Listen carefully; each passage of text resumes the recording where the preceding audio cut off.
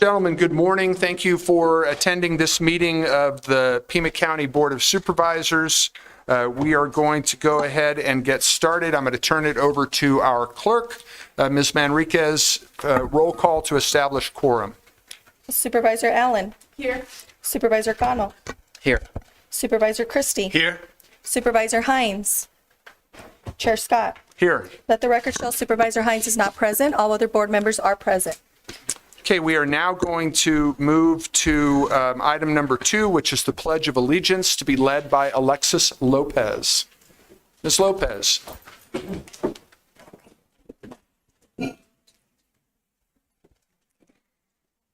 I pledge allegiance to the flag of the United States of America and to the republic for which it stands, one nation, under God, indivisible, for liberty and justice for all.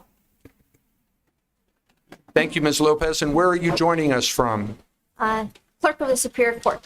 All right, well, we appreciate you being here today. We know we've got your clerk here, Mr. Giacomino, and also some of his other staff members, and really appreciate you leading us in the Pledge of Allegiance. We will now go to the land acknowledgement statement, and it's to be offered by Matt O'Connor. Matt is a classification and compensation manager with our Human Resources Department. Mr. O'Connor. Thank you. On behalf of Pima County residents, we honor the tribal nations who have served as caretakers of this land from time immemorial and respectfully acknowledge the ancestral homelands of the Tohono O'odham Nation and the multi-millennial presence of the Paskeaki tribe within Pima County. Consistent with Pima County's commitment to diversity and inclusion, we strive toward building equal partner relationships with Arizona's tribal nations. Thank you, Mr. O'Connor. Anything you want to share from Human Resources with us? No, thanks for having me and allowing me to read this. Thank you, sir. We'll now go to pause for pause, and we are going back and forth between having a live presentation and having a video. So I'm sorry, those of you who came and wanted to see a live pet, you're just going to see a video today. This is Kiki. Kiki opens up a lot of stories that we can tell about PAC. Number one is she's a happy girl. She's an adoptable girl. Number two, Kiki went through a pretty traumatic procedure in our clinic. She lost a leg. She was hit by a car, and our clinicians took the leg off. She's a happy girl now. She's going to be running around here in a second. In fact, I'm going to show you how she runs. We do lots of different kinds of medical interventions in the clinic. Most importantly for the people in the community to remember is confine your animals, microchip them. When Kiki was brought in here, she'd been hit by a car. She had no microchip. We couldn't find the owner. So she's adoptable now. She's available to the public. So please microchip your animals. Please confine them. Please vaccinate them, spay and neuter them, and please come out to PAC and adopt one of our animals. Thank you, Mr. Kozaczyk, for that video. And we'll now go back to our clerk, Ms. Manriquez, for agenda adjustments. Okay, on the regular agenda, page 5, item 21. This is under Board of Supervisors, unfinished business from April 15th and May 6th. It's the Board of Supervisors Policy D 22.17, General Fund, 3 cents for affordable housing. This item will be heard after call to the public. On page 6, item number 23 under County Administrator, this is the update on federal and state executive, legislative, and judicial actions that affect Pima County. This item will be heard after item number 21. On the addendum agenda, these are the executive sessions, page 1, items 2, 3, and 4. These items will be heard at a time certain of 12 p.m. Thank you. All right, thank you very much. Any questions about any of those adjustments? All right. We'll then go to agenda item number 6. This is presentation of a proclamation to Nancy Cole, Senior Advisor, Pima County Administration, Deirdre La Rochelle, Engineering and Landscape Architecture Division Manager, Nanda Srinivas-Murthy, Engineer 1, Matthew Lutheran and Nicole Casebeer, Landscape Architecture Project Managers, Luke Heinzelman, Public Works Manager 2, and Martha Guzman, Administrative Services Manager 1, Regional Flood Control District, proclaiming the week of May 18 through May 24, 2025 to be Public Works Week. I will move the item. Second. Moved and seconded by Supervisor Allen. All those in favor indicate by saying aye. Aye. Any opposed? Item passes 4-0, and Supervisor Allen will be making the presentation.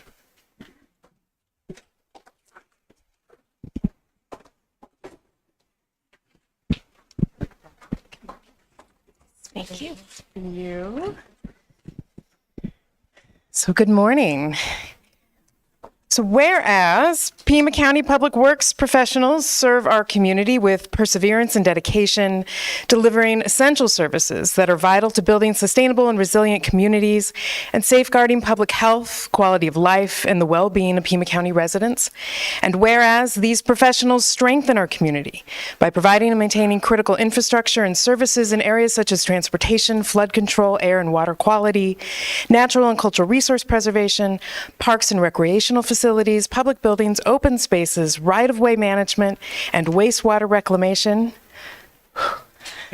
And whereas the American Public Works Association has designated the week of May 18th through 24th, 2025 as the 65th Annual National Public Works Week in recognition of the thousands of dedicated individuals who, often without recognition, deliver the essential services that keep our communities running smoothly. Now, therefore, be it resolved that the Pima County Board of Supervisors hereby proclaims May 18th through 24, 2025 to be Public Works Week. Throughout Pima County, declaring it to be throughout Pima County, and encourages all residents and civic organizations to develop a greater understanding of the challenges and responsibilities undertaken by public works professionals in their service to the community. The Pima County Board of Supervisors extends its gratitude to the public works professionals, engineers, landscape architects, managers, attorneys, technicians, and frontline operational and maintenance personnel for their indispensable contributions to public health, safety, and the enhancement of the overall quality of life within our community. Passed and adopted this 20th day of May 2025. So thank you all.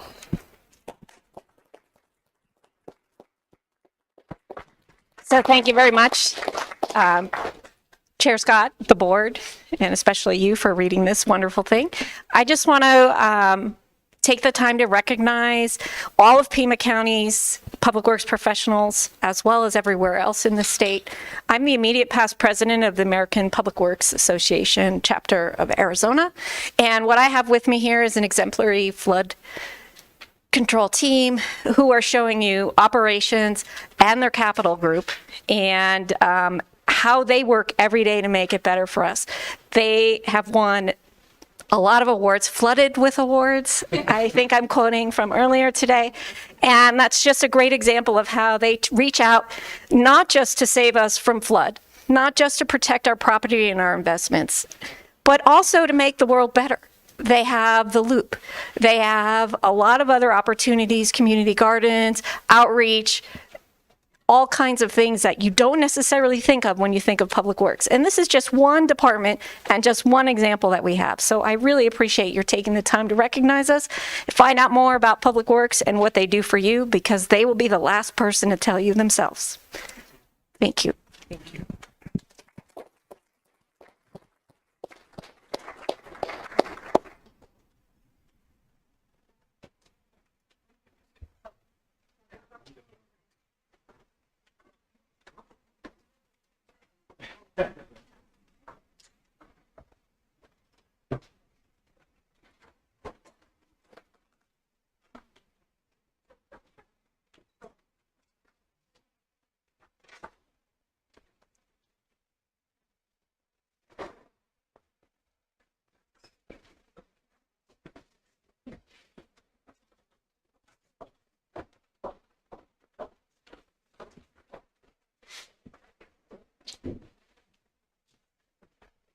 Thank you, Supervisor Allen.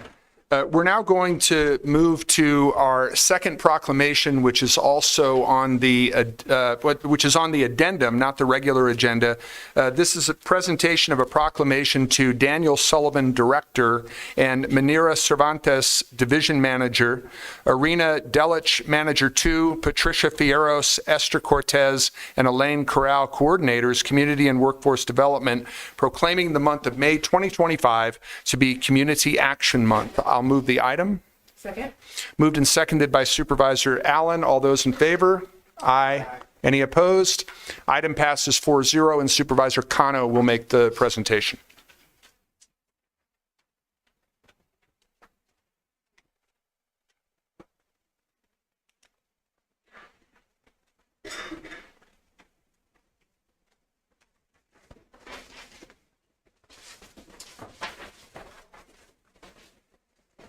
Thanks.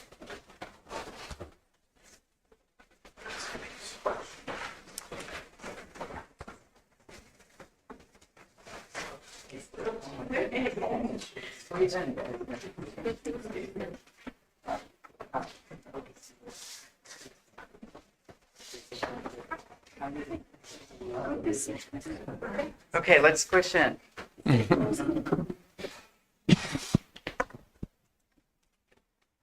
Good morning, everyone. Good to see you. Whereas community action arose from President Johnson's War on Poverty and has made essential contributions creating economic opportunities and strengthening communities, and whereas the Economic Opportunity Act of 1964 created the Community Action Network, a system connecting people to services and creating pathways to prosperity in 99% of all U.S. counties, and whereas community action builds economic stability by providing emergency assistance and case management to assist households to economic sustainability, promoting solutions to community-wide challenges, and whereas the Pima County Community Action Agency is a federally designated community action agency and part of the county's Community and Workforce Development Department. And whereas directly and through local and regional nonprofit agencies, PCCAA distributes approximately $3.2 million annually, helping 9,461 households with emergency assistance, and with its all-volunteer board advising the Board of Supervisors on funding. And whereas from 2020 to 2023, in the middle of the pandemic, with the City of Tucson and nonprofit agencies, PCCAA assisted almost 9,000 households with emergency rent and utility assistance, totaling $77 million in response to the instability created by COVID-19, and whereas for over 43 years, the skilled and compassionate staff of PCCAA have worked with our most vulnerable community members, helping them connect with critical resources. Now, therefore, be it resolved that the Pima County Board of Supervisors hereby proclaims the month of May 2025 be Community Action Month in recognition of the hard work and dedication of everyone participating in community action programming, passed and adopted this 20th day of May 2025. It's all done. Director, who are we sending this to? Yes, thank you, thank you. I'm really happy today. But you see, we have mostly women, just 3 men, and they get it done. I'm telling you, they get it done. And I just really appreciate them. Everybody got up early to come down here today, and it's a great event. We're trying to continue the work that the board passed on to us, and we pass it on to the community to try to make this city and communities better. And I thank you for it. Now you can take a picture of us now. That's it. That's important. That's important. Thank you. Sure. Chair Scott, Supervisor Cotto, members of the board, I can't thank you enough for this proclamation. It really is the layer of the onion to peel back the wonderful things that our Community Action Agency does, from rent and utility assistance to the outside agency program. But really, I want to focus on one major feat that everybody thought was impossible, of giving out $77 million during the pandemic. That these folks with their hearts and urgency got it out, not only got out our funding, but funding that was unspent from other communities. And it's really because of their tenacity, their grit, and everything they do. So I'm proud just to be a part, to stand aside these folks. So I can't thank them enough. Thank you very much. And can I pass it over? So So forgive me, I tried timing this. I have 2 minutes. I have important notes that I don't want to forget. So we are truly grateful to receive this proclamation. First and foremost, I want to express my appreciation to Supervisor Cano for presenting this honor to us today. I also extend my gratitude to the Pima County Board of Supervisors and County Administration for their support of this recognition. Most importantly, the celebration of Community Action Month would not be possible without the dedication and passion of our entire Community Action team. For over 4 decades, the Pima County Community Action Agency has been a lead in delivering essential services aimed at alleviating poverty. I'm nervous, excuse me. Including eviction prevention, rental, and utility assistance. Despite the challenges faced during the pandemic and now with ongoing funding uncertainties, our team remains dedicated in their commitment to our community, ensuring that individuals and families have access to housing and basic human services. We proudly serve over 10,000 community members across every district in Pima County, collaborating with more than 20 community organizations. This work, often thankless, is driven by a collective commitment to make a difference, even if it takes time to lift people out of poverty. I must also acknowledge the Community Action Advisory Board, whose dedication ensures that Pima County constituents, particularly those in rural areas, have access to vital services and advocacy for life-saving programs. Lastly, I want to thank our CWD leadership, Dan Sullivan, Andy Flagg, for their support of our team, community, and partners, enabling us to fulfill our mission of enhancing the quality of life for residents through advocacy, essential services, and networking opportunities.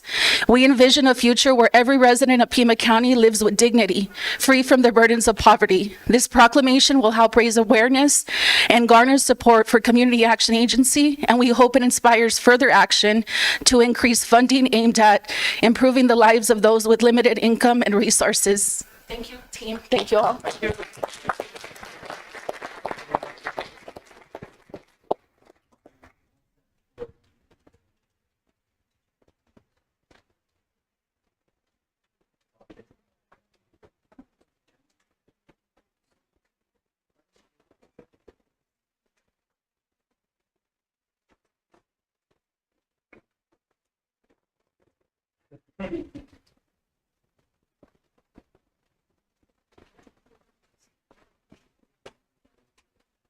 Thanks, Dan.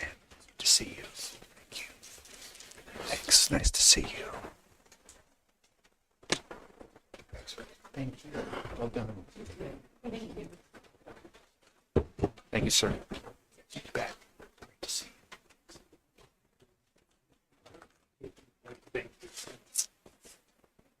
Thank you, Supervisor Cano. Okay, we'll move now to agenda item number 7. This is call to the public, and I will go ahead and read our rules and regulations for this part of our agenda. Citizens attending the meeting shall observe rules of propriety, decorum, and good conduct. Any person making personal, impertinent, or slanderous remarks, or who becomes boisterous while addressing the board, may be removed by the Sergeant at Arms if directed by the chair. Such person may be barred from further audience before the board. Unauthorized remarks from the audience, stamping of feet, whistling, yells, and similar demonstrations shall not be permitted by the chair, who may direct offenders from the hearing room. Our first speaker is participating telephonically. So I will now call on Kenyon Victor. Mr. Victor, you have 3 minutes to address the Board of Supervisors. And by the way, because we have fewer than 20 speakers, each speaker will have 3 minutes. Mr. Victor.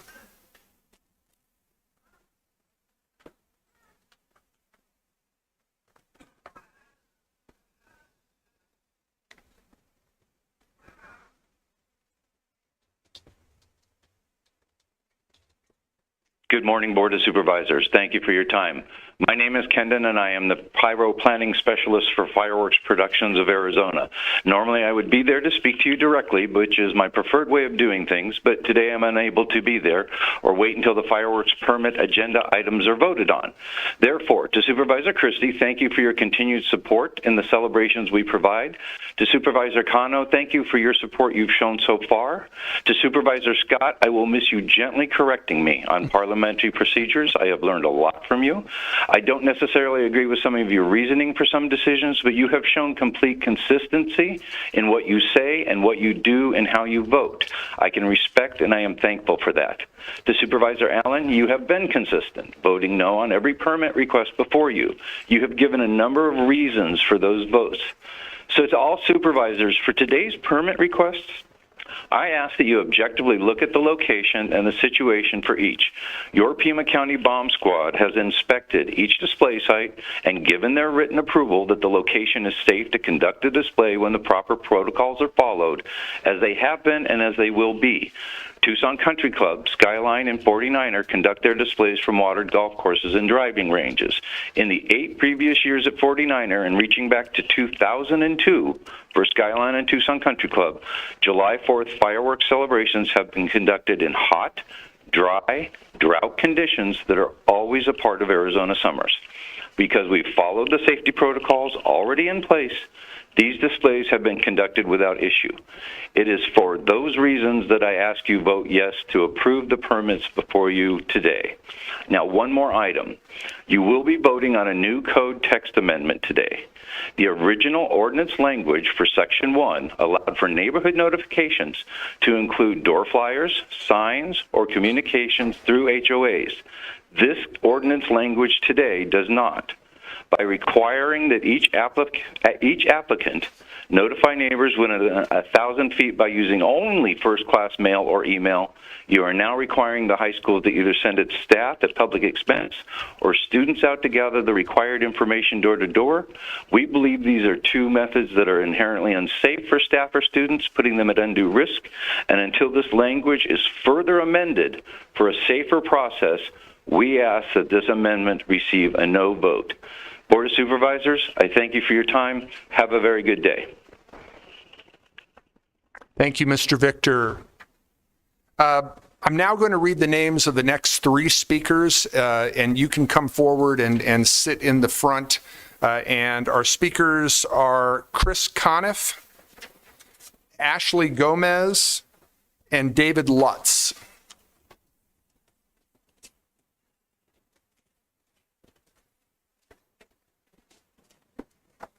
And then after they're done, I'll read the next 3. We have a total of 14 speakers. Mr. Conniff. Thank you.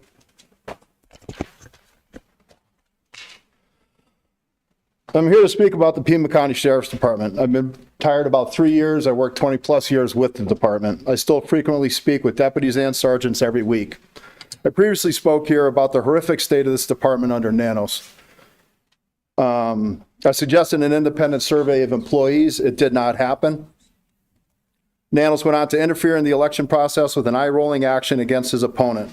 Literally 2 phone calls would have straightened out the matter, but he chose to sideline his far superior opponent past the election. He has bred many like-minded sycophants, continuing his reign of retribution and path of destruction in the department. This command staff operates under the premise of self-preservation over effective law enforcement, politics over safety. For example, Ricky Garcia's sexual assault case should have been sent out to another agency. The IA investigation into the same incident about the grossly mishandled response to the victim deputy was not sent out to another agency. Instead, 2 bureau chiefs recently investigated 2 other bureau chiefs, finding they did nothing wrong, victimizing the same deputy yet again. They didn't even identify the violations the Attorney General easily found, but ignored them completely. The AG's office stated in their letter to you that they would return to scrutinize the investigation if you asked them to. The victim in this case is here today and also requests the AG's return. In another example of dictatorial leadership, Sergeant Aaron Cross was suspended with pay for 6 months, and when they graciously ended that, he was placed in the telephone reporting center. This is a position no other sergeant has ever been assigned to, no matter the circumstance. Nanos has once again proven he cannot be trusted to police his own agency. His ineptitude has resulted in 3 major lawsuits against the county. Please bring the Attorney General back. I brought each of you a challenge coin today. Please look at this coin every time the Sheriff's Department asks you for anything. This is what's happening to taxpayers' money. You have countless deputies leaving. They'll blame retirements, which is in fact happening, but the retirements are people having jobs at other agencies, continuing in law enforcement anywhere else in the county. The county's problem is not money as much anymore, it's the leadership. People are leaving because of that, not because of the money.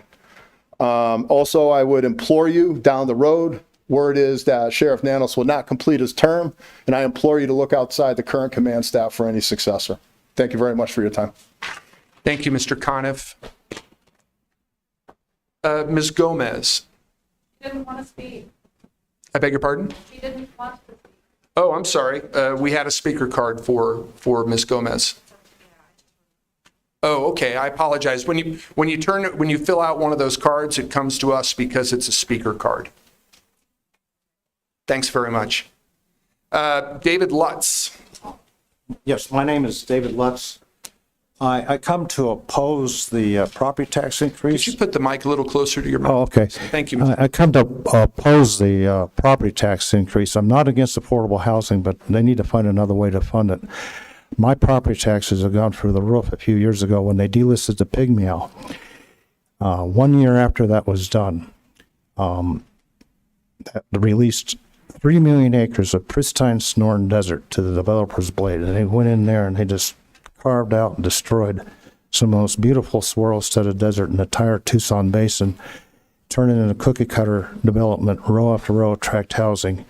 1 year after the pig meow got delisted, I got a notice from the schools saying, unfortunately, I'm in the Marana School District impacted by all this growth. And they told me, please vote for the budget override. We're going to have to build a new school every year. Then I get a notice from the county. This is back in 2006, okay? And I get a notice from the county, and they said it's going to raise my evaluation from $67,000 to $348,000 because by delisting the pig meow, it took away the development restrictions they consider more valuable. 1 year, my property taxes went from $1,500 to $4,000 to pay the bill for unbridled development. It doubled in just 2 years, or just 1 year. Just 1 year went $1,500 to $4,000. Next year went to $4,500. So just 3 years, my taxes went from $1,500 to $4,500. It tripled. A few more years is above $5,000. A few years after that, I found out I was in the BOZO zone, which also restricts development. So I brought that up to the county assessor, considering my property isn't fully developable, and they brought my assessment, my taxes down for a few years. But when the pandemic happened, Marana's explosive growth picked up again, big time. Okay. And the school district comes out with budget override, bond elections, tax increases for bigger roads, more schools, more fire and police protection, all kinds of capital improvements, and my taxes have been going up like big time again. And I found out from the that the developers who don't want to pay what they're creating a need for, and they lobbied the legislature to get put restrictions on impact fees, and then they passed Senate Bill 1130 tax code reconfiguration, which places a burden on the taxpayer. My taxes just been going up. And by the way, this is the other agenda. You want to protect the Ironwood National Monument, and I'm fully in favor of protecting it and not downsizing it. I'm in favor of the resolution opposing the downsize. We've already lost so much desert to urban sprawl. The giant copper weld mine decimating the Santa Rita Mountains. I strongly support your resolution to oppose the downsizing of the Ironwood. Thank you. Thank you, Mr. Lutz. Our next three speakers will be Tom Hannigan, April Putney, and Glenda Avalos.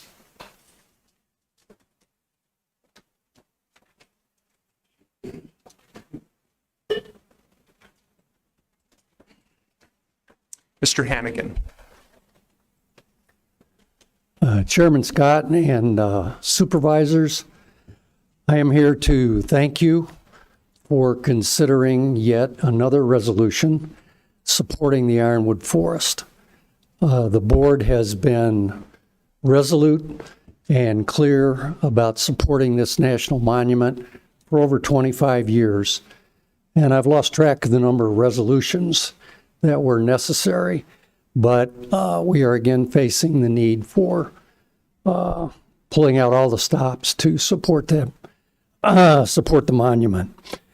If any of you have any questions about the monument, please use me as a resource If you'd like to go out there and see part of it, I'd be happy to take you out.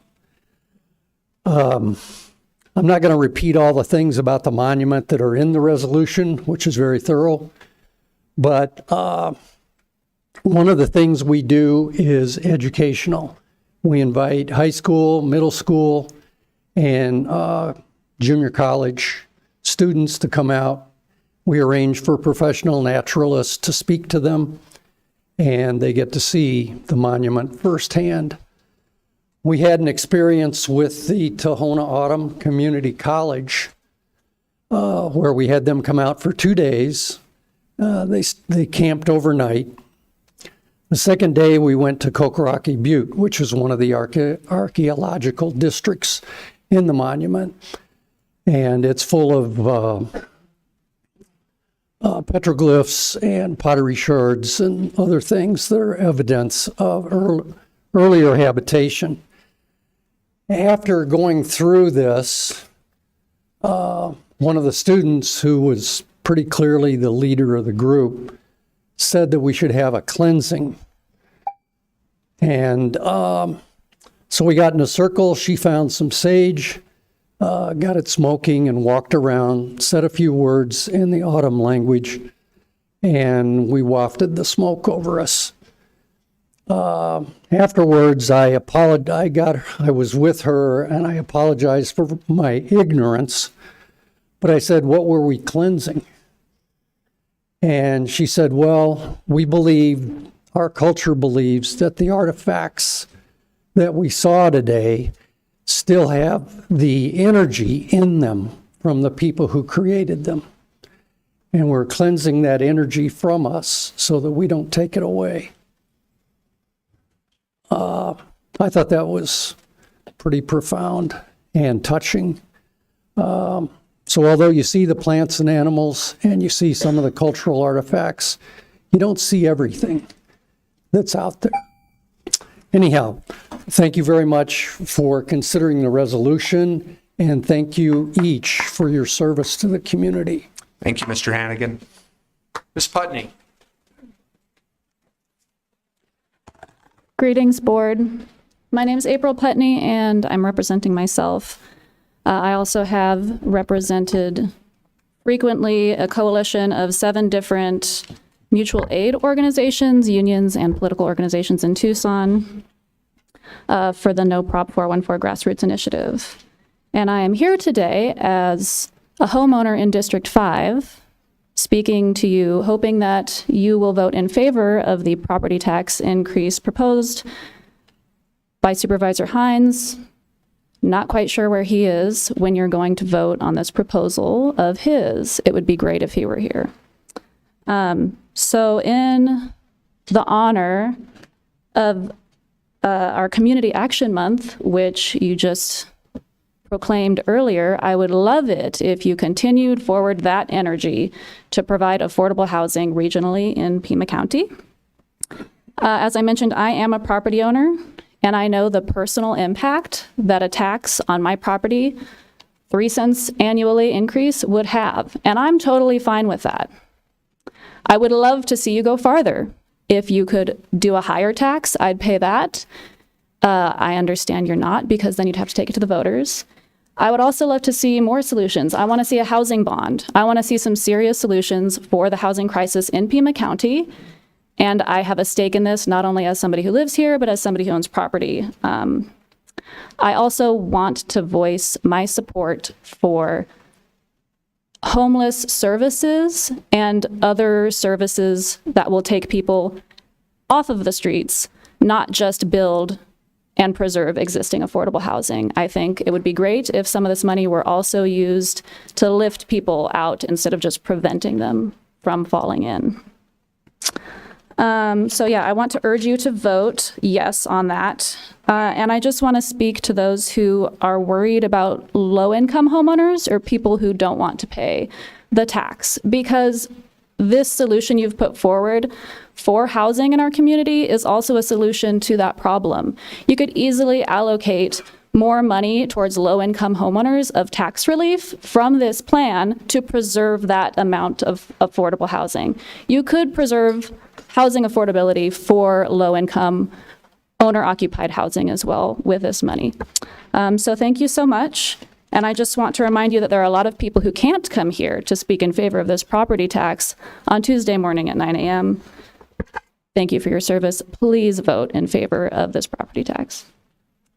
Thank you, Ms. Putney, and Supervisor Hines has joined the meeting. Good morning, Supervisor.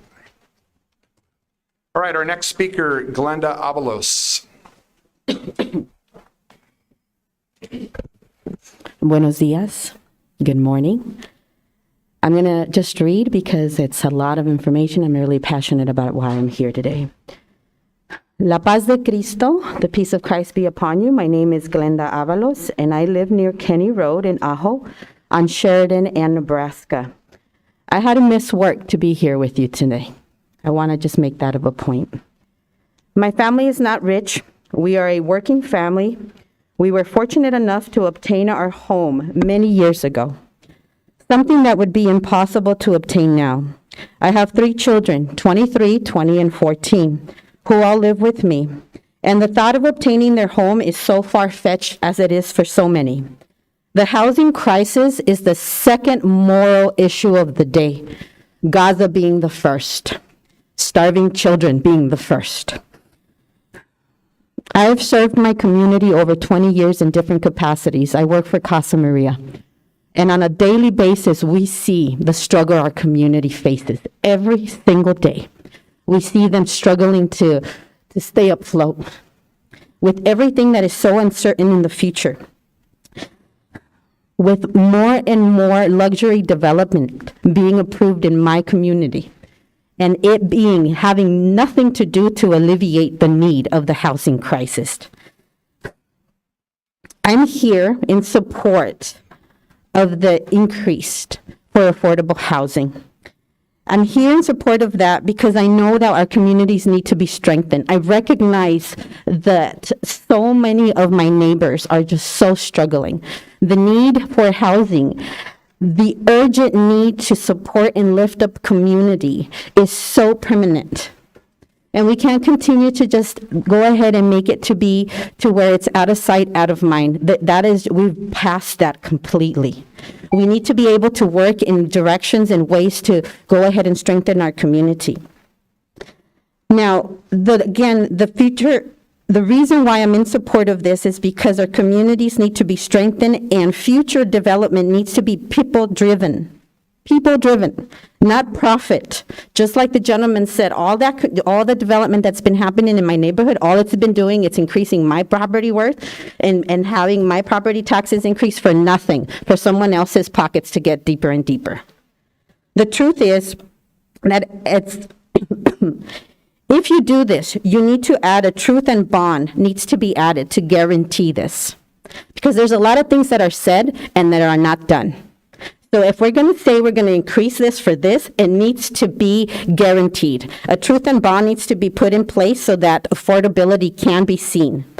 Although this is an increase on my family, we are willing to bear it to help our brothers and sisters in the struggle.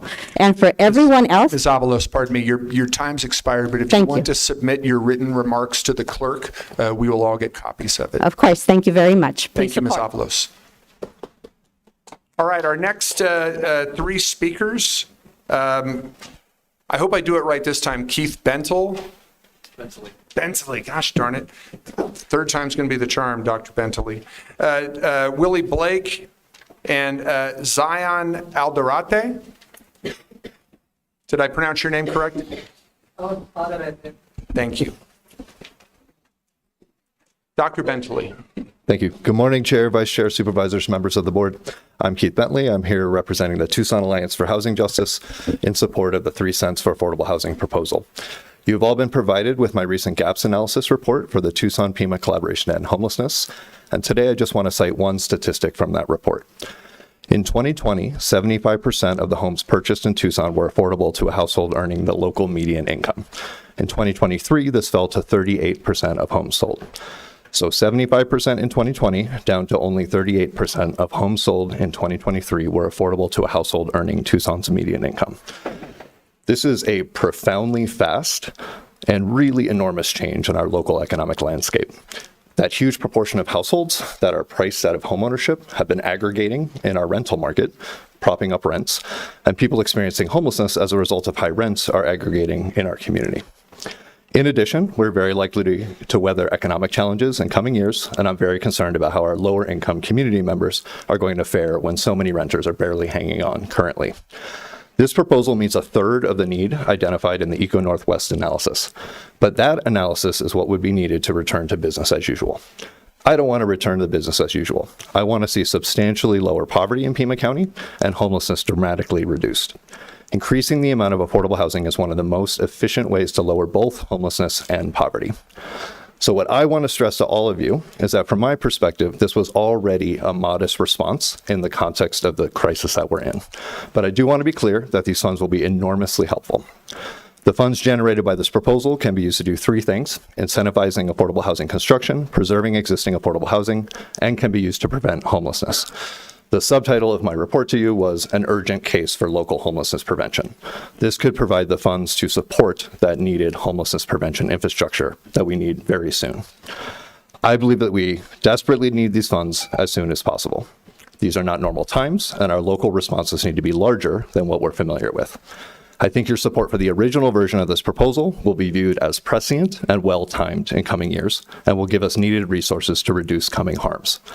No matter what concerns you may have about any potential negative or unintended consequences of a very modest increase in property taxes, these are nothing compared to the known and exponentially larger costs of mitigating increased future homelessness, not to mention the benefits of protecting our own vulnerable households from unnecessary harm.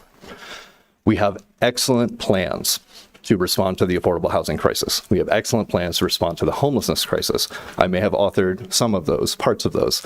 We need funding to spark and really put some fuel on those really great ideas. Your excellent staff have drafted these, they're ready to go, and this would really go very, very far to invest in those solutions. So I strongly encourage you to support that proposal. Thank you. Thank you, Dr. Bentley. Mr. Blake. Good morning, everybody. You seen Mr. Kirsty, you seen me before, you seen my ugly face before. The last time I came here thanking you for the good work that you guys do. A lot of people don't know the good work that you do out in the rural areas.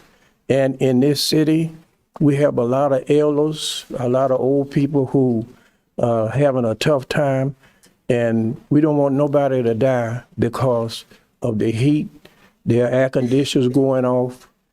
And it's a tough thing. I do site visits out in the rural area, and when I go, I check on old people who can't get around. And I'm down here today on my birthday. Today is May 20, and I'm 82 years old.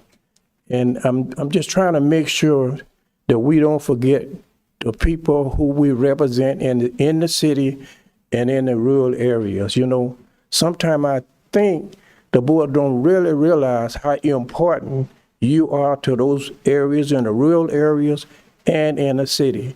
So I appreciate it. I didn't come to get you, beat you up. I just want to say thank you. And hopefully the funds won't run out. And I don't care where you get the money from, but get it from Netanyahu, Mr. Bush, get it wherever you get it from to help these old people keep going.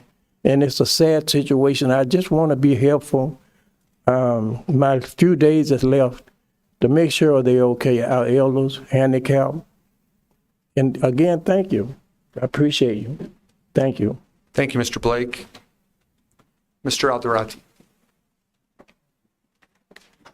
Good morning. Thank you, guys. I'm here in favor to ask you guys to vote yes. Can you move the microphone up for, you're a little taller than our last one. Thank you. I'm here in favor and to ask you guys to vote in favor of yes for the 3-cent tax increase. I know the impacts that this housing tax can have on our community in reducing homelessness. I myself have been unsheltered plenty of times, And I know that the initiatives and the programs that could benefit from this specific funding could have on individuals such as myself, as well as other people within our community, to reduce the risk of being unsheltered, assisting with their mental health, keeping them in their housing and reducing that trauma. I really hope that you guys do vote in favor of it so it can continue with our reducing our housing crisis that we have going on. Thank you, guys. Thank you, sir. Right, our next three speakers, Mike Quigley, Danielle Meyerhofer, and Sherry Wilson. Mr. Quigley. Thank you. Mr. Chairman, members of the board, good morning. My name is Mike Quigley. I'm the Arizona State Director for the Wilderness Society, a national conservation organization. I live here in Tucson. I'm also a former founding board member of the Friends of Ironwood Forest National Monument, which is an all-volunteer group of local citizens who give their time, expertise, and labor to help steward that national treasure in our own backyard. As you might suspect, I'm here in support of your Resolution 13, which I believe is Agenda Item 28, to retain the current boundaries of the Ironwood Forest National Monument. As 8 years ago, we are again facing threats to the Ironwood Forest National Monument by forces that would like to take public assets and generate from them private profits. But a great majority of Tucsonans, Pima County residents, Arizonans, and Americans value the natural heritage that places like Ironwood Forest National Monument protect. We'd like to see it expanded, not diminished. Ironwood Forest National Monument represents a functional ecosystem, a cultural heritage repository, and also a place for contemporary Tucsonans, Pima County residents, and Arizonans to go to escape the everyday burdens, chores, and concerns of daily life and connect with the surrounding desert in a more holistic and natural way. So I thank you for your continued strong support of the Ironwood Forest National Monument. I urge you to vote yes on today's resolution. And it's things like this that make me proud to be a Pima County resident. So thank you. Thank you, Mr. Quigley. Ms. Meyerhofer.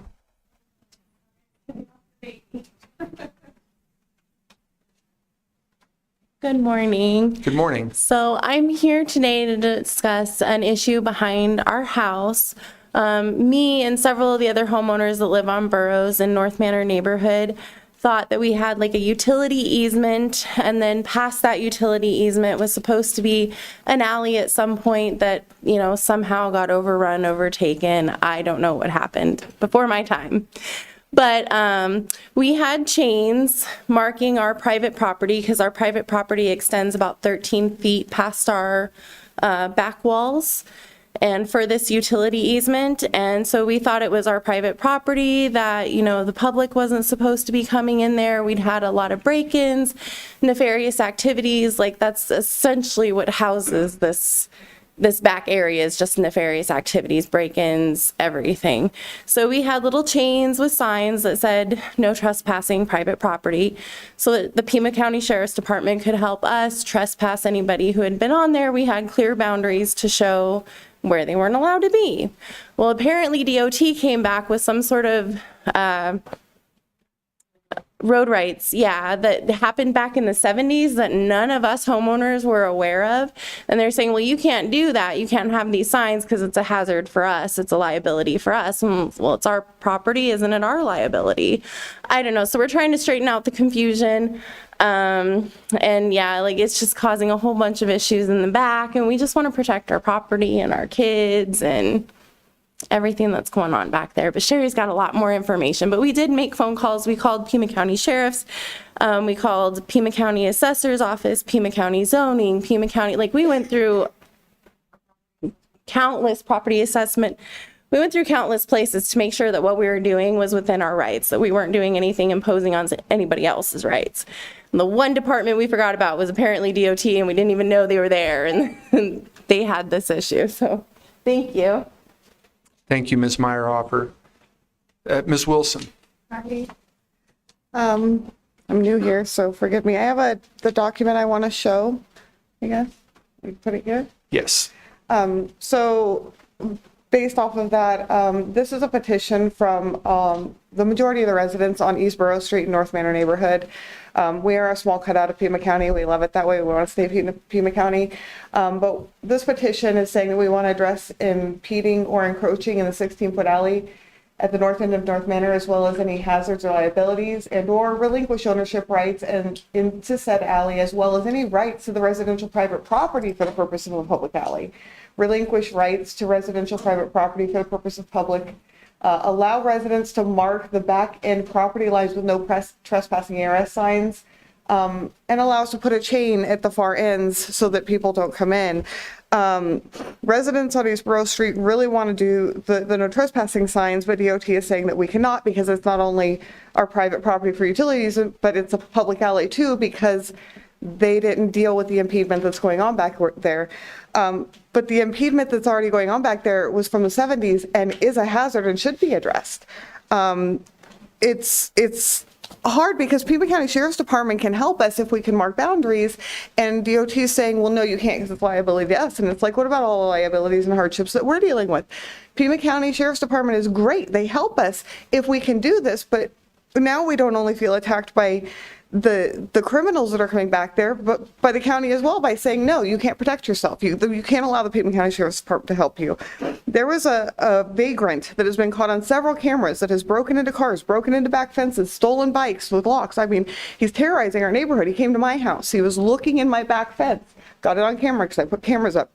Came back 4 hours later at night, and I saw him, and he was trying to get in my yard, and I hit my security gate, and he took off. He got arrested for criminal trespassing. He has a court date on May 27th. If they stick with this as public property, he's going to get away with it, and he's going to find out now it's public. I can go back there. You're going to bring him back by allowing this. I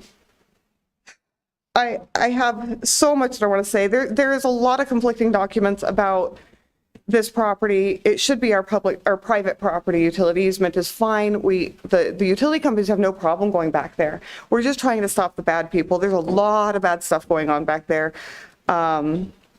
There's one document from the 70s that nobody's aware of. Our property deeds, our taxes, everything says we have 80 by 100 foot. It's our private property and a utility easement. This one document, how it was ever approved, I don't know.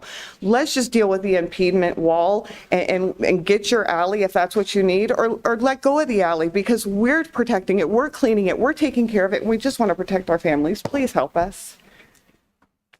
Thank you, Ms. Wilson. Our final speaker is Fafs Reiterer. And if you can wait at the end of a call to the public, that's when we're allowed to respond. But if you wait until this speaker, okay? Thank you. And actually, Mr. DeBonis, one of our deputy county administrators, is coming around to talk to you right now. Thank you, Ms. Lesher.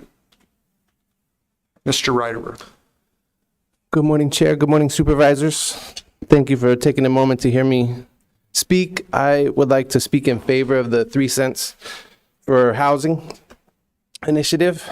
I have a great love of this place and a great pride in living in Tucson. But my sense of pride is wounded when I see elders, when I see people with disabilities living outside, shunned, when I see our neighbors living outside in conditions that make me feel a sense of hurt and tragedy. In my previous career, I was a teacher, an elementary school teacher, and I would walk our students to the playground. And along the way, sometimes we would encounter a member of our community who was living outside, and they would ask me, this person needs help. We need to help them. That's one of the hardest things to communicate to kids about, to explain how our society works in this way. We can't help every person that we encounter. We would never make it to school. We could never do the work that we need to do. I can't help every person that I see on my way to work. I know you can't help every person, but I know we can. Housing is a collective action problem. We brought ourselves to this place in the way that we have legislated and zoned for properties. We're all in this boat together. I can't do it. You can't do it, but I know that we can do it. One way that we can do it is to raise money to build some affordable housing. I've heard some concerns about the cost that raising this money would impose on taxpayers. And I agree it's a cost. It's an imperfect solution, but I think it's the best one that we have available in this moment. I think we ought to take it. There are more costs to not investing this money. We are investing a lot of money in Tucson's parks, over $100 million. But the park where I would walk my students to, the playground has a fence around it because it's currently a shelter of last resort for people that are living outside. That's a cost to our standard of living. It's a cost to our lives. Our librarians, the people who care for our parks, are becoming caseworkers. Our 911 operators are overwhelmed with the need, and we need to invest this money because it's costing our community a lot of money to not do that. Thank you for your time. I took a vacation from work today because this issue is very important to me, and I appreciate you listening. Again, I can't do it, and you can't do it, but together we can do it. Thank you. Thank you, sir. We did get one additional speaker card turned in from Kate Houghton. Ms. Houghton? Good afternoon, almost. It will be for you shortly. My name is Kate Houghton. I'm the co-executive director for the Coalition for Sonoran Desert Protection. We are in strong support of your resolution that opposes any reduction to Ironwood Forest National Monument. As you note, effort to diminish the monument would threaten not only the irreplaceable cultural and natural resources, also outdoor recreation and decades of land use planning here in Pima County. So diminishing its protections would risk the very landscape that sustains our biodiversity and outdoor economy.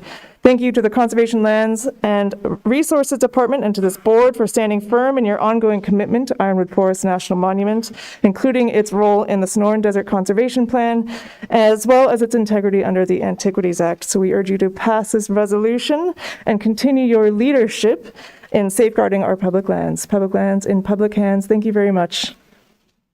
Thank you, Ms. Houghton. Okay.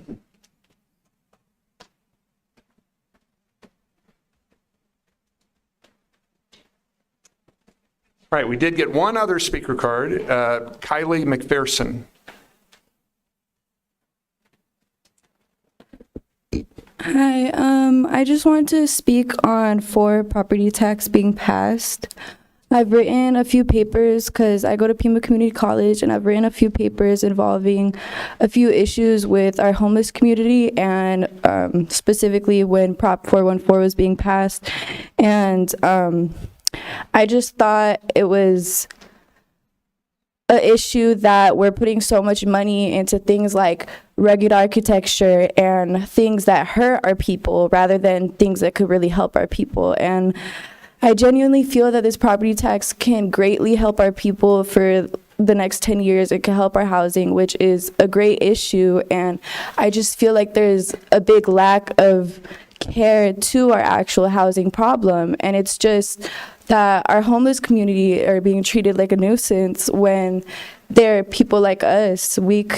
Anybody could become homeless, whether it's mental issues, financial issues, the COVID issues that just happened. Like in my essay, I touched a lot about the expenses for COVID being put out, they were ending, and then people were catching up on their bills and then being evicted for it. And from what I've seen in the past, there wasn't really any eviction prevention services. There's not really any eviction services with that I've seen on the city websites. And I just feel like this property tax could greatly help our homeless issue rather than just putting up rugged architecture to hurt them and putting up ballots to criminalize them for asking for $2. I just think it's kind of ridiculous, all the things that have been put out to hurt our people, and I don't see why this bill shouldn't be passed whatsoever. I have family that own houses, they're for it, they don't mind it. It's 3 cents that could greatly help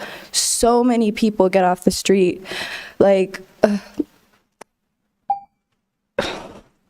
it really makes me sad because so many people are having so many issues and there's no care, and there's no need for care. And so many people are just being arrested and thrown in jail rather than actually being helped. And it's so sad because I'm only 19 years old and it's terrible. Like, I don't want my family to see so many people on the streets having to ask for money and ask for help because there's next to no help available. Almost all shelters are always at capacity.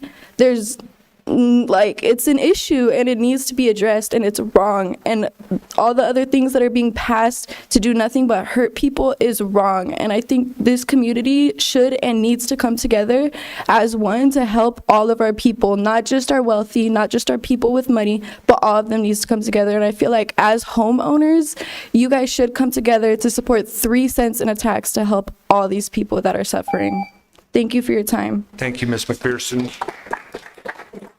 Ms. McPherson was our final speaker, so I'm going to close call to the public and ask my colleagues if they would like staff to follow up on any matter raised or respond to a criticism.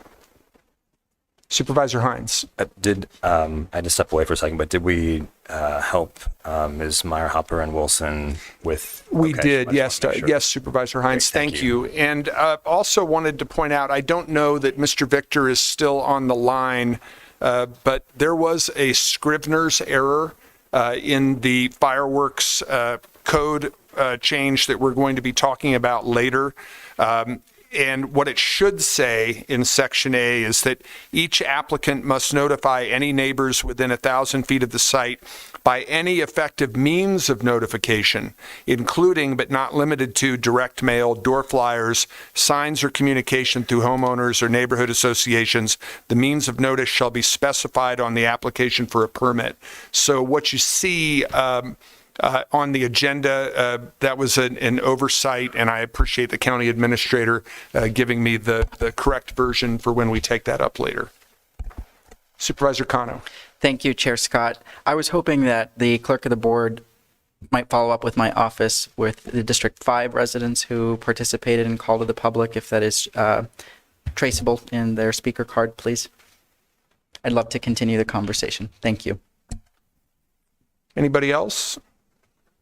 All right, we had a request from our clerk of the Superior Court, who is here with us today, Mr. Giacomino, if we could consider item number 26. So I'm going to go to that item. Document and Digital Evidence and Retrieval Conversion Fund. I will move the item. Second. Moved and seconded by Supervisor Allen. Any discussion? All those in favor indicate by saying aye. Aye. Any opposed? Item passes 5-0. Thank you, sir. And Supervisor Hines, you had requested that item number 21 be moved up when you submitted a revised version of it. And when we did agenda adjustments at the beginning of the meeting, we indicated that we would be doing that.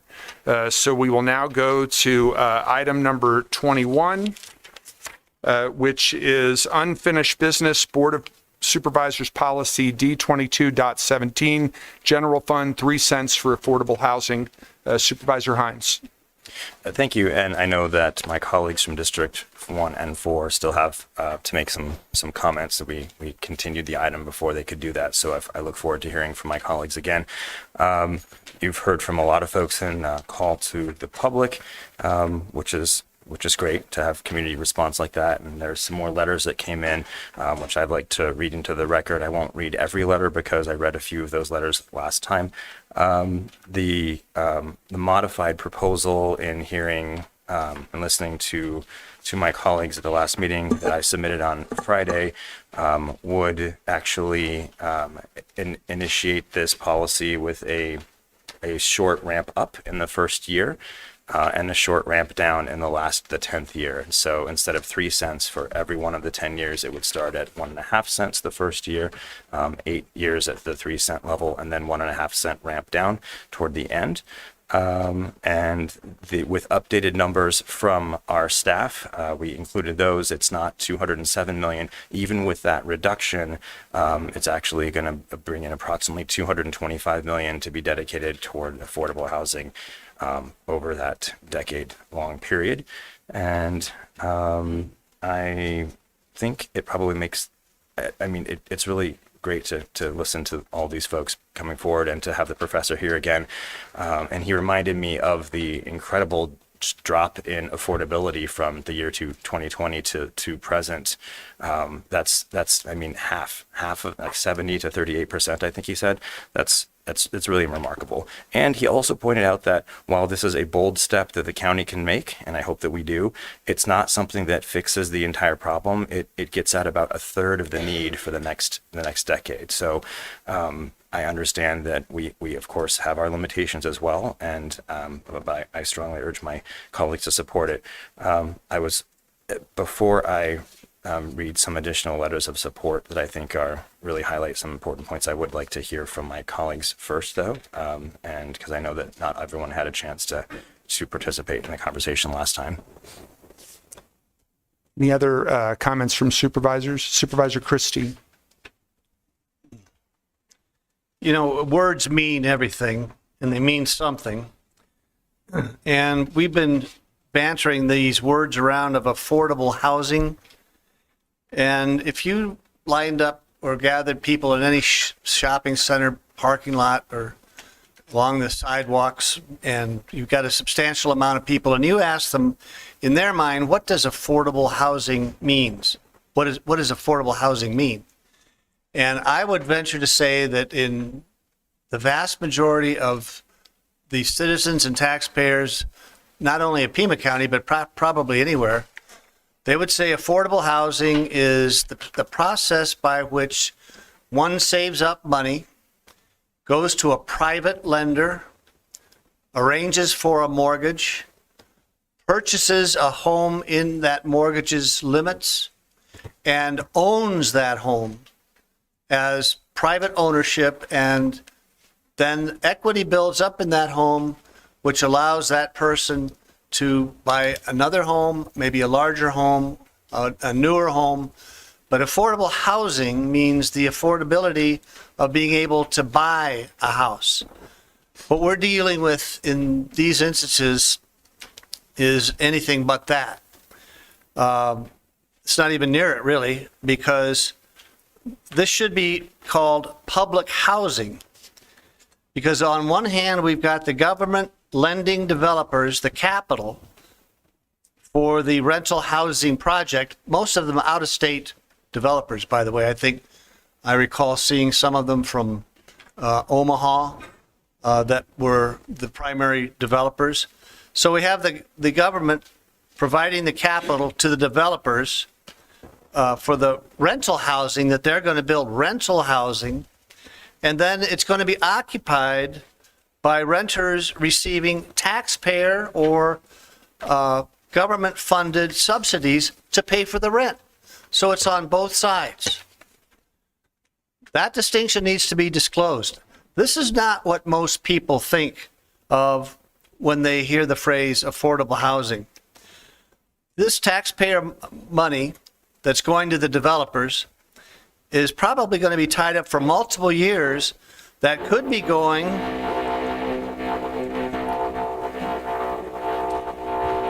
Sorry for this, Supervisor.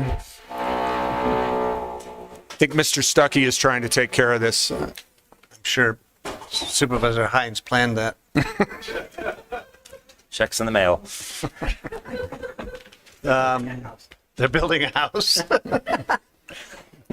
That distinction needs to be disclosed because, as I say, this is not what most people come to mind with when we hear the phrase affordable housing.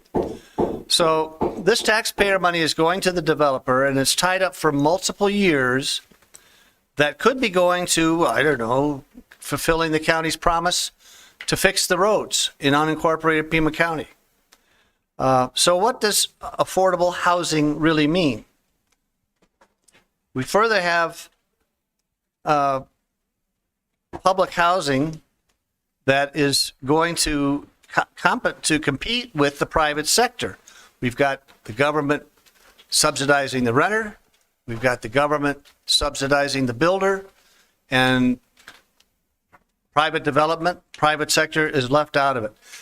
We hear other talk about this is a cure for homelessness. That's no guarantee of homelessness. There's nobody that can guarantee that publicly funded, taxpayer subsidized rental money is going to prevent homelessness. And I did hear one of my colleagues mention at the last meeting that it was felt by my colleague that this was the fairest and fairest form of taxation, because you'd be taking from those who can afford it the most and giving it to those who can't afford it at all. And I find it interesting too that no one seems to be standing up for the actual taxpayer, the individuals who are actually going to be bearing the burden of this tax. Where is their voice? And when homeowners Pardon me, we can't have reactions in the audience, please. When homeowners receive their property tax bill, how justified and happy are they going to feel and be when they retire after maintaining a privately owned residence, arranging for the loan, paying the mortgage, being responsible owners, having the equity build up, finally paying off the mortgage, and they realize when they open up their property tax bill that they are now renting from the government. They paid off their mortgage. All that's left is the property tax bill, which is a rental payment to the government. And they're going to be thinking, this increase of my property taxes, which represent all that I have left of all of the hard work I've done, this is going to subsidize renters in subsidized taxpayer-funded housing built by out-of-town developers. So affordable housing means able to buy a house, and it is not, in this instance, what it is intended to be, which is publicly funded rentals. Seniors in my district, and I have a lot, from Green Valley to Tanque Verde Valley, Vale, are really renting their free and clear homes from the government, and they're now paying for public housing while the roads in front of their houses are still not getting fixed. Still. I read one interesting letter to the editor in the local paper about the proposed then 3-cent tax hike. The Board of Supervisors is currently reviewing a plan to implement a tax increase for affordable. Goes on to describe the plan. As your property values go up, so will the cost of that 3 cents each year. Now, this has been adjusted. To create a funding source with no specific plan that increases taxes automatically for the next 10 years is not fair or right for the taxpayers of Pima County. Tell the supervisors to vote down this compounding tax. And Mr. Chair, if I may, we did a little research under Arizona Revised Statutes 11-251, which stipulate and identify the powers of the Board of Supervisors as enacted by the state legislature. There are, and the opening sentence says, the Board of Supervisors, under such limitations and restrictions as are prescribed by law, may, and it goes on to list 67 powers that the Board of Supervisors may enact. Not once does it ever talk about providing affordable housing, unaffordable housing, or housing of any kind. It's shocking how quickly off our mission as a board we are delving into this very unjust way of taking from those who can afford it the most and giving it to those who can afford it the least after a lifetime of building up equity in a home, being responsible homeowners, and now when they get their tax bill, they're going to be paying for government subsidized renters living in government subsidized rentals. Thank you, Mr. Chair. Thank you, Supervisor Christie. Any other board member wish to address this topic? I have a lot more, but I can, you want to? I did have something that I wanted to read into the record, but I generally try to wait as the chair until my colleagues have said everything. I just don't want to be accused of filibustering. So Not at all. Okay. All right. So a couple of other, I think, important points to discuss. The business community response to this proposal has been different than previous tax proposals, at least in my experience as a legislator and as a supervisor. And by that, I mean, there really isn't one. You probably saw the response to Prop 414, which recently went down, right? Very, very vocal opposition from the chambers and from organized business communities. And in this case, neutrality, silence, and I think I know why. Because at the time, it was the Metropolitan Chamber did a listening tour of small business owners in the community, and the top 2 items that were presented to them by business owners, not our tax rate, not anything like I would kind of expect. Number 1 was a lack of affordable housing in the community, and number 2 was the ongoing crisis of street living homeless and the impact that it causes for their businesses. These are 2 issues that are directly and indirectly going to be helped by this proposal. And I think it's important to talk about what developers and what those who we want to encourage to use these funds, the ones that will be used for gap funding, especially for projects to encourage more affordable housing units to be developed and built. It doesn't work so well if it's 1 year at a time or even 2 or 3. They need to see certainty, a commitment from this board and our community to do this for a while, which is why this is a 10-year plan and not a 2 or 3 year plan. Businesses need 5, 10, 25-year plans. And so that's why it's important to show them that this commitment from us is there. Also, this is truly, as I've said before, a statement of beliefs of this board. Anytime we do a budget, whether as the legislature or the Congress or right here in Pima County, when you commit the public dollars to a cause, whatever that is, you're making a statement of beliefs. And we've made a lot of statements about infrastructure, and I've supported that. We've accelerated road programs. I've supported that as well, to the tune of, I think, $150 million or something in the first few years I've been here. But it is equally important that we have roads and infrastructure that can get us from one place to another, which is also important for our economy, public health, and the business community. But we also have to have, I would say, place at least the same amount of importance on making sure that our residents can have safe, stable, secure housing and affordable housing.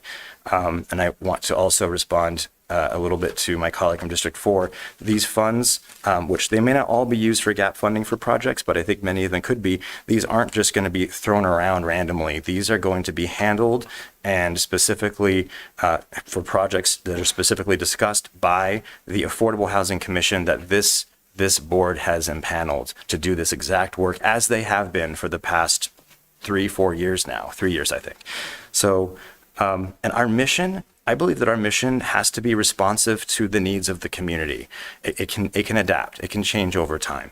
And look, early childhood education, we heard from my former colleague Sharon Bronson and others on this board, that was not part of our mission. And yet we're doing it, and it's successful, and it's so important for this community, and I love the fact that we are. Eviction prevention, that started with ARPA funds 3+ years ago. That came out of my office as well, but that was something that was not something that we had talked about before, it had been done before as a county, and that's something that's now in office, and that's helping people every day. So we can adapt our mission. It's really important that we do that. And I'm just going to read I'm not going to read a few letters, I'm going to read like 8, but I think it's important to hear from some few, and these are not ones that I've read before because that would be rude, but from the Pima Council on Aging, May 16th, through regular community-led needs assessments and the day-to-day delivery of services and programs, we maintain a deep understanding of the evolving needs of the older adult community. These, by the way, are the patients I see all the time at the hospital. With this earned perspective, PCOA strongly supports the adoption of policy D22.17 to establish a dedicated funding stream for affordable housing in Pima County. We believe this initiative is a critical step toward addressing the rising housing instability facing older adults. In the past 5 years, PCOA has seen a sharp increase in older adults unable to find or keep housing they can afford. Many of the people we serve pay 85% or more of their monthly income toward housing, an amount well above sustainable thresholds. According to the MAP AZ dashboard, over 31,000 older adults households in the Tucson MSA earn at or below 50% of the area median income, yet only about 4,500 subsidized units across all housing support programs are occupied by older adults. Stable, affordable housing is essential to aging well. It prevents premature nursing home placement, supports community health, and allows people to remain engaged and independent. We urge the board to move forward with this initiative as a sound investment in Pima County's aging population. So I think that's an important perspective. I found, this is kind of a new one for me. I haven't regularly seen people writing in asking to be taxed. We heard some of that in the call to the public, but here is Jane Prescott Smith. As a property owner in the Catalina foothills, I'm writing to urge the Board of Supervisors to pass the property tax increase that has been put forward by Supervisor Hines. People like me can easily absorb this cost and want to address the lack of affordable housing stock in our community. I would also argue that this is a progressive tax because wealth and property assessments are highly correlated. Thank you for your consideration. I initially, when I started reading that letter, thought it was going to go a very different way. I did, truly. So, another letter about taxation. My name is David Ross. I'm a resident and homeowner in District 4. That's correct. Given the ongoing housing crisis in Tucson and across the nation, I can't think of a better way to spend my tax dollars than to provide affordable housing for our community. Please vote yes on this proposition. And then we have from Randy Peterson. I think its passage would have, I'm not reading every part of the letter because we'd be here for like 8 hours. I think its passage would have a quantifiable impact on housing in Pima County and help alleviate some of the impacts of poverty that I see daily in my 3 nonprofit organizations. As a homeowner, I think projected cost to me in a property tax increase is well worth, those were all caps, the return our community would see with this funding. I encourage all members of the board to support this proposal and vote for its passage. We heard from Kylie McPherson already, so I'm not going to repeat that, but thank you for being here. Tamika Moreno. My name is Tamika Moreno. I live I won't say that out loud, in District 5, and I support an increase of 3 cents in property taxes to generate funds to be used for affordable housing. I feel while it may cost us a little more each year, it will benefit our community as a whole, and that's what we need now, more than ever. There are so many unhoused people in Tucson already, and with rising costs for food and rent, many more could be in danger. Please vote yes on the proposed tax increase. Let's see here. And Aguirre Wilson. There are many issues, challenges, and situations all over the nation, but nothing as important as housing. Having the ability to have some place to feel secure, warm, loved, and out of the weather and elements cannot be emphasized enough, especially as we head to our summer months, which no doubt will be hotter than usual. And here we are. Okay. From Ann Miskey. As someone who has worked for many years on the issue of housing and homelessness, I urge the board to vote yes on the 3 cents for affordable housing. I've personally witnessed the positive results in other communities of increased funding for housing. We know that this has been identified as a #1 need/issue for our neighbors living in poverty, for those who are housing insecure, and those who are experiencing homelessness. I thank this board for having taken a bold, courageous step of passing the Prosperity Initiative. However, without adequate funding, it will be impossible to move our county toward increased prosperity. Housing is the foundation for health, stability, and economic mobility. Without housing, we cannot make a true impact in other areas of need in our county. I urge you to take another bold step and vote yes to the 3 cents for affordable housing proposition. And just a couple more, I promise. And from Brooke Gilliam. I'm writing to express my support as a Pima County property owner represented by Rex Scott for the 3 cents for affordable housing policy. Besides the obvious need for affordable housing to keep Tucson citizens and families housed and stable, more affordable housing will drive economic growth by attracting businesses to invest in Pima County. Investing in affordable housing will positively affect people today and generations to come, and ensures Pima County remains a family-friendly and community, a win-win for its people and businesses looking to invest. 3 cents is a small investment with a very big return for all of us. It isn't just the right thing to do, it's also the right economic thing to do, and I urge all supervisors to vote yes on the proposal. And I think, yes, okay. From Ben Elias. I am a 7th generation Tucsonan, Pima County resident and homeowner, public servant, and I want to state my unequivocal support for the proposed 3-cent annual property tax increase for affordable housing. I was only able to purchase a home as my wife had a decent credit score. We had a family member co-sign on the home loan, and a friend provided us with some money as a down payment. Unfortunately, this is becoming a more common story as so many of our neighbors face countless roadblocks in seeking and securing stable housing, whether they rent or own. And I believe, another from District 5, from April Putney. I'm a Pima County District 5 resident and homeowner. I want to state my unequivocal support for the proposed 3-cent annual property tax increase for affordable housing. I would like to see the estimated $200 million plus generated go toward the stated purposes of construction and preservation of affordable housing in Pima County, but especially toward the expansion of initiatives and programs that reduce homelessness and keep people housed as well. Please follow through on this excellent start to addressing local housing needs as identified in the Eco Northwest Housing Needs Assessment. These letters are really good. I mean, they make the points better than sometimes I think I can. And all right, well, I think you get the idea. Here's another one from District 1. Lubna Govindarajan. I have no idea if I said that right, and I apologize. I'm writing to express my support as a Pima County property owner for the 3 cents for affordable housing policy. This isn't just the right thing to do, but the right economic thing to do as well. I urge all supervisors to vote yes. So I think, and this from the director of the United Way. Good afternoon. My name is Lisa Florin. I'm the resident of District 5. My background is in public health and community development, and I serve on multiple boards and coalitions related to homelessness and eviction prevention. I'm writing to express my strong support for the proposed Board of Supervisors Policy D2217, 3 cents for affordable housing.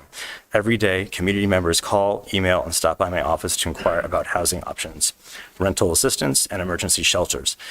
Housing is far and away the leading request we receive and is also the one that prompts the most urgency and desperation. Unfortunately, demand is far outpacing the resources that our system, which includes nonprofits, government, mutual aid, and faith-based groups, can offer. And we are too often forced to let people know that nothing is available to help them maintain their precarious unit or move them off the street. I'm deeply appreciative of the steps taken by the Board of Supervisors in recent years to address our housing crisis, particularly your adoption of the Prosperity Initiative and support for the Regional Affordable Housing Commission. That said, a top takeaway from both the Prosperity Initiative's housing policy briefs and the Commission's recommendations has been that Pima County simply needs more housing. Report after report has concluded that housing production and preservation, particularly of affordable units, must be supercharged in order to make up ground lost since 2008 and ultimately make any sort of dent in affordability and homelessness. And with increasing numbers of residents newly engaging with their homelessness system, TPCH data suggests jumps of 46 to 53% in the past few years alone, the federal funding under threat, programs and resources to intervene with those who have already lost housing are more important than ever. Pima County residents have been unified in their call for elected officials to take concrete action on housing and homelessness. With the D2217, I applaud the board's willingness to put forth a policy that responds to these requests while incorporating the most up-to-date research and recommendations into a pragmatic, effective, and non-regressive plan. A vote for policy D2217 is a vote that reiterates Pima County's commitment to establish pathways to prosperity and opportunity, particularly for our lowest income residents, and I urge the supervisors to vote yes. And there are several others, but the point here is this is not going to fix everything, but it's going to make a big dent. It's smart for economic reasons, and it's great for public health reasons, and it responds to the need of the community. And this board has taken bold steps before with eviction prevention, with early childhood development. And I truly believe that this is the best way to move forward. And I would encourage strongly my colleagues to support this proposal, which we at any time can modify in the future, just like PAYGO or anything else that we've passed in the previously. Thank you. Supervisor Kano? I'm sorry, were you seeking recognition? Okay. Supervisor Allen? Button is here somewhere. You know, I spoke about this when it came up at the last meeting, but I wanted to just kind of respond to, I think, a little bit about this overarching question, and not to spend a whole lot of time around the high level role of government. But I just want to be really clear that providing for affordable housing is squarely in our wheelhouse. It is the expectation and role of us. There is I think sort of going off of the ARS provision that Supervisor Christie was quoting, it includes additional language that states the county should, quote, do and perform all acts necessary to enable the county to participate in the Economic Opportunity Act of 1964. As amended, which calls for facilitating education, health, employment, and general welfare for impoverished Americans. It is our job, as defined by statute, to ensure for the care and protection of our community, the full breadth of our community. And I think thinking about what we could do, that this investment, long-term investment, an upstream investment in affordable housing, and thinking about that of both just the idea of incentivizing affordability, the idea of preserving existing homes and preventing homelessness, and trying to lump that into something that is, stated almost pejoratively around public housing does a great disservice to what we're talking about. But incentivizing affordability, this is not something that is foreign to us as a body, as government. We do something very similar through economic development, and yet we don't talk about public business, but yet we provide incentives. We do cuts to encourage industry to come and set up here, but yet we don't call that public business. Incentivizing, trying to correct for the market, a market that is just askew, to ensure that we can have well-being, safety, health, peace of mind, and stability in our community, that is what we do. And this is how we do it. I have heard over and over from every corner of District 3, from the farthest reaches of rural communities, suburban communities, urban communities, the indigenous communities, that we need to invest in housing. We need to tackle the crisis of the folks who are unhoused. That is the common thread. It looks different in all of our communities, but it is a common thread of something that is so important and critical for us to do right now. So I think the other key point, and apologies because I know I made this point last time, we're already paying for this, but we're paying for it in a way that does nothing really to tackle the problem in a long-term substantive way. We are paying for the lack of affordability in our housing through our jails, through our swollen and bloated courts, through law enforcement, pushing people from location to location to location, through our 911 dispatchers, through businesses, through flood control, pushing folks out of washes, transportation, as one of our speakers mentioned, and trying to prevent people from setting up in certain places, our hospitals, our public health, our education, on and on. We are paying for not doing this and tackling this in the long-term substantive way that the problem demands. So for me, and what I hear and what I see, we need to take a bold investment, an upstream investment. What we're doing with $5 million a year is great. What we're doing with looking at our buildings and our lands and trying to support housing is great, and it is important, and we have done a lot of great work, but the problem demands more. It is one of our statutory obligations, it is one of our moral commitments, and it is what we do to ensure the well-being of our community. So I think we need to support this. And I think we also have, and one of the things that our office has been doing is been going around and talking with folks from the other departments and other agencies to really get a handle on what some of the programs are to help and support folks who are on fixed incomes who will feel some strain and stress and discomfort from this. And we have programs from our assessor's office.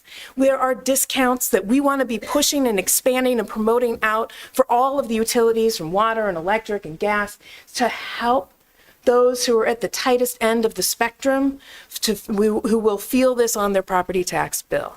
And they will. But we are there because that is our statutory requirement and it is our moral duty to help folks out. And we can do that and should do that. So I'm encouraging and really hope that all of my colleagues will help us go upstream and invest in housing in our community. Thank you. Supervisor, now you're wanting me to call. All right, go ahead. Well, thank you, Chair Scott, and I want to thank my colleague from District 2 for introducing this item. I've enjoyed our conversations over the last several weeks. I want to begin by acknowledging the many advocates, residents, and community leaders here today. Your dedication to housing affordability is powerful and deeply appreciated. I share your commitment, and I'm grateful for the work you continue to do to push us forward and hold this Board of Supervisors accountable. We can all agree that every person in Pima County deserves a safe, stable place to call home, whether you're a renter facing rising costs, a senior trying to age in place, or a working family searching for stability. Housing is at the heart of community well-being. This is a regional challenge and one we must meet with urgency. But urgency alone isn't enough. We also have a responsibility to act thoughtfully, grounded in our values, responsive to economic realities, and always mindful of public trust. Since this item was introduced in April, I've worked with my fellow colleagues and staff to explore how we can make meaningful investments without placing the full burden on taxpayers. That's why we've looked closely at what can be done to use existing dollars within the county's recommended budget. Before we ask our residents to give more, we must show that we've done everything we can with what we already have. We are not talking about 3 cents today. Supervisor Hines has refined his recommendation to 1.5 cents. So the 1.5 cent proposal that was submitted on Friday reflects that commitment to advance affordable housing, and I support it. We can increase our total housing investment to approximately $10 million through targeted internal adjustments in this current fiscal year. We can do that, but it's going to involve cuts. And so I appreciate the community holding us and me accountable on this issue, but recognize that the moment that we say yes to a 1.5 cent adjustment, that means we're going to have to look elsewhere within our county operations. That process has happened for more than 6 months at this point, and I'm open for that conversation. I am wanting to have it because I think we can do more with existing resources. So how we deploy these funds matters just as much as the total. And to be effective, our policy must prioritize not just building, but also preserving and rehabilitating existing housing. We must support density where infrastructure already exists and ensure that these investments reach rural, tribal, and urban neighborhoods where the need is greatest. That's how we make this funding count and how we advance the findings of the Eco Northwest proposal. And I want to acknowledge that this process has not been perfect. The first time this was introduced, it was my first board meeting as a county supervisor. And the original financial memo provided to the board a day before our last meeting overstated the tax impact of this proposal by a factor of 10. That error has since been corrected, but the confusion it caused highlights just how important it is that we are precise, transparent, and careful in how we communicate with the public. And so I ask our county staff to uphold that same standard that the board is held to. Even with that, I believe we're in a strong position to move ahead. Between the county administrator's proposed $5 million for affordable housing and $3.1 million that is being proposed and being voted on today, tentatively, for emergency eviction legal services, we are already committing the equivalent of 8 cents of the property tax rate to housing efforts. The 1.5 cent addition helps us build on that momentum without raising the overall tax rate. I believe that that's a good step in the right direction. And that's why I've submitted to Supervisor Hines a framework that reflects our shared goals and helps guide how these funds are used, ensuring long-term impact, flexibility, and fairness. This proposal, versions 1 and 2, lacked specific funding criteria, leaving decisions about the use of these funds undefined beyond general language around gap financing. It does not establish guardrails or performance benchmarks for how the funds would be distributed across housing types or geographic areas. And it also asks taxpayers to contribute more without first demonstrating internal budget discipline. And that's a concern, especially right now at a time of economic uncertainty at both the federal and the state levels. So this isn't about whether we act and about whether I support the efforts.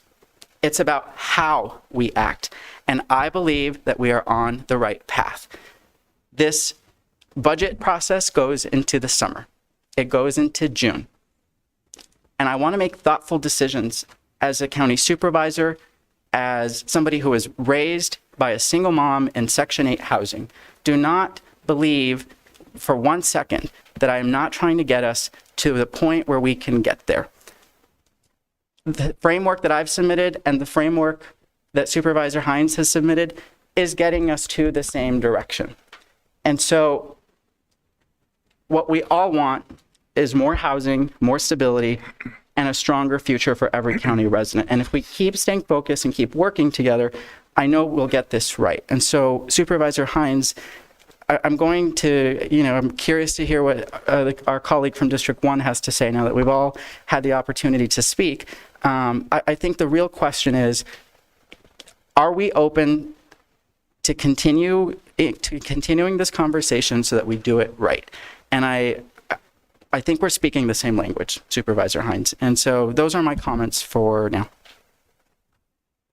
Thank you, Supervisor Cano. And I do, as the chair, like to wait to be the last person to speak. And I am grateful to Supervisor Hines for thinking long-term. There is little doubt that we will ultimately need additional revenue to help address our housing needs. Having said that, the majority of supervisors have acted in concert since the creation of the Regional Affordable Housing Commission as to how we would move forward. This measure upsets that consensus by prioritizing funding over planning.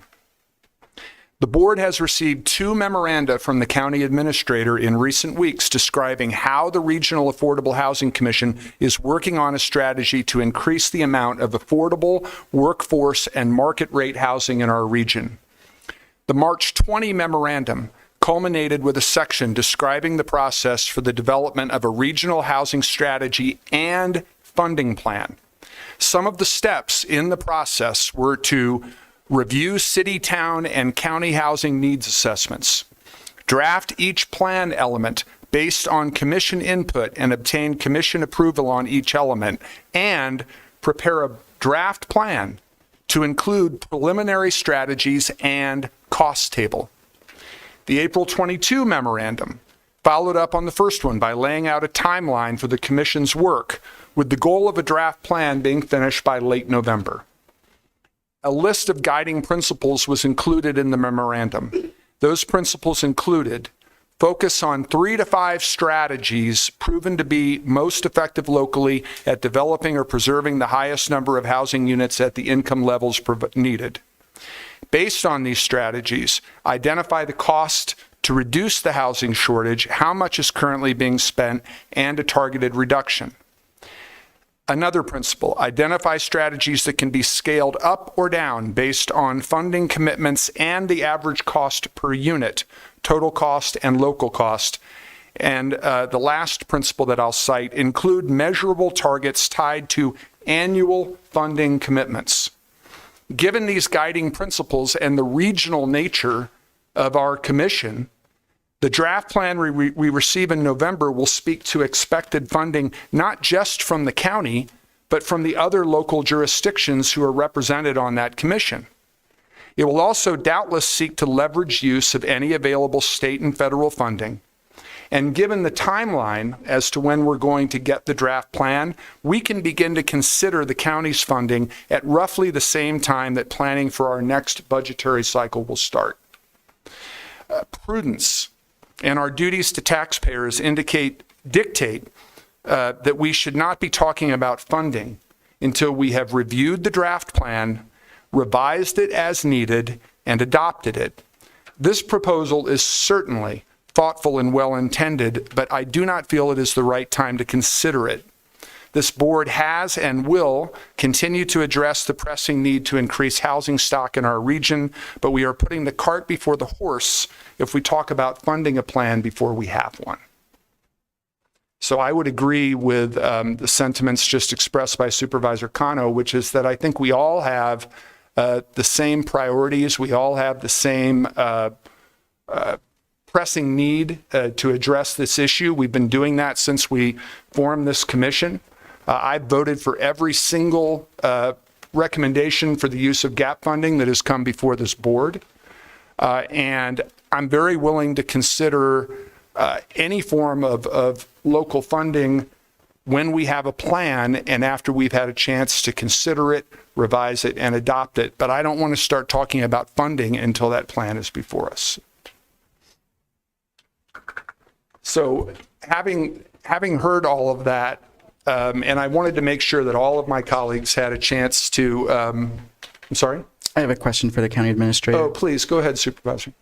Thank you, Chair Scott.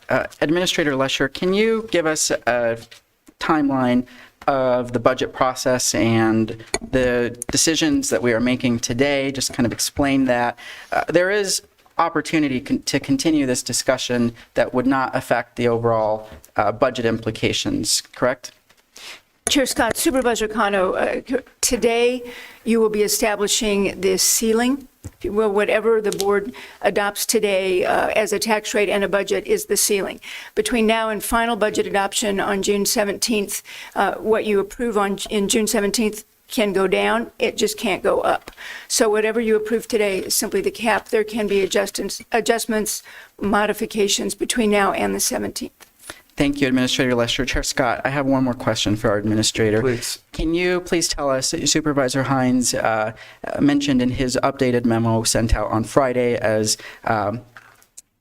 you are aware that there are some internal efficiencies that we can be looking at. Can you kind of describe that process? Because we've also had that discussion from the District 5 side to be able to try to make this proposal a reality. And so can you guide us on what those conversations can look like should the board proceed? Thank you, Chair Scott and Supervisor Cano. We have been talking through what modifications we need should the board decide to adopt either the 3 cent or penny and a half or whatever the board does today, where we might look at efficiencies. We have begun to look at what could be done with the contingency fund. We are looking at what interest might be available, ARPA interest. We have been reviewing all the supplementals and looking at, because we look at where's our base budget for now, which is the initial budget, then all the supplementals. Could any of those be modified slightly to accommodate any possible decrease? Lots of conversations beginning, looking across the operations to see how we could get to the number you need. Thank you, Chair Scott. I just want to reiterate the point that the administrator just made, that cost savings means cuts in other areas. Yes. And so to be able to accommodate for a 1.5 proposal, we are going to do what I believe is the right thing, to look internally to figure out how to spread those existing resources in a meaningful way. And Administrator Lesher, I want to thank you for having a budget that, as I mentioned in my remarks, totals a near 8 cent proposal already allocated toward dedicated housing. I personally believe that number does need to go up over many years, and so I am curious how that fits in with your plan as our county administrator. Chair Scott and Supervisor Cano, I think this will be the 4th year, or a total of $20 million to go to the affordable housing managed by the commission. And I think what I've talked with the board about is what we look forward to is a new process or a new timeline by which the board can meet in July or August and define priorities from the board's perspective that we then use as we begin to assemble the budget. We start in October with departments, but this would allow, and then the board sees it really after we've begun to cook the budget. If we can look at the new format where you all can let us know from a policy perspective, what are the goals of this board and how do we then implement that as we pull the budget together and bring you the draft next fall? Mr. Chair, Supervisor Christie. I just want to note that I think the county administrator could use better terminology than cooking the budget. Probably not a good one at this particular point. But to Chair Scott's point, even though maybe in principle he agrees with my colleagues on the affordable housing issue, but I think he's expressed most articulately that there's a lot of details that need to be addressed and need to be looked into, i.e. the cart before the horse analogy. So I'm thinking also my colleague Supervisor Cano is also wanting to explore further development of the details of such a plan. If Chair Scott would be interested in making a motion to continue this discussion, I would support that. Are you suggesting that it be continued until we receive the draft of the regional affordable housing plan? Any kind of information that you think is being left out that is needed to make a decisive resolution to this is fine with me. If that's what you would like to include your motion in, it would be acceptable to me. Well, that's clearly my preference based on the statement that I made that we continue this item until we receive the report from the Regional Affordable Housing Commission. So I would make that motion. And I'll second it. All right, it's moved and seconded. Discussion on the motion. Now, remember, this is discussion on continuance. Yeah, I have no interest in continuance. I was still discussing the item. But we have to, by parliamentary procedure, we have to address our comments now to the motion. And the motion now is to continue this item until we receive the report from the Regional Affordable Housing Commission. Okay, that's ridiculous. I mean, we heard from our own housing commission desperately that they need funding, and we are ignoring them. They voted overwhelmingly to ask us for funding.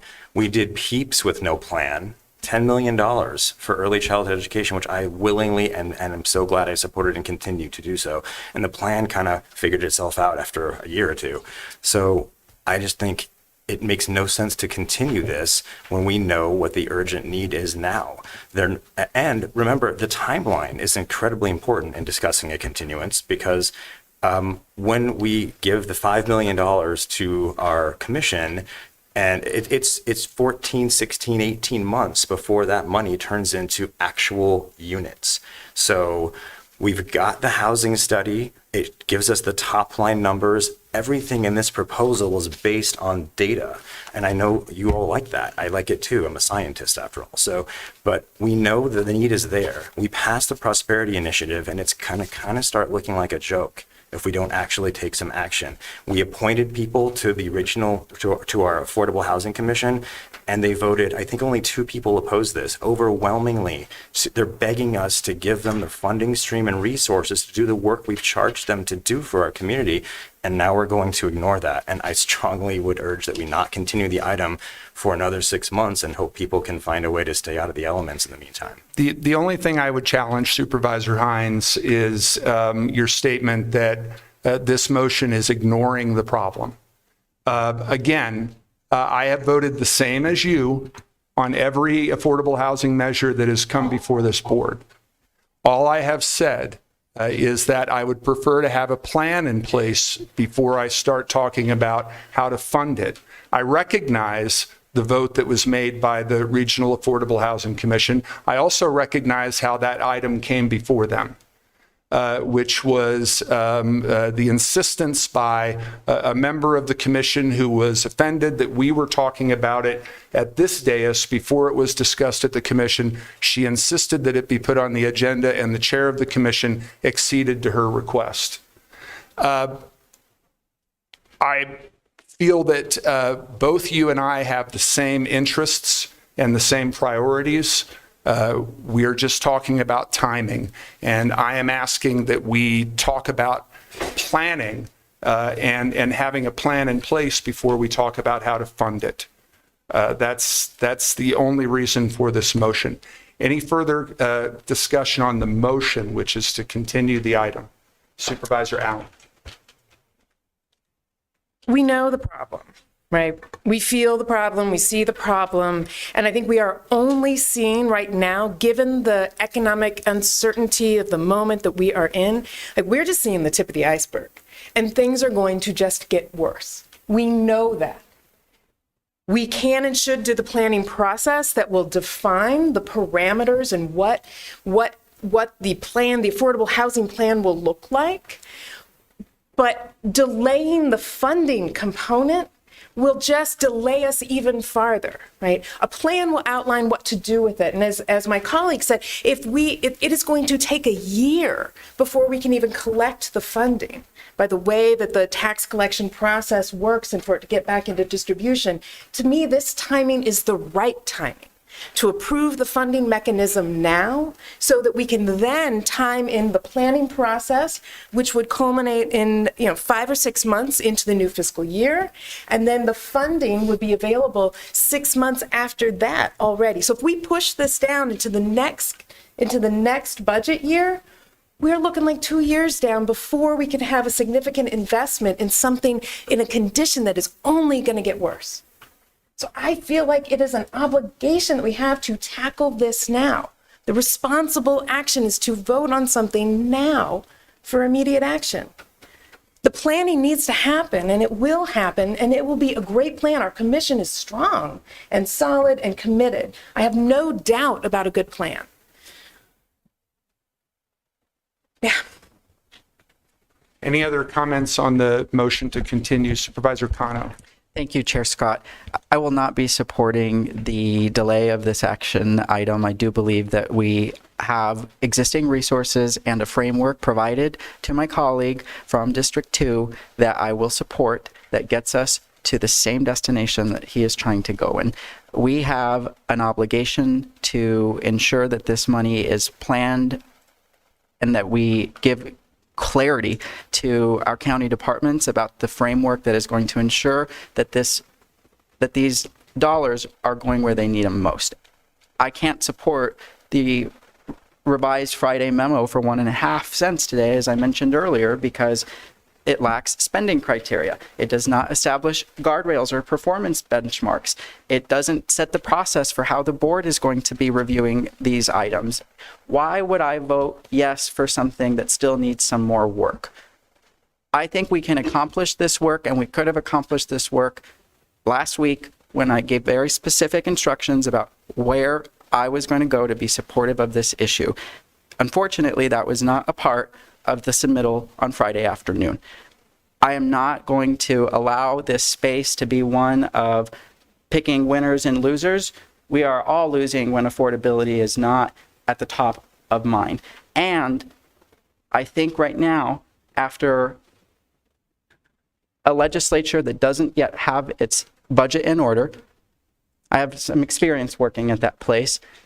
We have no idea what uncertainties are going to come our way. We have DC in stalemate right now in terms of their funding structures. So let's get to the same place. Let's calm the narrative down, and let's keep going to be able to do this year. I believe we can do that in the coming year, and I believe we can do it with the existing resources. The county administrators already said that we'd look for ways to make the 1.5 possible. So I hope that the conversation coming after this is one of how we move forward, not how we are making roadblocks. You have a board majority here is the message to the community. So let's get there. Let's vote on the motion to continue until we have a report from the Regional Affordable Housing Commission. All those in favor signify by saying aye. Aye. Aye. All those opposed? No. No. Item fails 2-3. I move the original proposal as submitted on Friday. Mr. Chair, for clarity, this is the reduced from 3 to 1.5? To be clear, and correct me if I'm wrong, Supervisor Hines, what you are moving is the revised proposal that is outlined in your memorandum dated May 16. That is correct. The short ramp up, short ramp down, 1.5 cents first and 10th year. Thank you. Is there a Second. Okay, that's moved and seconded by Supervisor Allen. Discussion? Yes. Supervisor Kano. Thank you, Chair Scott. I really appreciate it. Supervisor Hines, I'm curious what you believe to be the roadblocks in accommodating the framework and the guardrails that I've put forth. None whatsoever. I appreciate them, and I think they should be included. So, unfortunately, your motion would not incorporate my feedback if this vote were to be continued today. It can be incorporated simply as a friendly amendment to my motion, which I'm happy to accept. Well, hold on just one second, because I need to ask a question of Mr. Brown as our parliamentarian. I'm familiar with what Supervisor Kano is discussing, but these are not items that are agendized as I understand it. They're not attached to this item. So how would we go about discussing them? To that point, Please. Really quick, Chair Scott, I think the simpler question is, are verbal amendments allowed? Thank you. That is probably the simpler question. Chair Scott? Yes, Chair Scott. Supervisor Kano, depending on the complexity of the amendment, if it's simple enough to be articulated and understood by the public from the dais, then they can be made from the dais. All right. Thank you, Mr. Brown. Supervisor Kano. Thank you. I would like to make a substitute motion. Okay, go ahead.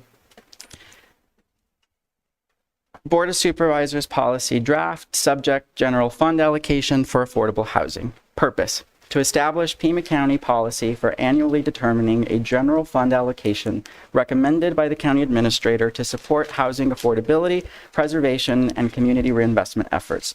All annual allocations shall be subject to board review and approval.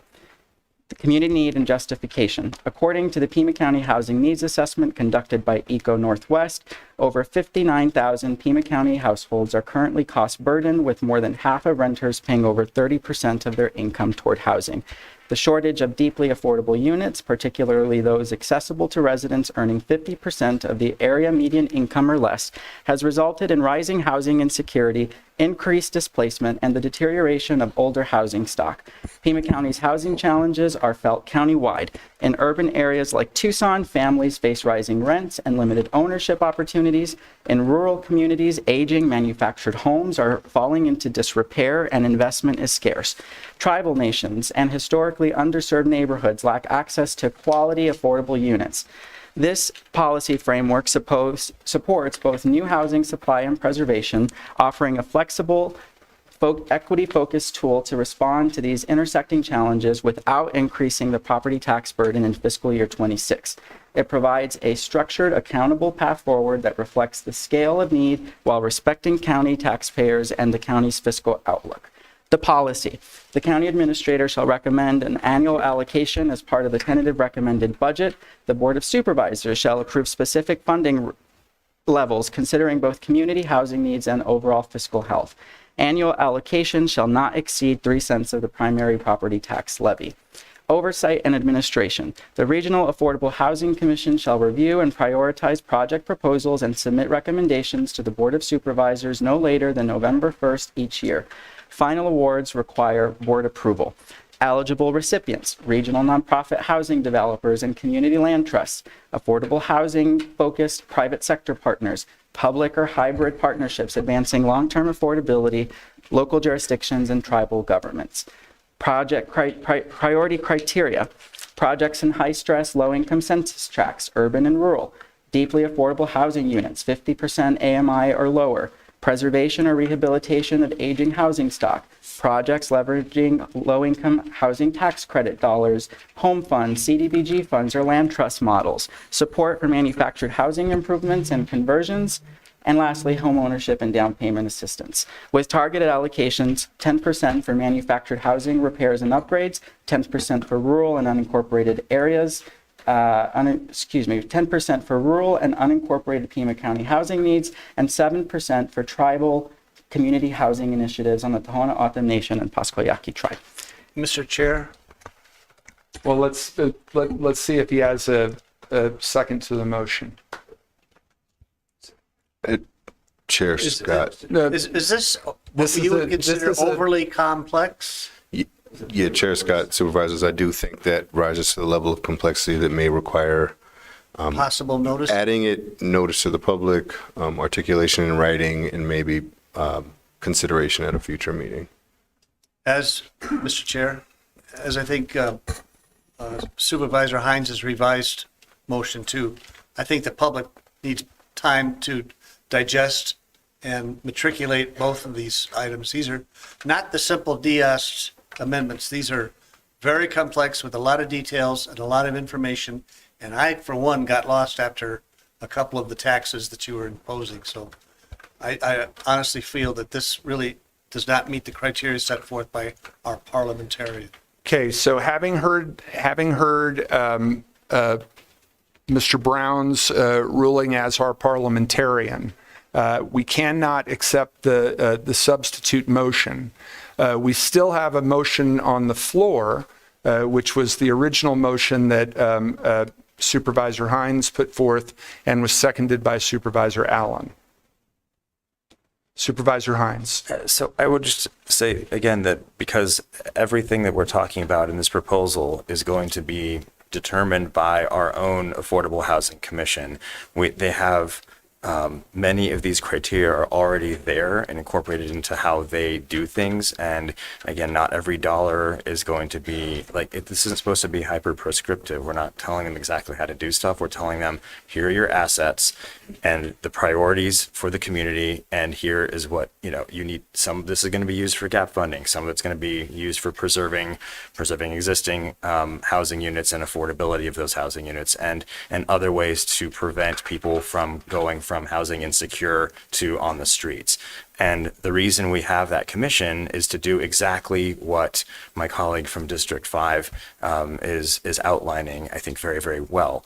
And that is to use these priorities to analyze what's best, including the data that will be coming in October, additional data and recommendations in October and November from the study, from the housing study. So empowering them to actually take action by having funds is what my proposal is trying to do. But the framework that is there, that exists in the Affordable Housing Commission, that's already in place. Every project that they determine is going to be granted funding, and to Mr. Cano's point, that has to be approved by this board already. We see those projects come back and we have to say, yes, give this 400,000 to this project or that, because that's that recommendation of the commission for the funding. So much of that structure is already in place, which is why I said I'm happy to accept that as an amendment to my proposal, because it's there. We already have a commission that does that. So I think we're safe in moving forward. But if that's not the will of this board, that's fine, and we can have a vote. Mr. Chair. All right, Supervisor Christie. We keep talking about the commission, that everything is what the commission. How about the public? The public needs to have an opportunity to digest what is being put forth here and the complexity therein. And the commission, they're already involved in it. They're in the weeds. The public has no clue. This is the first time we've heard most of these proposals today, and I think the public has the right to take its time and find out what's going on with their tax dollars. Very clear. Very easy. Thank you, Supervisor. All right, we're going to move. Oh, I'm sorry, Supervisor Allen.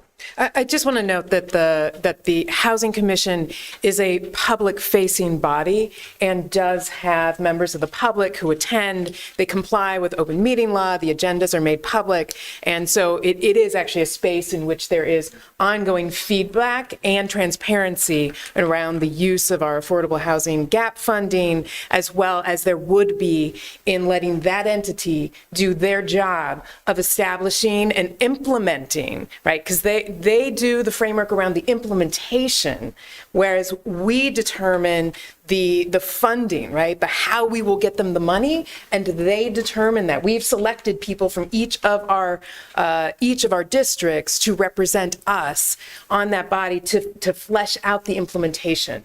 And thus far, they've done a phenomenal job, and particularly in leveraging our money to then turn our $5 million a year into nearly almost 500 million. I think that's right. So anyway, all that is to say, there is lots of public input. Chair Scott. Thank you. Supervisor Kano. I've talked to my commissioners on the Housing Commission who are supportive of this proposal, and I want to reinforce, as am I, they want some more language to what's being proposed. And so I truly, if we can have consensus that there is a board majority heading toward a 1.5 cent allotment that is near 10 cents, as I reiterated earlier, I don't see why it hurts to do this in one more meeting the right way. I appreciate Supervisor Hines' ability to accommodate this.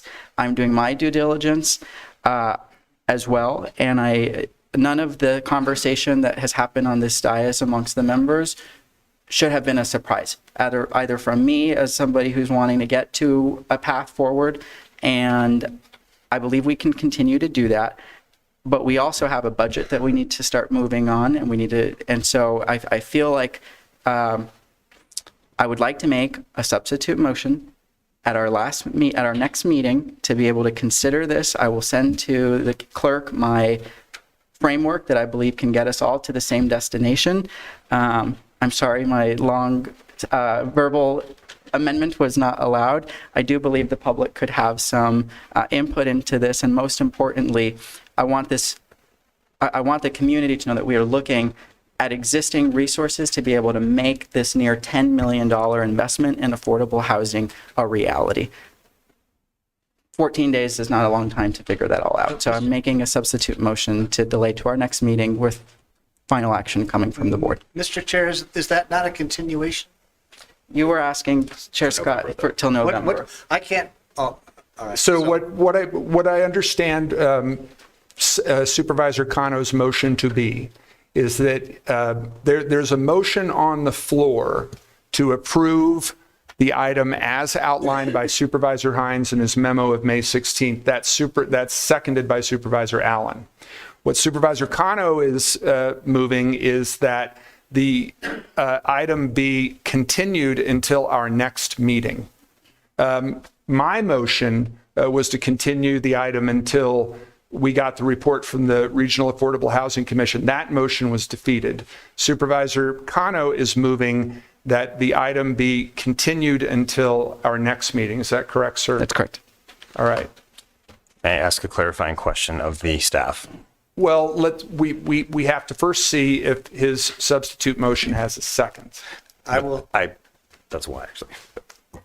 To move everything to the next meeting? Yes, sir. I will second. Okay.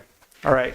Now you can ask your question, Supervisor. Right, so Administrator Lesher, will this, because of the way the revised proposal on Friday is worded, it should not impact the overall tax recommendation or tax rate that we approved today?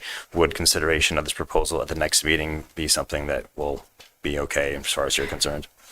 Chair Scott and Supervisor Hines, as long as there's not an increase in the tax rate, which your plan does not provide at this point, we can accommodate it if you have this conversation on June 3rd. Okay, thank you. All right. Chair Scott. Mr. Brown. Just for clarification, that this item is being continued with the proposal that's on today's agenda, but may be informed, modified, changed through the addition of additional information that will be posted with the new item and further discussion.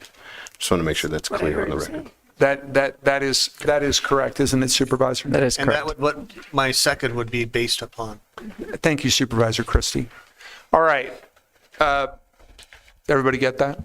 All those in favor of continuing this item until our June 3rd meeting with the proviso that there will be additional material added to the item from Supervisor Kano, indicate by saying aye. Properly posted. Absolutely. I mean, come on. Look who I got sitting next to me. All those in favor of that motion indicate by saying aye. Aye. Any opposed?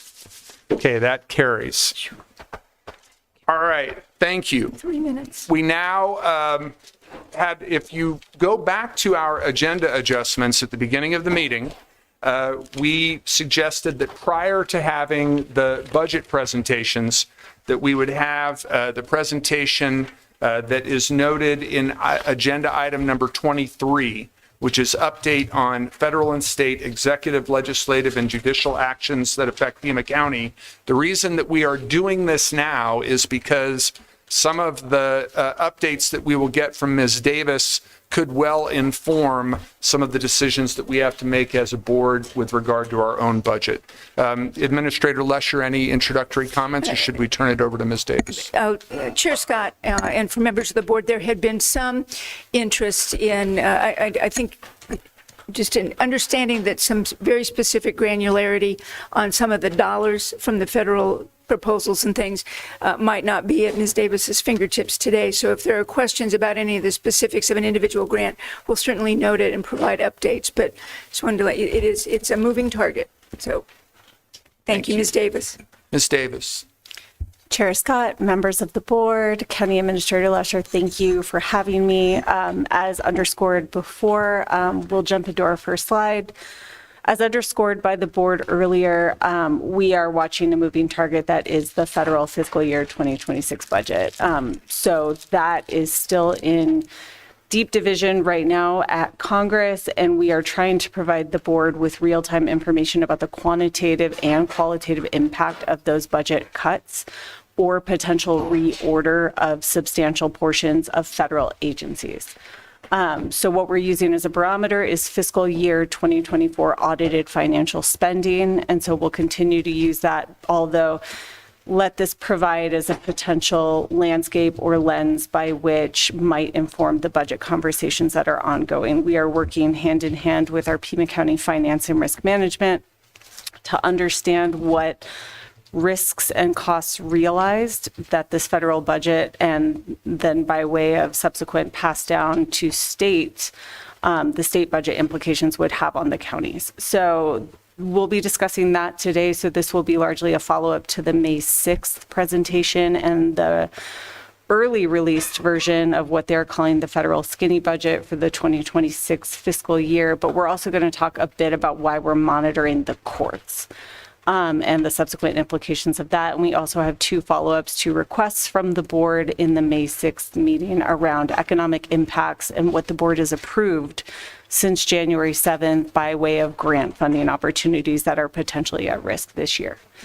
So just for lay of the land on the courts, we'll start there. We have in the first, now well past 100 days, but 151 executive orders. That has stayed steady since the release of this presentation to the board last week, but we now have 244 legal actions. Only 8 of those are closed, and there's a reason why we're discussing this in terms of how many of them are closed. Next slide, please.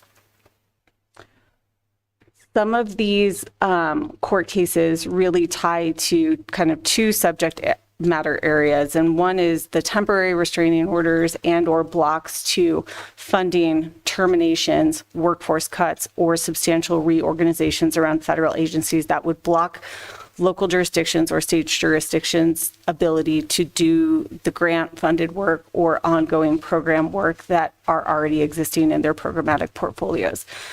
The other is the allowability of the policy directives set forth in the executive orders. And both of those are existing together in how we're monitoring this because of determination of the size of impact and obligated versus unobligated funds. So if obligated funds remain intact, there is additional federal directives from some of our federal agencies in and around those recipients will have to follow the laws set forth in the executive orders. So we're monitoring those closely. A lot of them are unresolved, but we have been seeing injunctions and restraining orders on some of the grant terminations that we've received to date. So we're looking for ways to reinvigorate those and get those dollars spent. So we will continue to update the board as relevant court cases come to fruition and how they would impact the county funds. Next slide, please.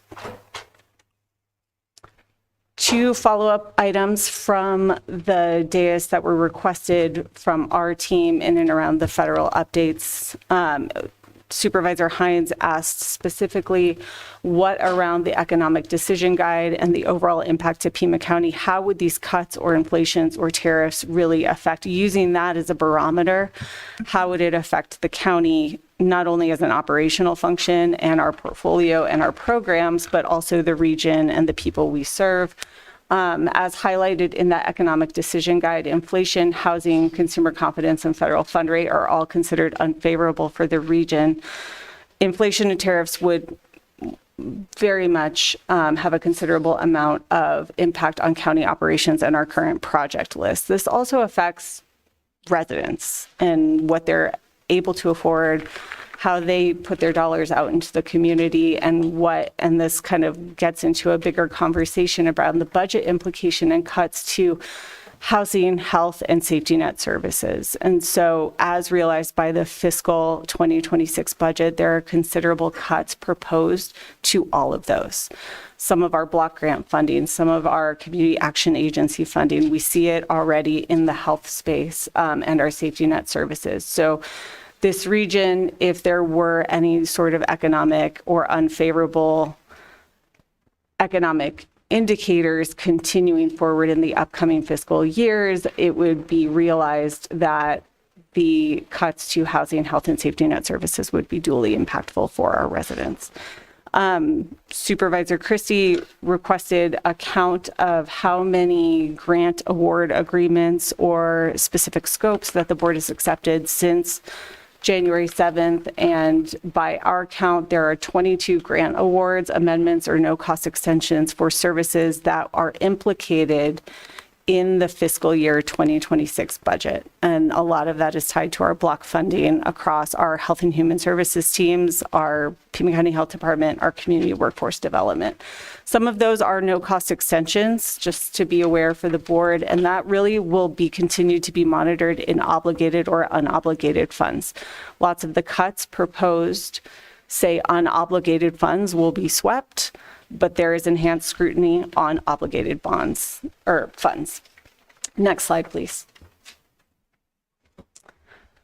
So just a little bit more detail on the federal fiscal year proposed budget and the general budget fund discussion for any additional funds to be set aside potentially as contingency. We'll continue to update the board in real time with actual dollar amounts and what that means for the community. So what we know is that we are owed money for the shelter and services program. That's to the tune of $12 million.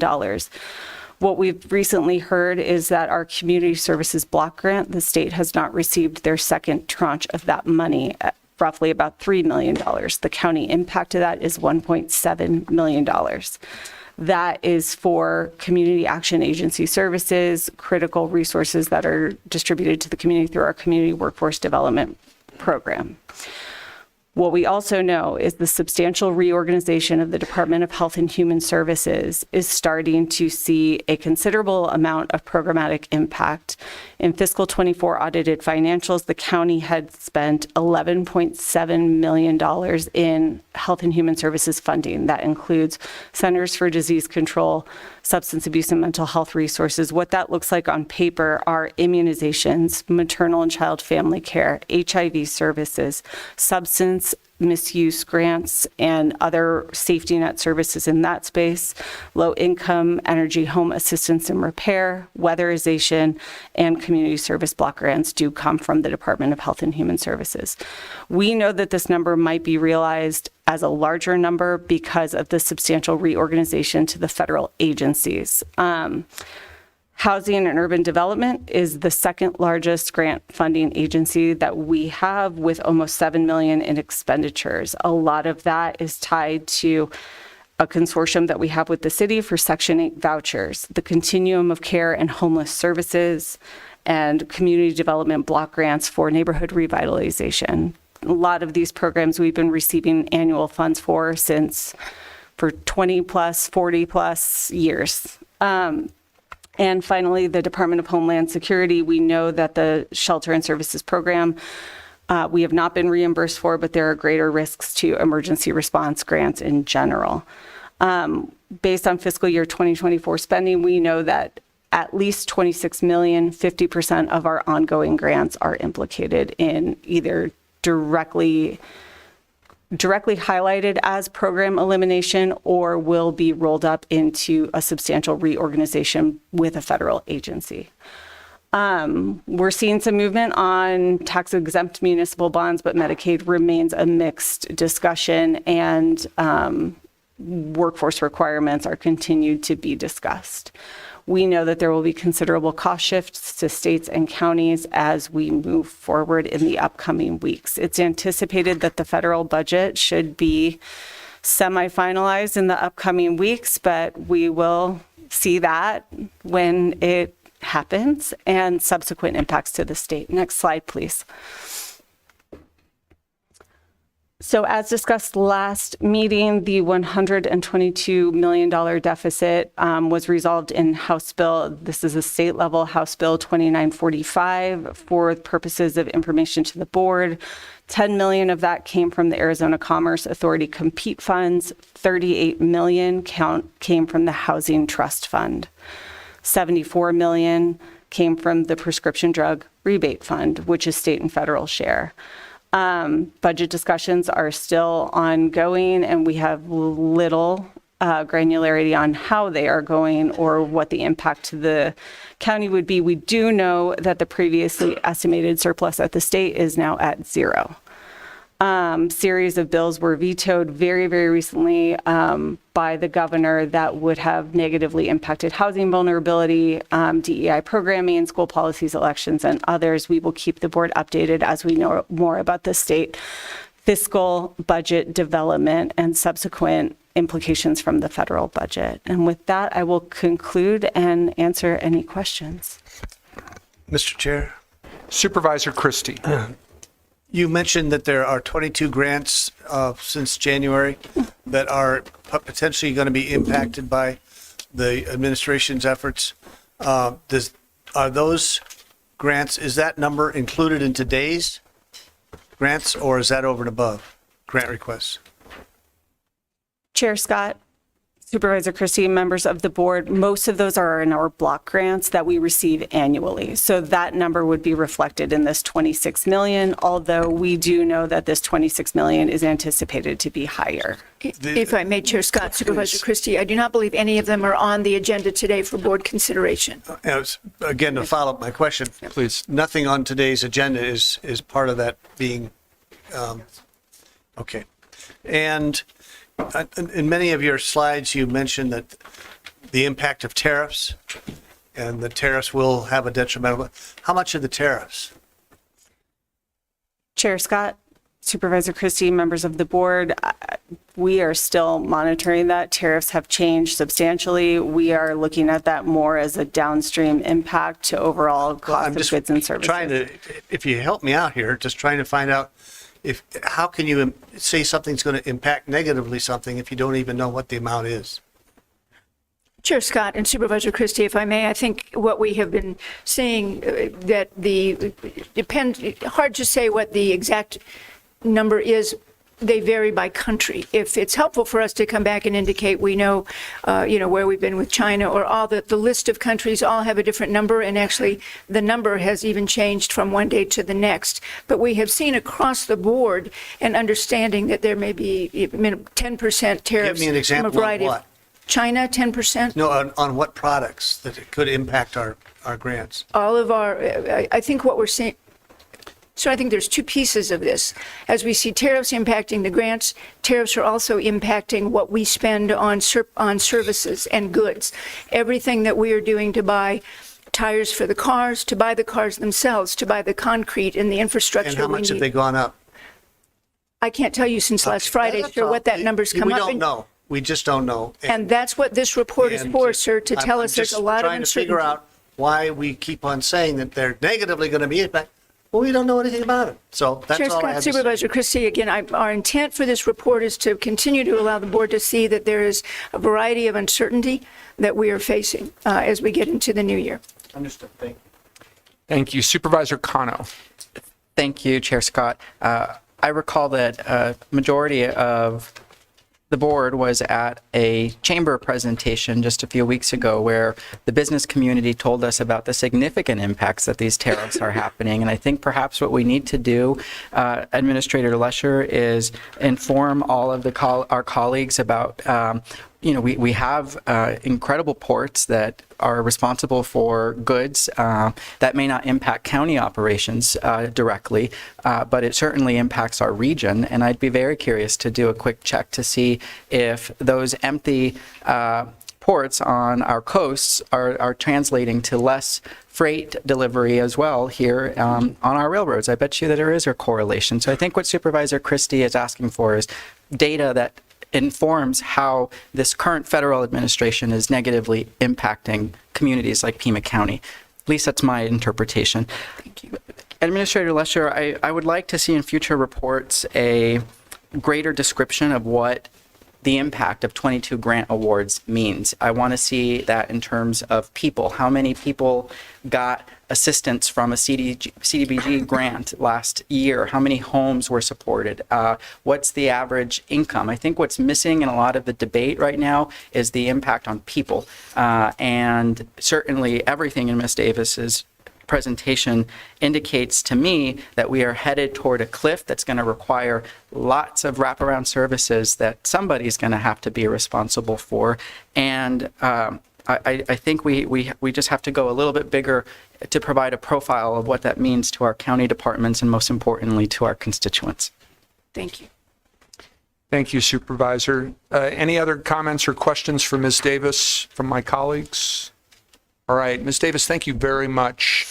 I want to share with everybody who's still here, we have a time certain item at noon. If you are here for a budget hearing, I see you, Judge Carroll, we are probably not going to do those budget hearings until after our executive session. I'm going to try and blaze through some other items before then. My apologies to people who are here for budget hearings, but we're not going to get to those till after executive session. The item dealing with affordable housing took a significant amount of time. So at this point, because we have staff here for these two items, I'm going to go quickly to agenda item number 29, which is vote centers. These are vote centers for the 2025 Congressional District 7 special primary election on July 15, 2025. I'll move the item. Second. Moved and seconded by Supervisor Allen. And just by way of discussion, if you look at the attachment, all of these vote centers are in districts 2, 3, and 5 because there is none of Congressional District 7 in either District 1 or District 4. And I know Mr. George from the Recorder's Office is here. Mr. George, any comments you wanted to add? All right. Thank you, sir. Any question or comments? Supervisor Christie. The recorder's item is on the addendum, correct? Yeah, this is simply elections. This is just the vote centers item. Under elections. And it is under elections, yes, sir. But I know that Mr. George is here to speak not only to that item, but also to the one that you referenced, sir, on the addendum. All right. So all those in favor of agenda item number 29 indicate by saying aye. Aye. Any opposed? That item passes 5-0. Now we'll go to the addendum, which is under the recorder, 2025 Congressional District 7 special primary election, early ballot drop-off site, and emergency voting locations. I'll move the item. Second. Moved and seconded by Supervisor Allen. Discussion, Supervisor Christie, and then Supervisor Kano. Thank you. Help me with this, if you would. It's an Exhibit A And if I may, Chair Scott, Supervisor Christie, we will, Mr. George will try to answer your questions. These deal with the early vote sites and areas that are under the recorder. Mr. George, if we don't have the answer, we can communicate with the recorder and get it back Well, to you. this is a simple question. Okay, then we may know it. Thank you. Exhibit A to resolution that was provided, yesterday afternoon, I think it was, or yesterday morning. I'm trying to figure this out. Under a category, it says 24-hour Dropbox. You follow me on that? And right below that and all the way down at the bottom, in that same category, it says 24-hour Dropbox until 7 p.m. How can it be a 24-hour Dropbox if it's not available after 7 p.m.? Pardon me, Mr. George, is your mic on? Yeah. It is now. Thank you, sir. Supervisor Christie, unfortunately, I cannot speak for the recorder on that matter. This Okay, is their and again, item. you look down at the bottom, it says again, Dropbox until 7 p.m. And then underneath, at the very bottom, under the asterisk at the 24-hour Dropbox category, it restipulates that it's secured 24-hour ballot Dropbox located outside. So are these going to be outside but not available after 7 p.m.? Supervisor Christie, that may be the case. Again, this is a recorder's item. They handle all of early voting and any drop boxes like that. So unfortunately, I just cannot speak to that. Mr. Chair, maybe it's just me, I'm sorry, but it seems that that's not giving a great deal of security when it says it's a 24-hour Dropbox outside, but after 7 p.m., it's not available. Mr. Chairman, can I ask that this item be not continued, but perhaps just postponed for right now, and let's see what we can. We'll contact the recorder's office and get an answer prior to the end of the meeting so that you can have that before we. That would be great. vote on it. Thank you. Is that fine with it's fine with me, the administrator's suggestion. Is that fine with you, Supervisor Allen, as the seconder? It is. All right. Thank you very much. Chair Scott. Supervisor Kano. So just to be clear, we will revisit the item later today. Yes. While we get some more information. Yes, sir. Yes, sir. I also wanted to take this opportunity and a point of personal privilege to say happy birthday to our county recorder. Right. That's why she didn't come to the meeting. Thank you, Supervisor. All right. We also have staff here, and are we asking Administrator Lesher if Mr. George is going to get that information for us? I'm asking Mr. George. Looks like you're still stuck here, buddy. Yes, I will try to get that information. Thank you. Thank you, Mr. George. Thank you. Also on the addendum, we have two items of interest to our Director of the Office of Emergency Management, Ms. Espinosa. The first one is item number 5, and we are, for this item, sitting as the Flood Control District Board. This is Stage 2 fire restrictions and declaration of an emergency. I'll move the item. Second. Moved and seconded by Supervisor Christ. Oh, I'm sorry. I have to read the resolution number as well. My apologize. And this is to approve resolution number 2025-FC3. Still okay to second that, Supervisor? Second. Thank you. All right. Any discussion, Supervisor Allen? So, I am excited that I'm glad to see these measures being put into place and trying to create some, introduce some protective factors around fire risk. But I would ask that we amend the resolution in a way that makes it consistent with what the state forester developed. Because my understanding, this is an implementation of a designation and criteria that the state forester developed. I'd just like to see them be closer married to one another. The state forester's stage 2 risk puts a prohibition on discharging a firearm, including target shooting, with an exception if an individual is engaged in a lawful hunt pursuant to state, federal, or tribal laws and regulations. this is a significant contribution. Discharging a firearm is a significant contribution to fire risk. 90, we know that a vast majority of fires are caused by human activity. And while fire caused by firearms is underreported, 92% of those caused by shooting are from target practice.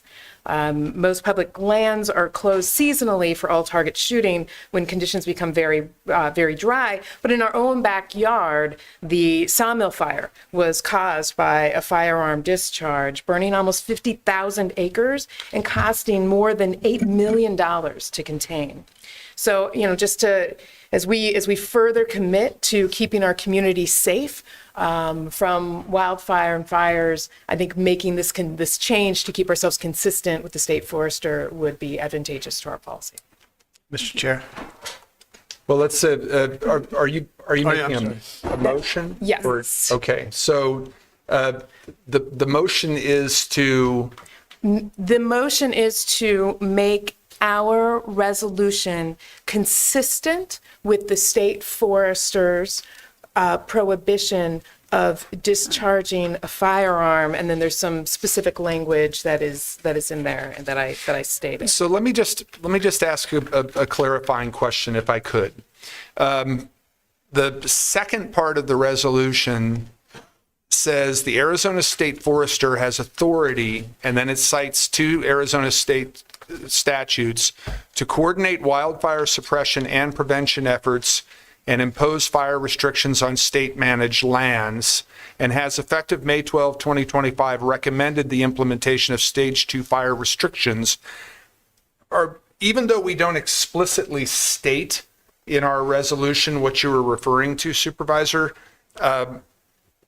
because of the citing of these 2 statutes, aren't we approving what the state forester has recommended?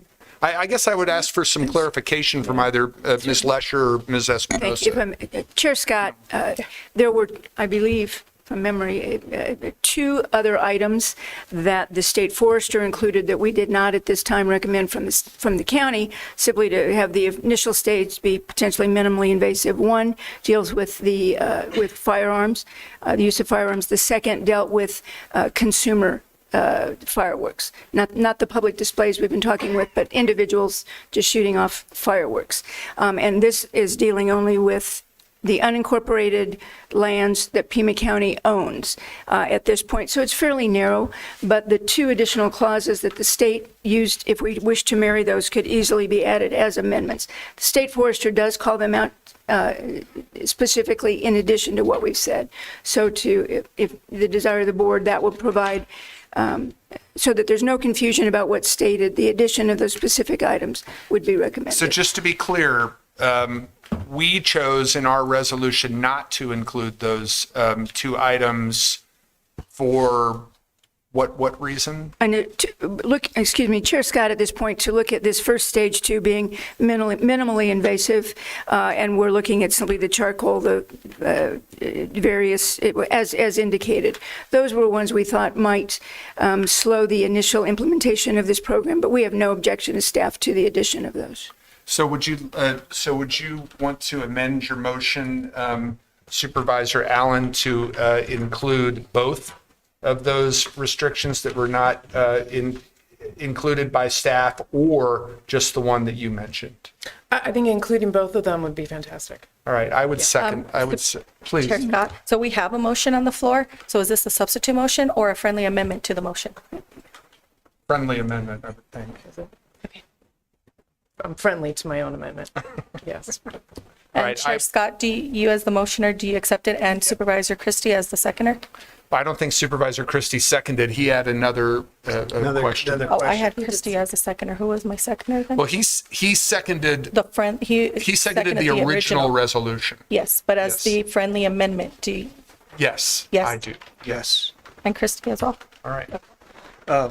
Okay, now we'll have discussion. Supervisor Christie. This is basically focusing on Pima County-owned land, and that would include the sheriff's gun range. Would that be shut down? And if we could just off the top of your head without getting into too much detail, can you list some of the properties, like certainly Colossal Cave? And Chair Scott and Supervisor Christie, my pause about the other is I don't have in front of me the exact language of the firearms, but I think that a facility such as the gun range and for law enforcement purposes is not what's intended. It's just an individual out shooting, but we can look at that specific language. How about but what we would be looking at in our land is, yes, Colossal Cave, Old Tucson, some of our parks that are in unincorporated Pima County. Parks and Recreation, we have some flood control. Mr. DeBonis, we had talked about some of these properties. What am I missing? So,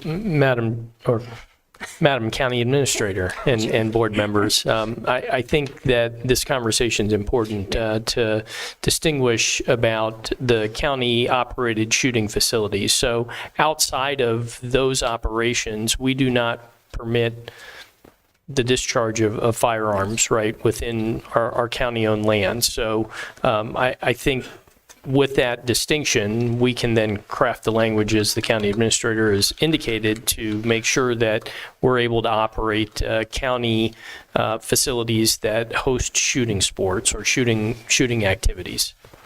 And Mr. Chair, any possibility of including a listing of county-owned properties that this resolution impacts? So, Chair Scott and Supervisor Christie, we could certainly identify that and attach it. Okay, that's fine. Thank you. Thank you, Supervisor. All right, so we're voting on the resolution under the Flood Control District Board, number 5, but with the addition of the two restrictions that weren't included in the original resolution. All those in favor indicate by saying aye. Aye. Any opposed? That passes 5-0. Now we'll go, sitting as the Board of Supervisors, to addendum item number 8, which is Stage Fire 2 restrictions and declaration of fire emergency. I'll move that we pass resolution number 2025-16 and that we include the 2 amendments on the previous resolution. Second. Moved and seconded by Supervisor Allen. Any discussion? Supervisor Cano. Thank you. Thank you, Chair Scott.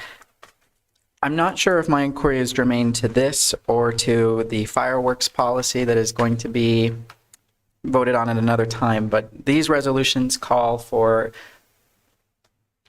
enactment within 30 days or after 30 days.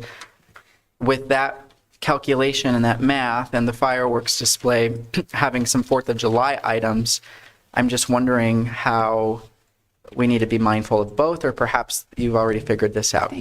Chair Scott, Supervisor Cano, I'm sorry, both these 2 resolutions do include an emergency clause or to exercise emergency powers. So it's to declare a fire emergency. So these 2 would be effective immediately.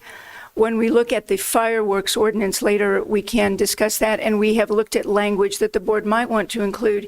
If you adopt the new regulations related to fireworks, amendments you may want to make to any permit that you issue between now and the day of enactment. Thank you. Thank you. Okay, all those in favor of addendum item number 8 as amended indicate by saying aye. Aye. Any opposed? That item also passes unanimously. Ms. Espinosa, thank you for your patience. All right. Now what we're going to do is move to item number 28, which is Ironwood Forest National Monument, resolution number 2025-13. And I'm going to turn this over to Supervisor Allen because Ironwood Forest National Monument is in District 3. Supervisor Allen. So I am. You're going to want to move to pass the resolution. You got to read the. You have to read the. I have to read the. You just have to say, "I move that we adopt resolution number." Strings like the. I move that we adopt resolution number 2025-13 of the Board of Supervisors opposing the reduction of Ironwood Forest National Monument boundaries for resource extraction. Second. moved and seconded by Supervisor Cano. Thank you, Supervisor Allen. Go ahead, please. So I will keep this brief. Ironwood Forest National Monument is one of several incredible treasures within District 3. It was a monument that was fought for for years from local residents, from organizations who we heard from today. Little morsel of just amazement about our Sonoran Desert. An ironwood tree can be up to 800 years old. So this monument is our equivalent of an old growth forest. They're in bloom right now. It is stunning. So if you have not been to the Ironwood Forest National Monument, please, I encourage you to get out there. You would be joining about 100,000 tourists who come to the National Monument, furthering kind of the economic development that our national monuments and our parks bring to our county. So I am deeply concerned about the attempts, the potential for the monument to be shrunk and to be opened up into resource extraction. So I encourage my colleagues to support this resolution. Thank you, Supervisor. And I really appreciate your leadership in following up with the folks from the Friends of the Ironwood Forest National Monument. We heard from Mr. Hannigan earlier during call to the public. Any other comments from supervisors? All right. All those in favor of this resolution indicate by saying aye. Aye. Any opposed? Opposed. Item passes 4-1 with Supervisor Christie opposed. All right. Let's do this. Again, trying to get through some of these other items before we go into executive session. Let's go to items 17 through 19. Wonder if my colleagues would be willing to approve all of those items together. Mr. Chair, I have some questions on 19. Yes. Well, we can still do questions. Just wondered if... Yeah, but yes. Okay. So I'll move items 17 through 19. Supervisor Christie said that he would second. Thank you. And Ms. Manriquez points out that I need to state that for 17 and 18, we are meeting as the Flood Control District Board. For item number 19, we are meeting as the Library District Board. And Supervisor Christie seconded. And Supervisor Christie, you had questions about item number 19. Yes. May I proceed? Please. I'm just trying to figure this out too. This looks like it's a Pima County library that's being paid for by Pima County in a TUSD school. Plus, we're renting a cafeteria in the school and providing food service. This seems like a conglomeration of missions that are being commingled. Do we do this as a normal policy throughout TUSD and Pima County? Administrator Lusher. Thank you, Chair Scott and Supervisor Christie. The food service is what I was looking at, but we do share with the school districts space for different But we're not public sharing, events. we're buying, we're paying. And we use, I'm looking at library services, reading programs, special events. We use the facilities there when we can share with another taxing district, like a school district, rather than building an additional library or facility. Mr. Holmes, did you have some clarity on that? Chair Scott, Administrator Lesher, Supervisor Christie, this is a library that we've been using for a number of years.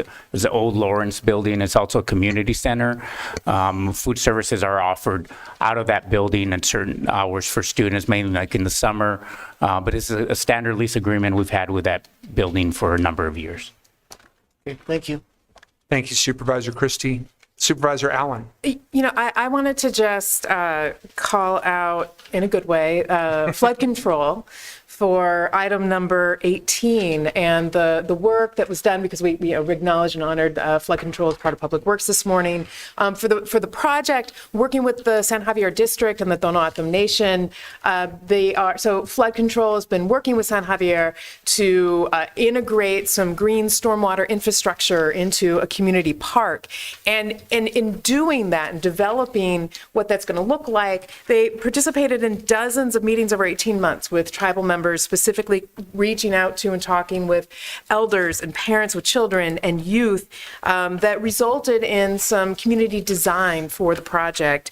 And with the flood control investment of about $500,000, the district was able to apply and leverage a $1.5 million additional state park grant because of this partnership and collaboration. So I think this is just a great example of the nation and the county working together to do something that's deeply rooted and meaningful in the community. So thank you, flood control. Thank you, Supervisor. Any other comments on items 17 through 19? All those in favor of approving those items indicate by saying aye. Aye. Any opposed? Those three items are approved unanimously. Mr. Chair. Supervisor Christie. May I entertain the board's approval for taking the following agenda items as one or at the same time? Item 20, 24, 25, 27, 30, 31, 32, 33, 34, 35, 36, 37, 38, 39, 40, 41. Let's go through 40.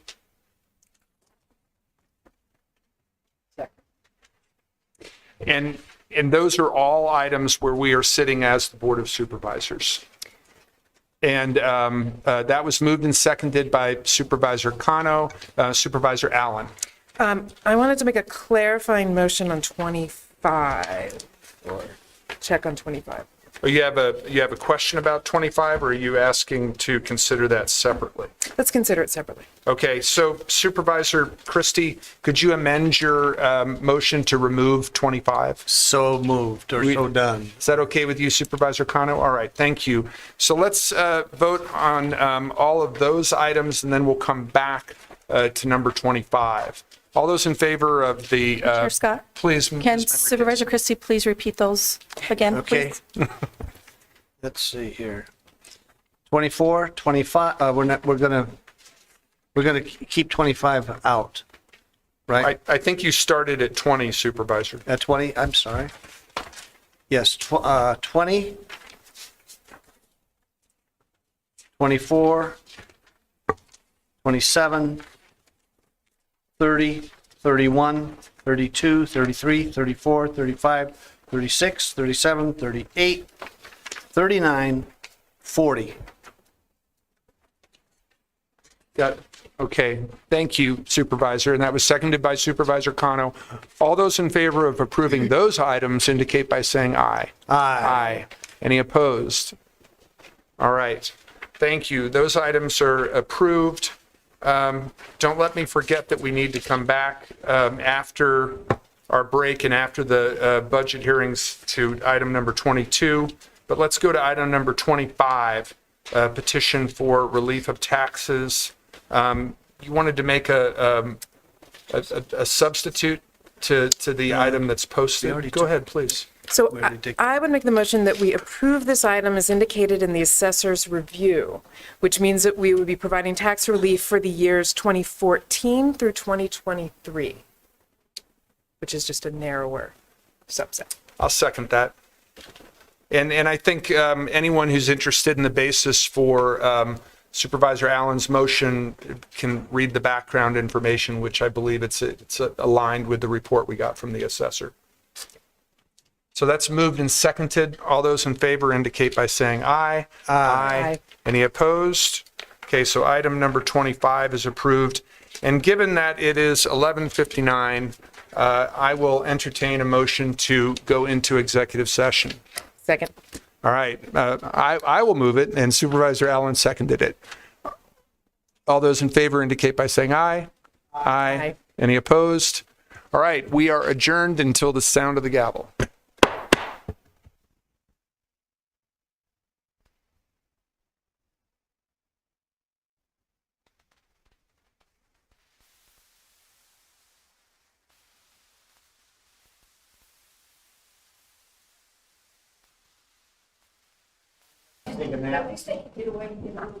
You know what? Let's say an hour. Let's say an hour, because I know that we are, be back at 1 o'clock, because we're going to have, I know the county attorney is joining us for this executive session, and there's 3 items, so, all right. Thank you, Ms. Lesher.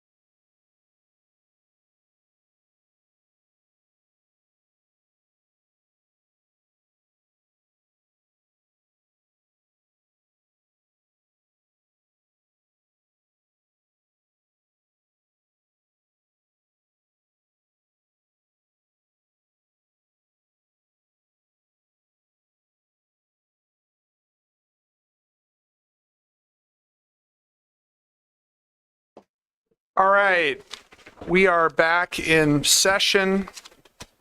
And if we can go to the addendum, we were in executive session for items 2, 3, and 4. Those were all for information only. But now we're going to go to items 6 and 7, also on the addendum.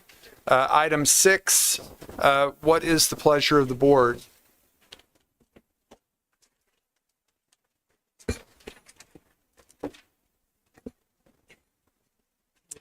That's okay. I can also do this. I would move that we proceed with directing the county attorney to initiate a lawsuit as discussed in executive session. Second. If I may, Chair Scott, if I may amend to initiate or join. Thank you. To initiate or join. Thank you, Mr. Brown. Still second. All right. Moved and seconded. All those in favor indicate by saying aye. Aye. Any opposed? Opposed. Item 6 passes with Supervisor Christie opposed. With item number 7, I would move that we accept the proposed settlement in the differential water rate case as discussed in executive session. Second. Moved and seconded. All those in favor indicate by saying aye. Aye. Any opposed? Okay, item number 7 passes 5-0. And just in the interest of taking care of the addendum while we're on it, would there be any objection to considering items 10, 11, and 12? So moved. Moved by Supervisor Christie. I will second. All in favor of 10, 11, and 12 on the addendum indicate by saying aye. Aye. Any opposed? All right, very good. Okay, so now we are back on the regular agenda, and we're going to go to our item number 8, tentative budget presentations. Administrator Lesher. Thank you. Thank you very much, Chair Scott. And if I may, we would like to just walk through a bit of an overview and a presentation. We have some slides for this.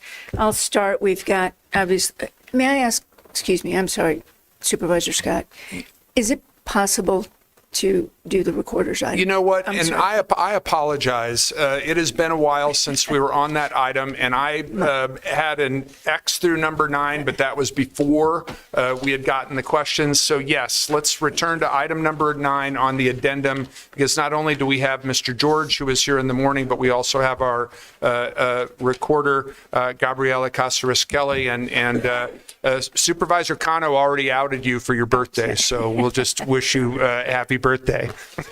All right, and there were some questions about that item, and you have the answers for us, please. Correct. Actually, I have a handout for you. Am I able to share that? Where is that? Okay. Oh, I thought it was already up here, sorry. Thank you. Chair Scott, members of the board, I apologize for confusion on the draft of the early voting sites. We had prepared this prior to getting, actually receiving in person the ballot drop boxes. So at the time that we had submitted the board item, we had not yet fully received confirmation that we would have a ballot drop box at the east side location. We have since, we're working currently with facilities maintenance with Director Cisneros to have placement for a drop box by the recorder's main office and one by the east side office, which will negate our need to have the east side location have hours, which includes lunch and all of that, because we will simply have a ballot drop box.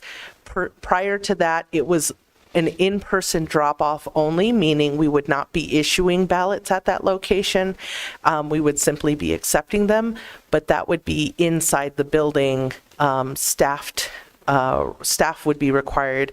And again, now that we have confirmation of those ballot drop boxes, we will no longer need to have those open hours. We will simply have an open ballot drop box. I believe there was also a question about the time. The ballot drop box will open at 8 a.m. on June 18th, and we will close it at July 15th at 7 p.m. on the dot. All right, thank you. Questions for the recorder? Excuse me. Just for clarity, there's going to be no 24-hour drop-off box? There are the 24-hour drop box, I'm sorry, Chair Scott, Supervisor Christie, the two 24-hour drop boxes will be located, one will be located at the 240 North Stone downtown location, outdoors, and the East Side office at 6920 East Broadway, again, located outdoors. And they're accessible 24 hours a day? Yes. Are they going to be manned? No. They're going to be just out there 24 hours a day? So they are made of galvanized steel. They have anti-pry door jams. They have waterless fire suppressant. They have an opening only large enough for a ballot to go through. They will be on camera. They are bolted into cement into the ground.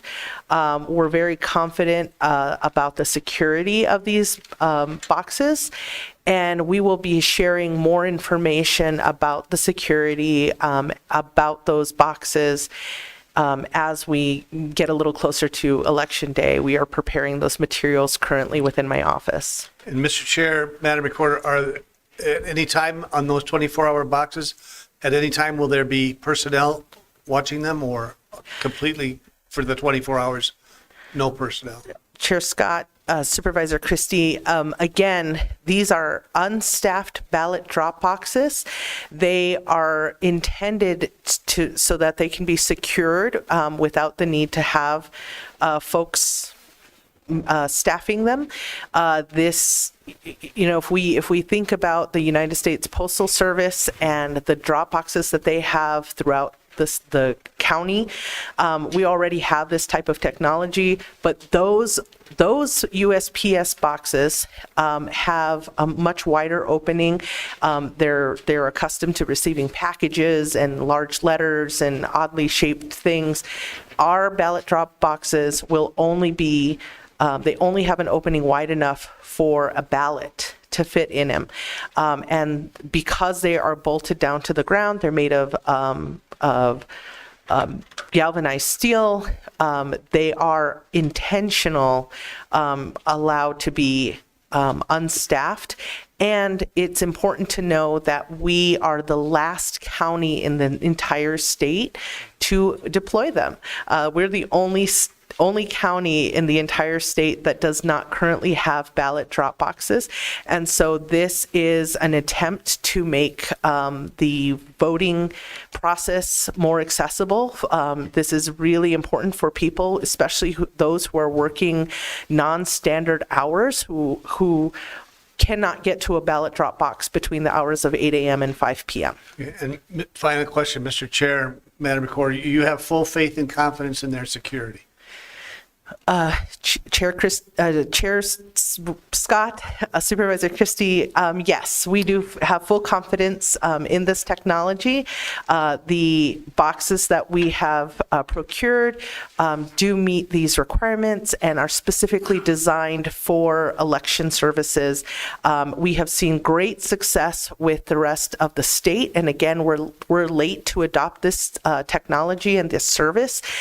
We have been working with our colleagues across the state who have full confidence in this, particularly Yavapai, Pinal, other counties have been sharing what their processes are, and we have full confidence that this will be a benefit to Pima County residents. Well, thank you, Madam Recorder. Thank you, Mr. Chair. Thank you, Supervisor Hines. Thank you, Chair Scott, and welcome. Happy birthday. Thank you. These boxes obviously aren't going to be like, there's not going to be personnel there. That's the whole point. But with what regularity or frequency are they going to be? Like, is it going to be twice daily, or how often will one of your staff be checking on them and emptying them on a daily basis? Chair Scott, Supervisor Hines, we are working on determining our pickup schedule at the moment. I can assure you that it will be a bipartisan pickup team. We will have couriers in clearly marked vehicles and clearly marked badges, bipartisan always, who will empty those receptacles, and it really depends on the amount that we see. The boxes that we have currently are designed to hold up to 1,500 ballots at a time. We don't know if they will fill up at midday. We don't know if we're going to have to empty them out twice in a day or what. But the intention currently is for daily. And we, again, are going to be working on our pickup schedule. And it's important for us to make sure that we're keeping that randomized so that, people aren't, sometimes people want to come out and observe and interact with our couriers, and we want to make sure that that information is on a need-to-know basis.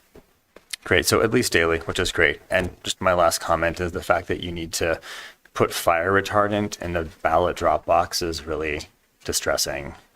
Like, I mean, where are we? Not that you don't really have to comment, but you're welcome to. Any other questions? Supervisor Connor. Thank you, Chair Scott. Happy birthday, Madam Recorder. I'm sorry I outed you. Thank you. It happens. Can you just provide a high-level summary of the ballot verification process that happens when we receive ballots? So if I were somebody who used this 24-hour drop box, I work at 11 o'clock, is there an opportunity for me to vote twice in this election or to confirm that my ballot was received? Can you just tell us a little bit more about some of the protections that you have with signature verification of these ballots? Absolutely. First, it is important to know that that a person should only receive one singular ballot unless there is a situation which calls for them to receive a second. Either way, upon receipt by the recorder's office, that notification would be within our system, and we are not able to accept more than one ballot per person within our voter system. Another thing that is available to all Pima County residents is they are able to visit the voter dashboard at recorder.pima.gov, and they can verify not only their information before a ballot is sent, which is strongly recommended, but also that that ballot has been received.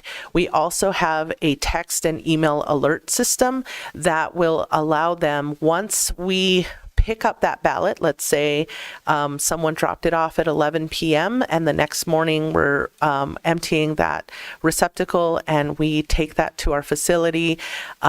It will be immediately scanned as soon as it enters the building.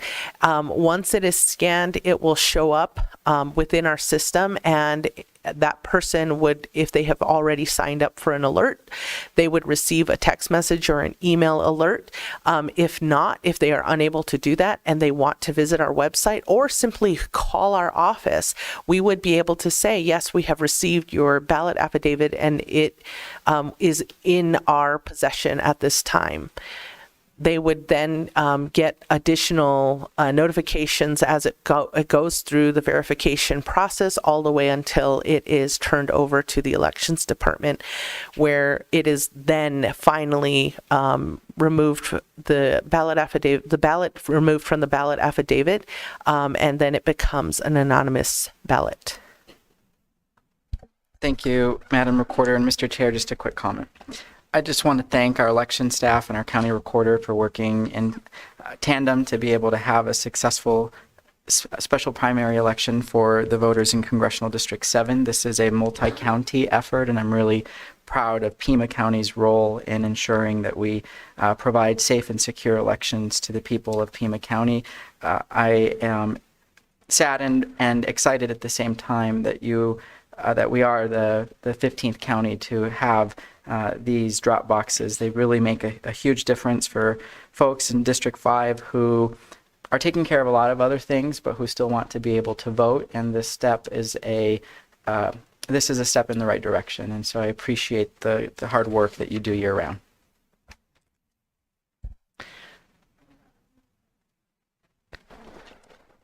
Does it? We already have a motion, but do we know if this attachment is different than the one attached to the item, or is it the same?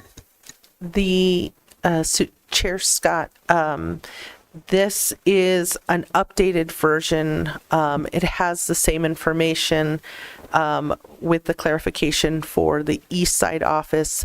The prior document had specific hours listed for the East Side with the information that it was a 24-hour location, 24-hour ballot drop box. This simply lists this as the 24-hour information. All right. Then I'll move the item as amended, and then we'll attach this. That's what the clerk thinks the direction should be. Who was the second on this back when we? Supervisor Allen, are you all right with that? Okay. All right. Item is moved and seconded as amended. All those in favor indicate by saying aye. Aye. Any opposed? Item carries. Thank you both very much. And Mr. George, I know you had to spend the preponderance of your day here. Sorry about that. Okay.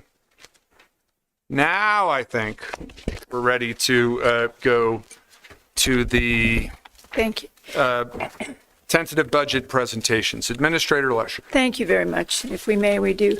As I said, we have some slides we want to walk through, but I will point out having with us today Director Art Cuaron, Andy Welch, and Javier Rendon, who have been the leaders on this extraordinary effort to put the county budget together. So I'm sure I will be referring many questions to them. But if we can, just to give you an overview of the budget, reminder of how we got here and what's involved. Thank you. Next slide, please.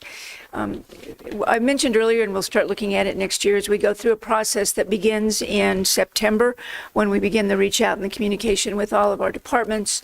Budgets start coming together in November and January, and the team you see at the back of the room with the deputy county administrators and I meet weekly at a minimum starting in January.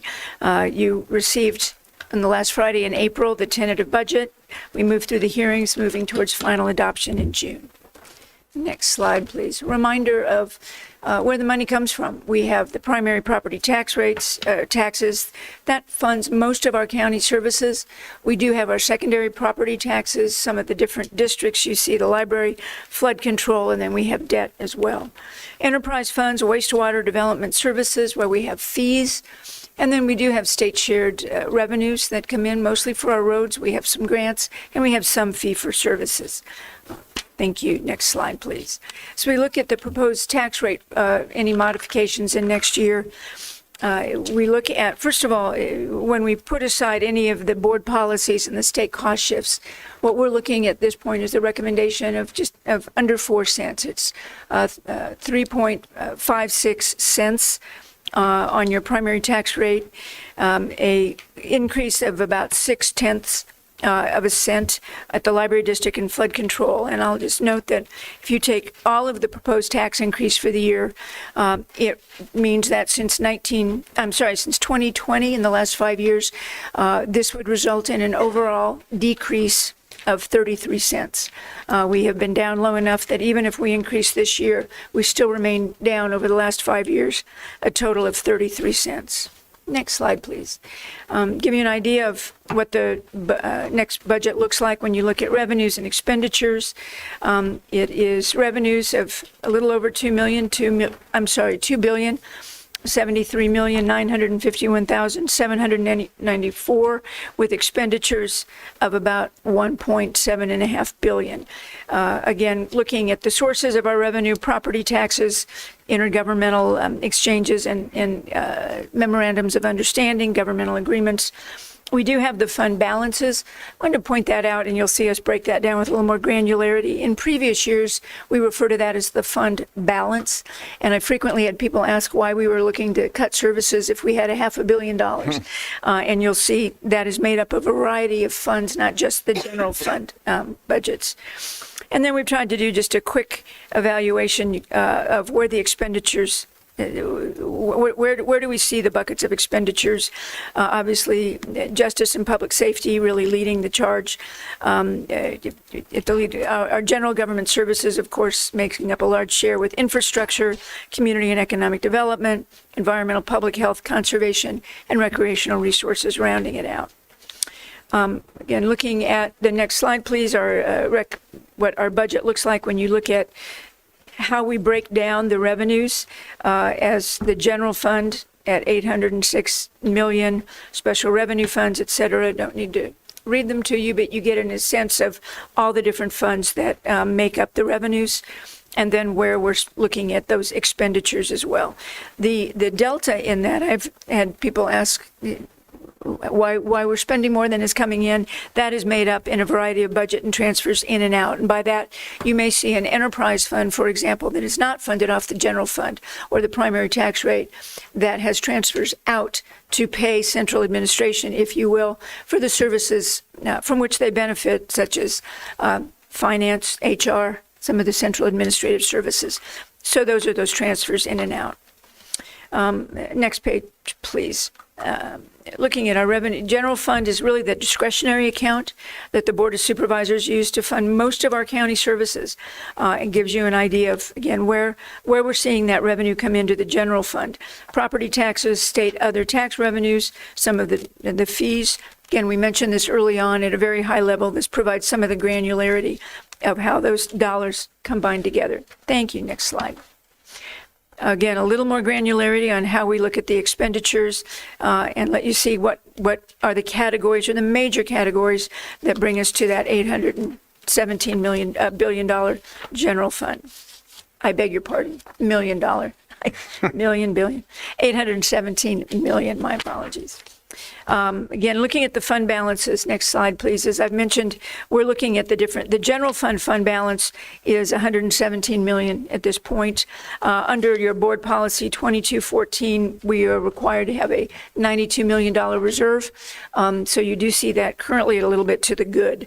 The capital projects fund are funds that have been restricted for capital projects.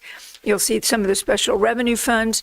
And I think it's important for us to really note these, because if people, again, believe we have some $600 million that might be available, they've actually been, they are used for very specific purposes and restricted for those uses.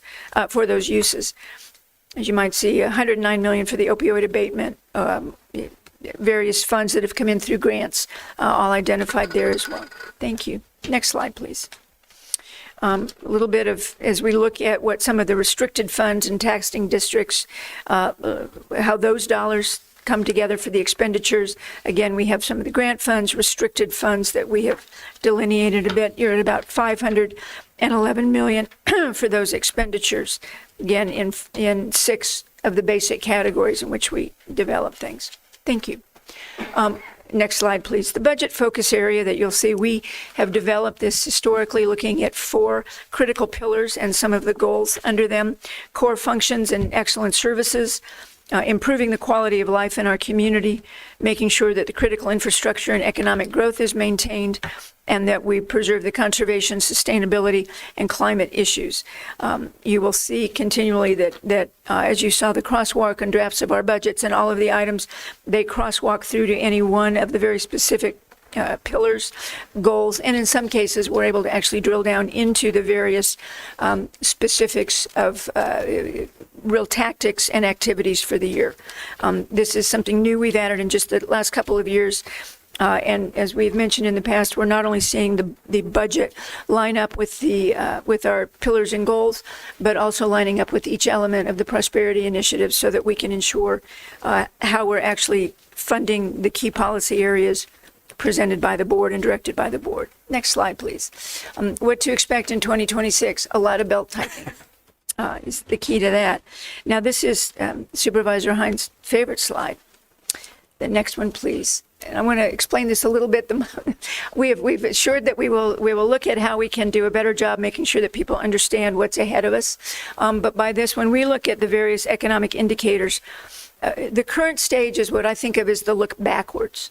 If we look at where we are now and where we've been, we might be at a good rate with federal fund rates. For example, looking historically, we're at a 3. But when we look at where we believe it's trending in the future, we look at an unfavorable. So that's how we really look at these indicators, and we are going to look to tweak these a little bit this year and look at the feedback from the board. But if you recall, we began looking at this about 2.5 years ago as a way that all of our directors as well as our policymakers can look at what we're seeing at the economy, what the current stage might be, what we think is lying ahead, so that it helps us make some decisions about the future. If you think of the economic indicators report we provide to the board, each of these areas then helps us get a sense of where we are in another metrics. Are we recommending that there be a freeze in hiring? Are we recommending layoffs? What is what draconian steps might be required at different steps? But it helps everyone, we hope, get a sense of our best look at the crystal ball and what the future might be for Pima County. Next slide, please. As we look at the budget concerns for 2026, obviously, you've heard us talk about it at every meeting, federal government actions and some of the state budget uncertainties.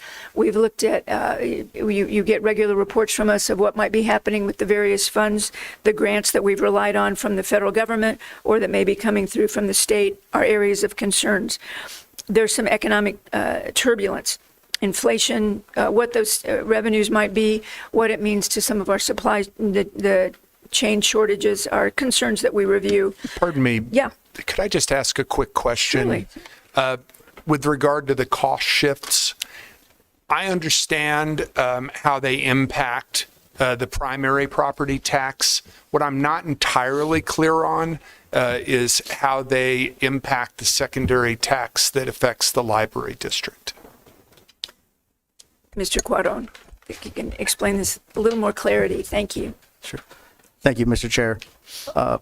My understanding is that the cost shifts are split out across all of the taxing districts. So it's not just the primary, it is also the flood control district, the library district as well. So it has a cascading effect. So each taxing district gets assessed their representative portion of the state cost shift. And that is in accordance with the policy. Right, but I thought for this year it was just the primary property tax and the library district. I don't recall the flood control district being impacted. Yes. Mr. Chair, the flood control is the class 1 change in the assessment ratio.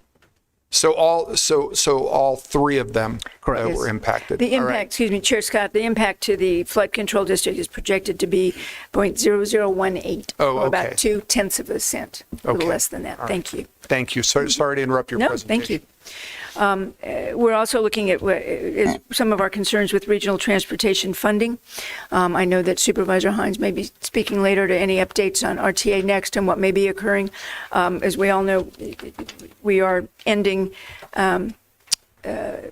we're ending the next, the 20-year cycle of the first RTA. What does that mean?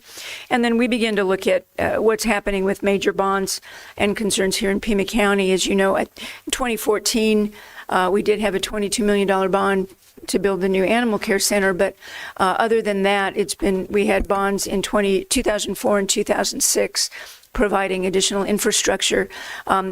Prior to that, every so often the board went out and the Pima County went out to voters and were able to successfully pass bonds to impact critical infrastructure. So we're at some 19 years as we're approaching the last time we had any real significant impact to allowing for that as a funding source for infrastructure, meaning we're relying on PAYGO, and we grow concerned about the long-term future strategies for that as well. Next slide, please. Online resources, just a reminder to anybody who might be watching, we put a lot of information about the budget up at the Pima County website, which is pima.gov/budget, and hopefully provide all of the different on that, you'll find not only all of the documents that began as the departments were asking their requests early on, every working document, every one of the supplemental requests, all the different iterations along the way can be provided or are found at that site. So that is a very quick presentation overview of the budget, and happy to answer questions now or as we deal with each of the various areas, whichever you. All right. Any questions, Supervisor Hines? And back to that slide that I don't love. I just want to explain that a little bit because I don't disagree with a lot of this is the economic indicator, current stage. We've numbered it. I guess it would be great to 13, please, page 13. Yeah, if I don't understand what the ones and zeros and threes are, and having the same, I get you want to say, okay, here's what's going on right now based on the current condition that is whatever, housing, inflation, federal funds rate, unemployment, et cetera. Maybe they should both be stable, unfavorable, or favorable, because I don't know. That's confusing to me. But for me, like inflation, are you anticipating inflation going up? Because inflation has actually been drifting lower and is actually in a good place. So that's why I don't understand why it says the trend is unfavorable for inflation, because we're doing kind of okay there. Housing, I agree. Consumer confidence in the toilet, totally agree. Retail sales is weirdly good. It is, I would say, stable. I mean, again, this is the trend, the recent trend at least, despite consumer confidence being kind of in the toilet compared to the past 5 years, at least at the lowest level since I think 2020. Retail sales, at least in the US, are still strong and like stable. So I don't know. Gasoline sales, fine. Federal funds rate, okay. Unemployment, I agree with that because that's pretty low still. But I'm just trying to figure out who decides, how. I'm not fully sure exactly what does the trending one mean? Because under inflation and retail sales, those kind of seem like they're okay-ish. So I just, is that you or is it no? No. Okay. No, it's okay. I don't. But Chair Scott, Supervisor Hines, I don't make that determination, but we look at a variety of sources, and maybe Mr. Quadron, if you can help. But first of all, we hear you about the current stage and the trending, and we spent some time Monday afternoon, but this has already been compiled, looking at how we can do a much better job explaining what we're trying to get to with this. Okay. But to give you an idea of the sources and who's involved in making those determinations. Yeah, Chair Scott, Supervisor Hines, the source data behind our quarterly economic indicator reports is the University of Arizona Eller College. They put out a variety of economic indicators, of which we basically use their data and plug in to the report that gets submitted to the board each quarter. So that's the source data for our report. To answer your specific question related to trending and as far as inflation, that's really due to the unknown tariffs and what that's going to do to consumer confidence, not knowing what the future might hold in that regard. We talked about it a little bit earlier, but that's the reason that it's trending unfavorably is the unknown of what that may or may not do as we look out into the summer and the fall. Okay. All right. That makes a bit more sense. And on This is on page 8, and this is just kind of a commentary on our expenditures back to what we were talking about before, that, you know, what we spend money on as a government is a statement of our beliefs. Like, if you look at this big pie chart, the blue, the justice and public safety, 370, it's kind of fun number, 370. But 370 million out of the 817 million, so about what, a 45% or so, is justice and public safety.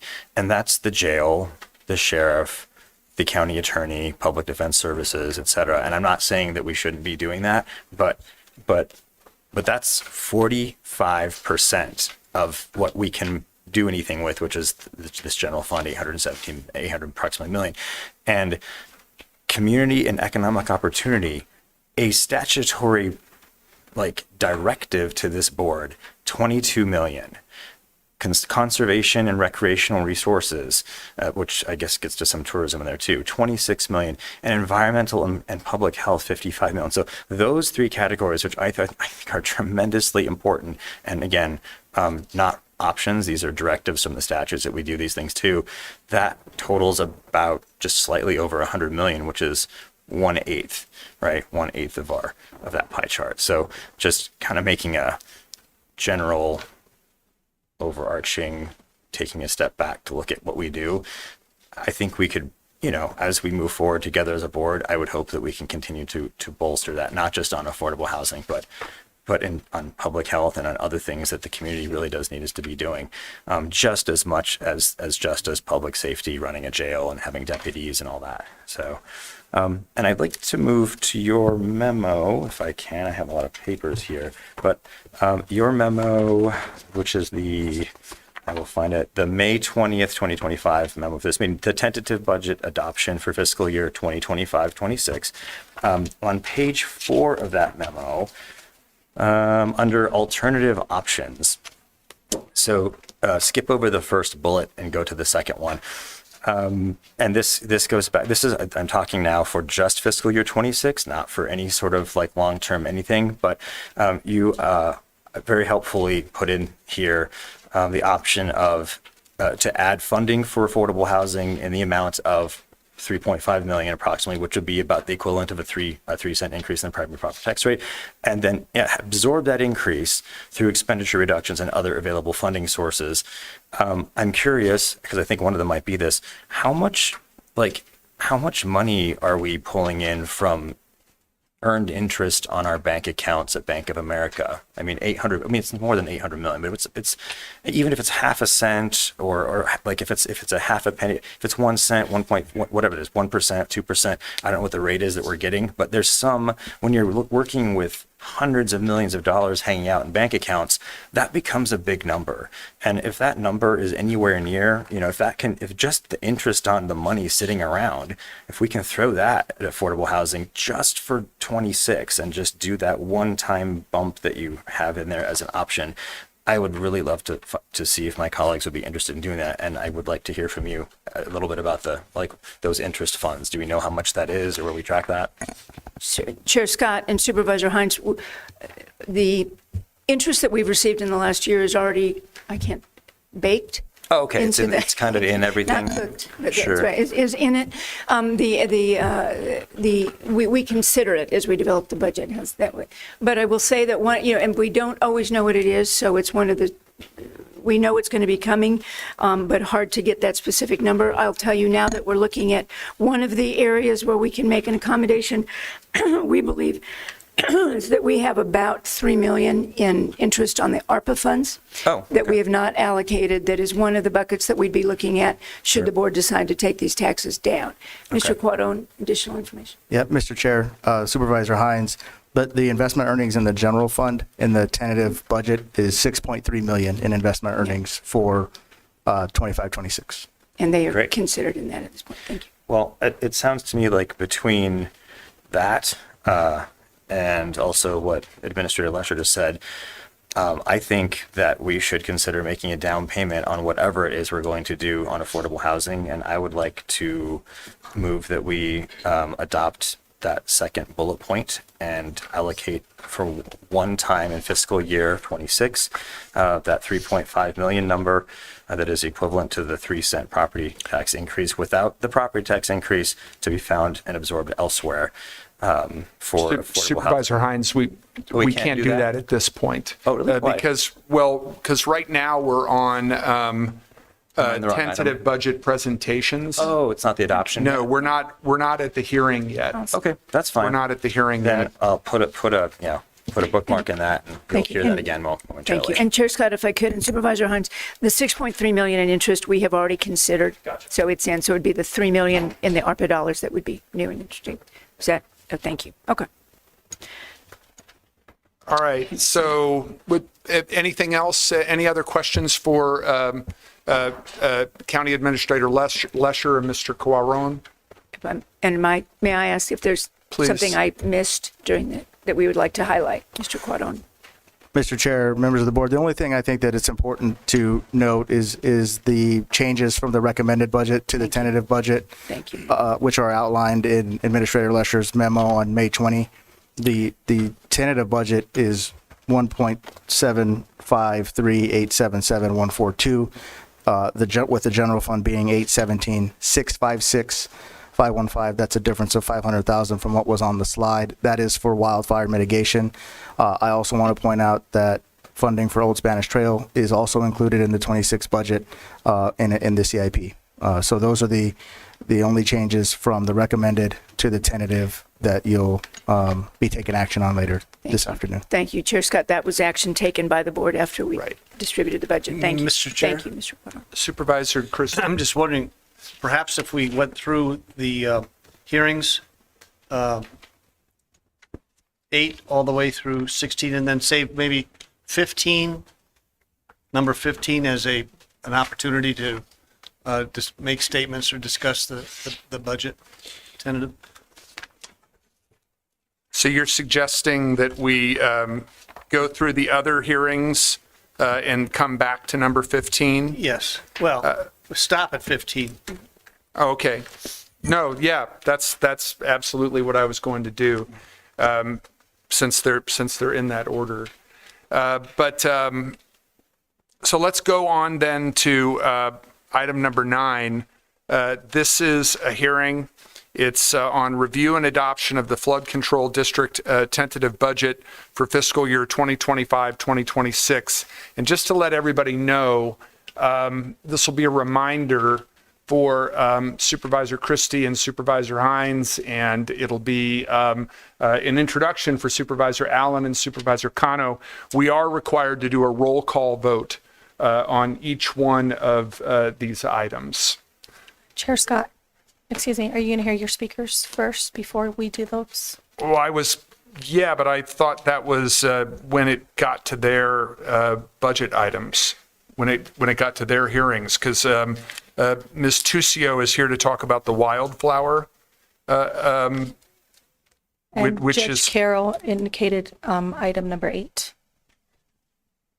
Usually, no, that's but those are tentative budget presentations. yeah, and usually after the presentation, in the past, the board has taken the speakers right after that. Oh, well, I But thought we were going to do it during the hearings. We are in public hearings now. With item 8, we went into public hearings. So we do the speakers before we go You could. into each of the individual hearings? You could. Okay, we can, I don't care, it's fine with me. I just wanted to call them both up when we were talking about their specific items, but we can do that now. Judge Carroll.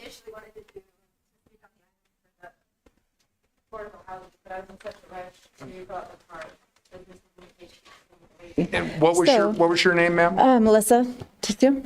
Okay, and you're here to speak to the wildflower tax? So increase? initially, like I said, I was here for a variety of things, but just in a rush to be heard before the call to public was over, I just put down what I seen. Also, I mean, it could be relevant considering what wildflower district we're talking about. Well, what we're talking about is... Is it the community or the reserve? No, what we're talking about is the Wildflower Community Facilities District. Okay, so that is District 1, right? No. No. It's a community facilities district that we, where we have to approve their tentative budget for the coming fiscal year. Okay. What is it that you wanted to speak to? It was for the affordable housing and overall.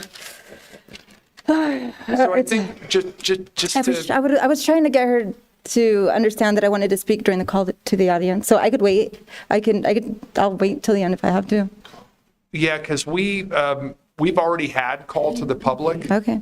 And now these speaker cards, the yellow speaker cards, are to speak on any of these hearings that we're having today. Yeah, I understand that. So I think you were given the wrong card. Yes, and I was trying to fix that, but it's okay. I'll wait another week. It's okay. 2 weeks. All right. Thank you. Okay.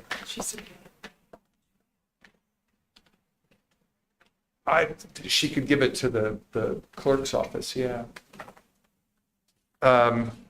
Yeah, I think that there just must have been some confusion as to which, what you wanted to speak to whenever she came in and talked with folks from the clerk's office. Well, I think she wanted to talk about affordable housing, and I think she was just given the wrong card.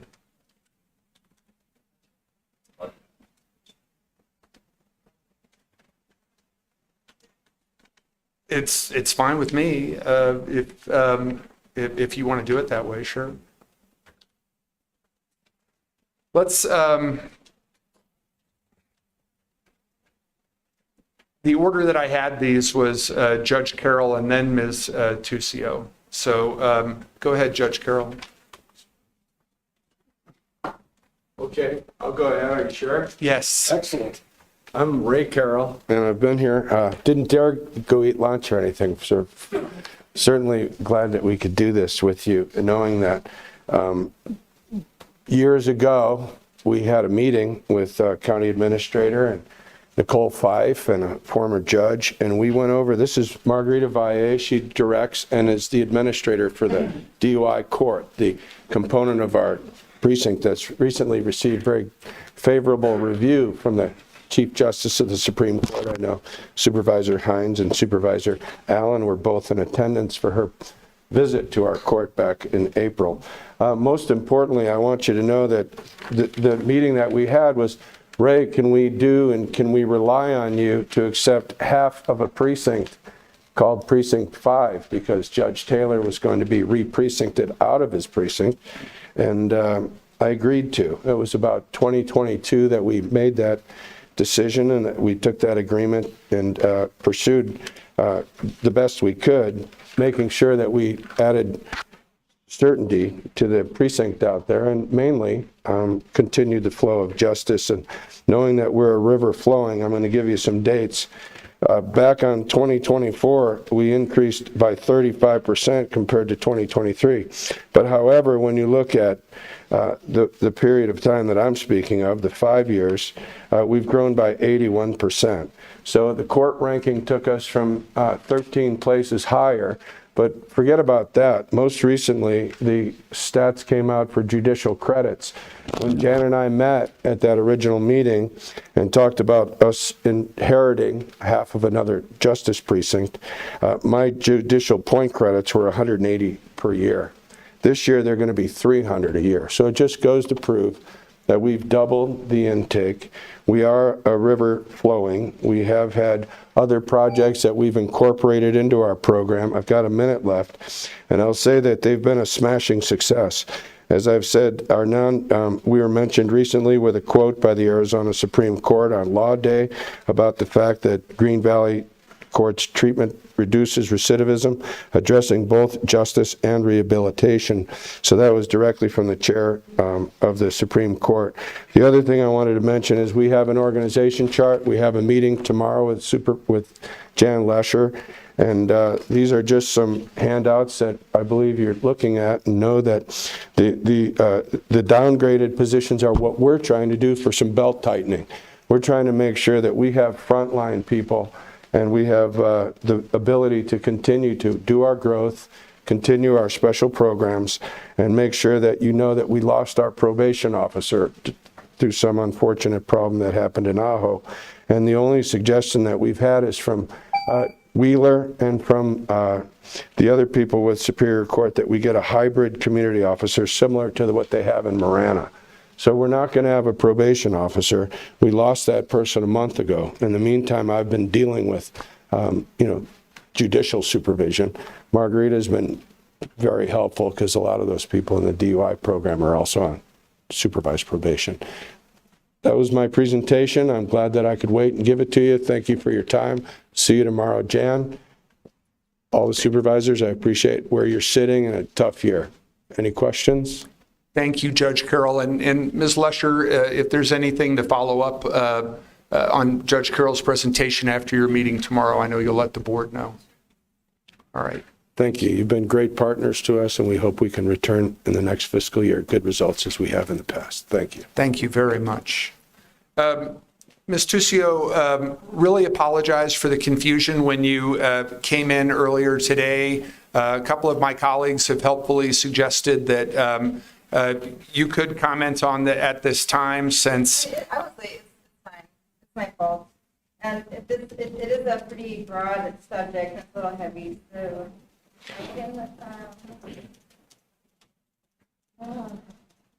Well, if it's something where you prefer to wait, that's fine as well. But if you have 3 minutes now, the couple of my colleagues have suggested that if you're commenting on affordable housing, that it would be germane to a general budget discussion.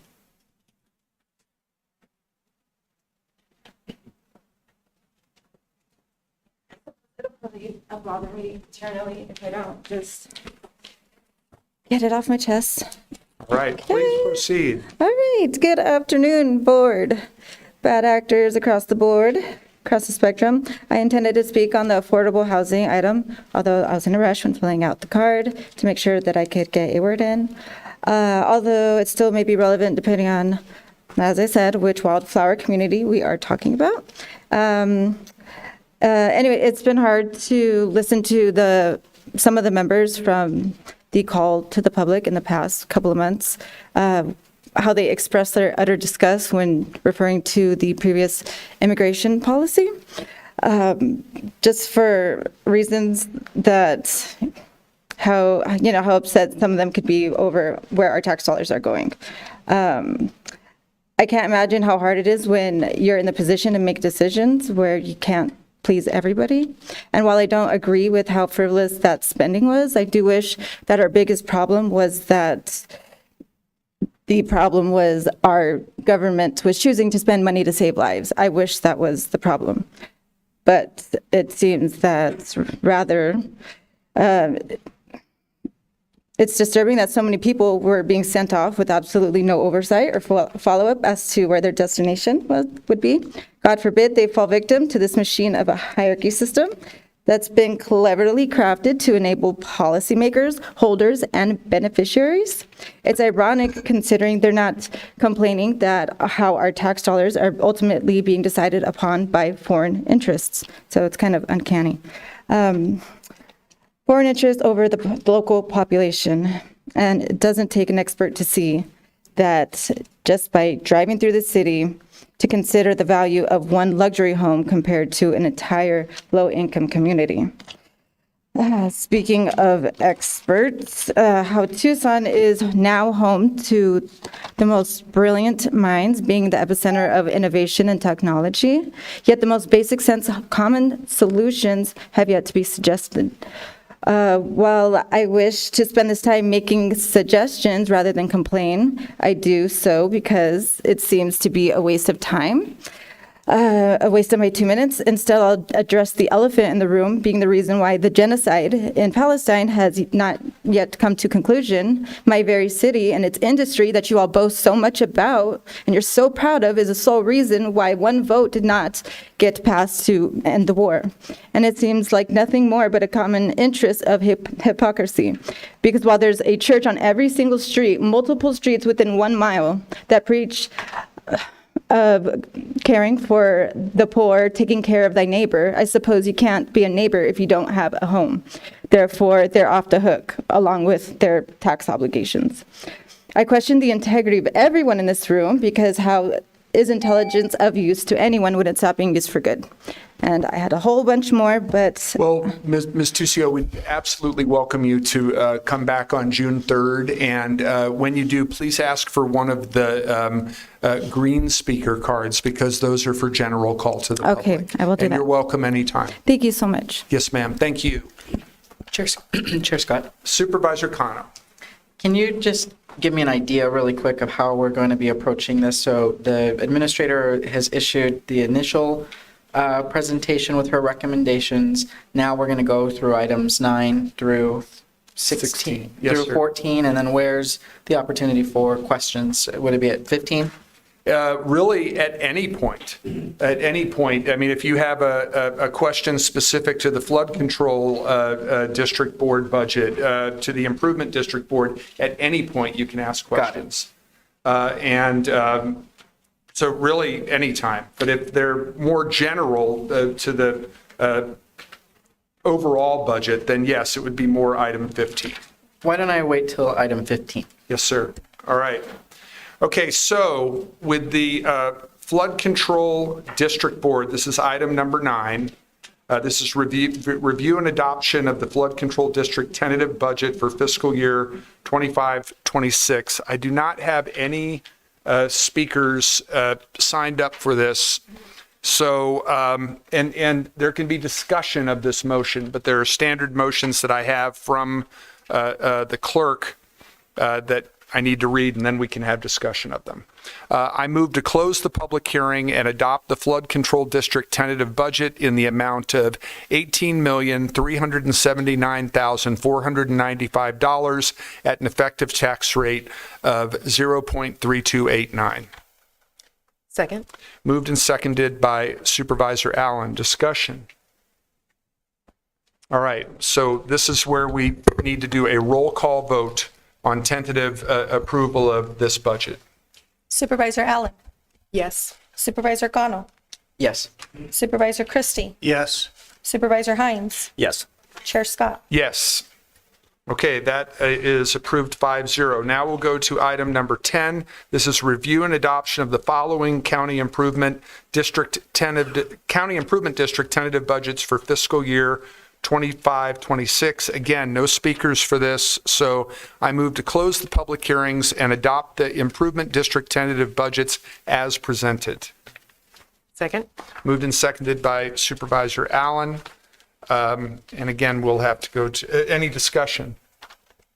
All right, a roll call vote. Supervisor Allen. Yes. Supervisor Cano.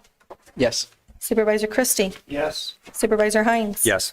Chair Scott. Yes. Okay, that item passes 5-0. Now we're on to the Library District Board. Review and adoption of its tentative budget for the fiscal year 25-26. Again, no speakers signed up, so I move to close the public hearing and adopt the Library District tentative budget in the amount of $58,700,101 at an effective tax rate of 0.5579. Second. Moved and seconded by Supervisor Allen. Any discussion? All right, we'll do a roll call vote on this one as well. Supervisor Allen. Yes. Supervisor Cano. Yes. Supervisor Christie. No. Supervisor Hines. Yes.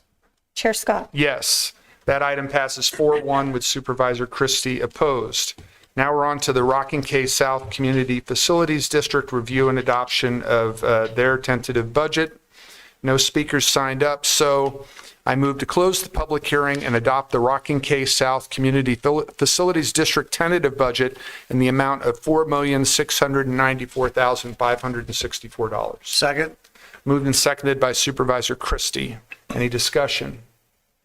Okay, we'll do a roll call vote here as well. Supervisor Allen. Yes. Supervisor Cano. Yes. Supervisor Christie. Yes. Supervisor Hines. Yes. Chair Scott. Yes. Passes 5-0. Now we're on to item 13, which is the review and adoption of the Stadium District tentative budget. Again, no speakers, so I will move to close the public hearing and adopt the Stadium District tentative budget in the amount of $9,875,827. Second. Seconded by Supervisor Allen. Discussion. Okay, roll call vote, please. Supervisor Allen. Yes. Supervisor Cano. Yes. Supervisor Christie. No. Supervisor Hines. Yes. Chair Scott. Yes. That item passes 4-1 with Supervisor Christie opposed. Now we're on to Wildflower Community Facilities District. Again, no speakers, so I'll move to close the public hearing and adopt the Wildflower Community Facilities District tentative budget in the amount of $0. Second. Moved and seconded. Any discussion? Supervisor Hines. Can someone remind me again why we're doing this? That's not supposed to be a joke. I'm actually curious. No, I understand. We understand. Mr. Quidam. Any?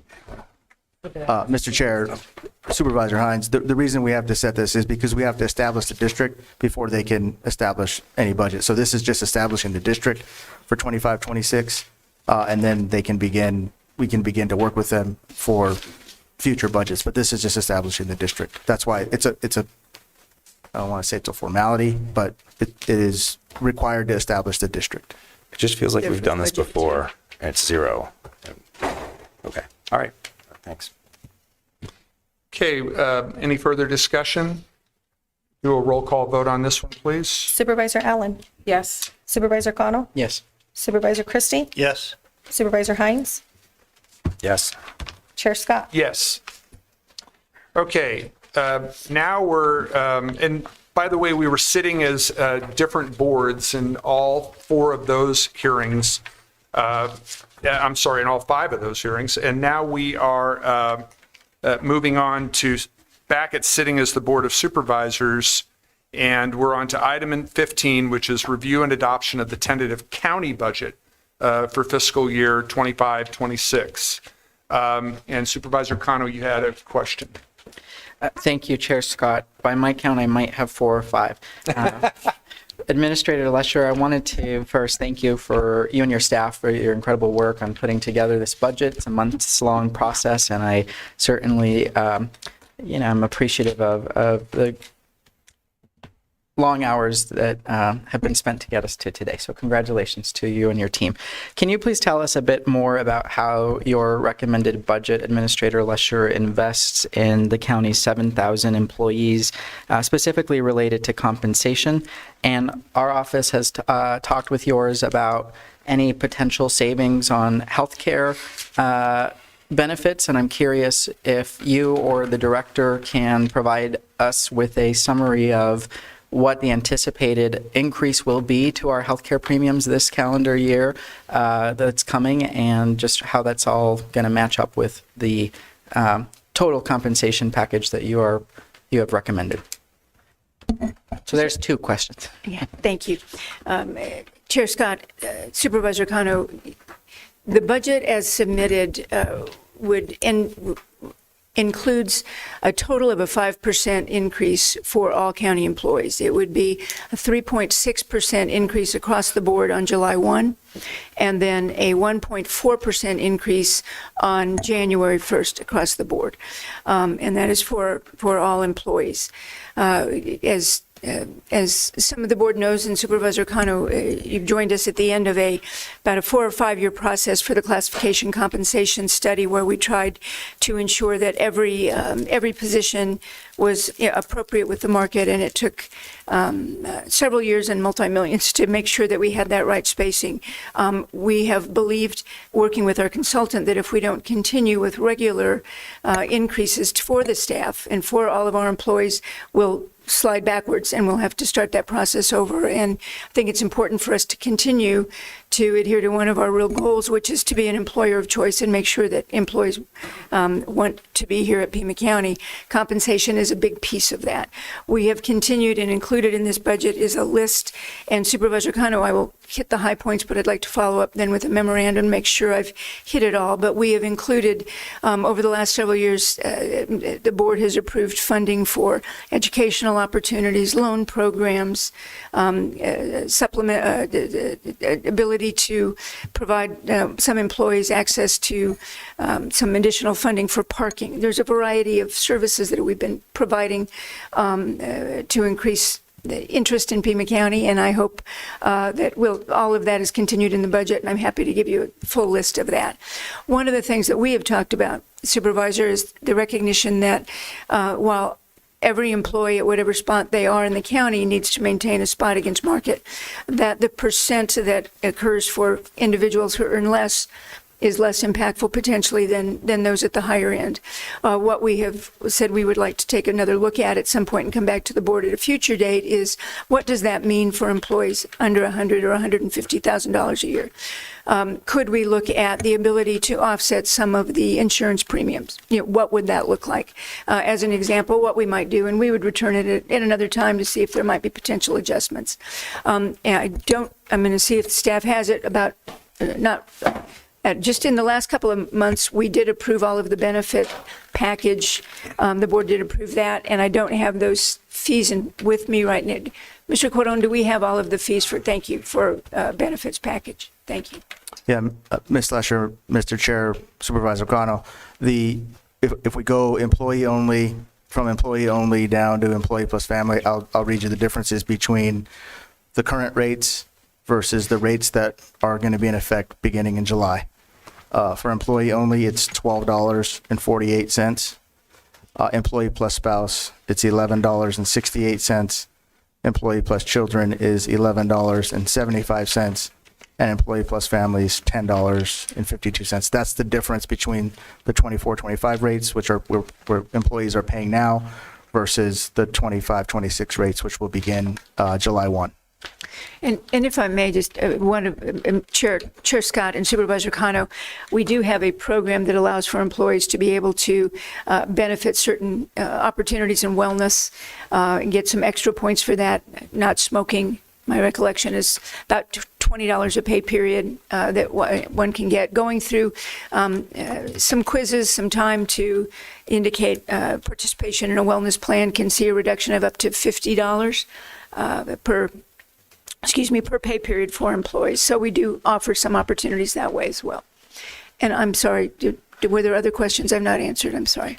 Administrator Lesher, no, thank you. Okay. You and the director did answer the substance of my questions. I'm just curious, Director or Administrator Lesher, the 1248 and the 1168, the 1175, this is the new rate, or this is it'll be an additional 1248 for coverage? It's the difference between the 24-25 rates and the 25-26 rates. So it'll be an additional $12.48 for an employee only. Per pay period.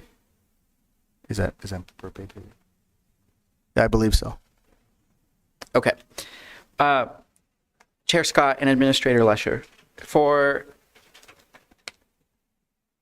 I'm doing the math on the spot right now. So $12.48 of an increase to our Aetna healthcare plan equates to about $324 annually. You times it by 26. For an employee making $35,000, 5% of an increase as being recommended by the administrator is about $1,750.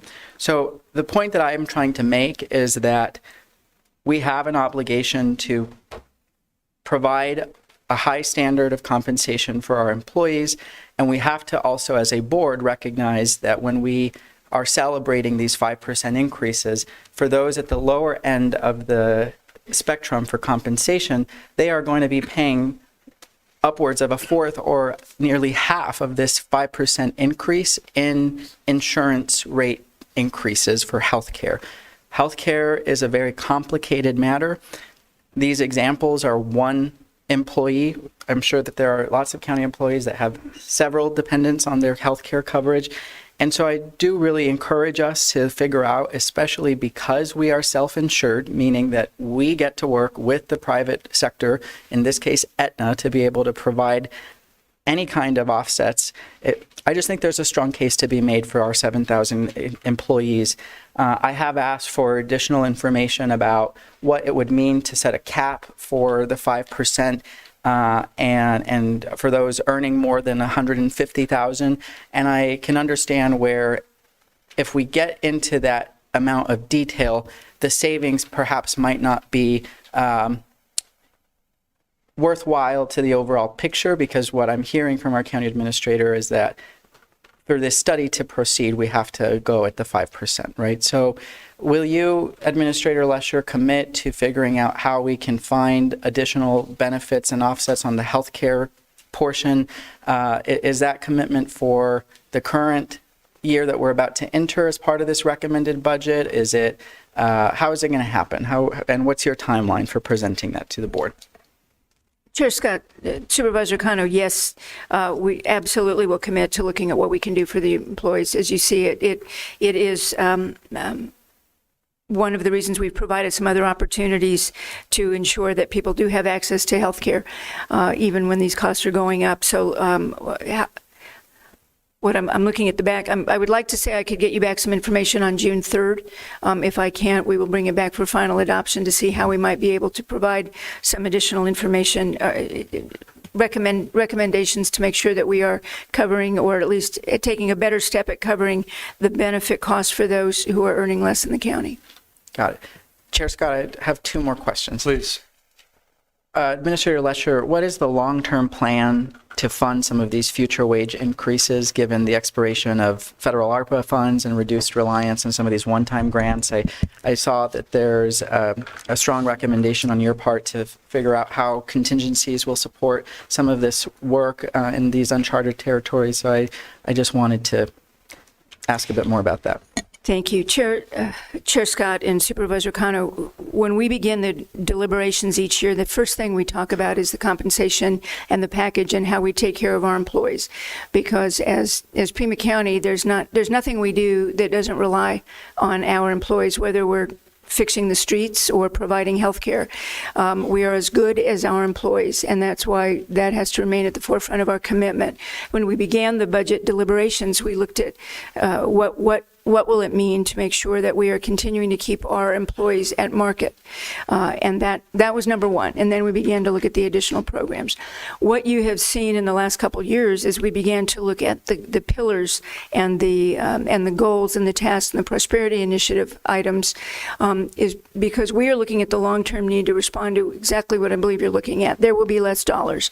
When there are less dollars, we need to look at our overall expenditures, and I think our way to do that is to align our key goals and to make sure, are there things we are doing that have been moving us off of mission, and are not some of that core value of this board and the direction of the board to deal with our employees and the services we provide to the community. So I think another part of the commitment is not only putting our employees at the forefront, looking at the key services we provide, and then our desire to come back with this board in a strategic planning session to allow the board to help us determine what are those key policy issues.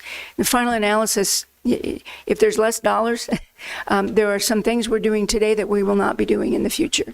And what we had said as we move through classification and compensation is that we may have better compensated employees, but we may have less of them.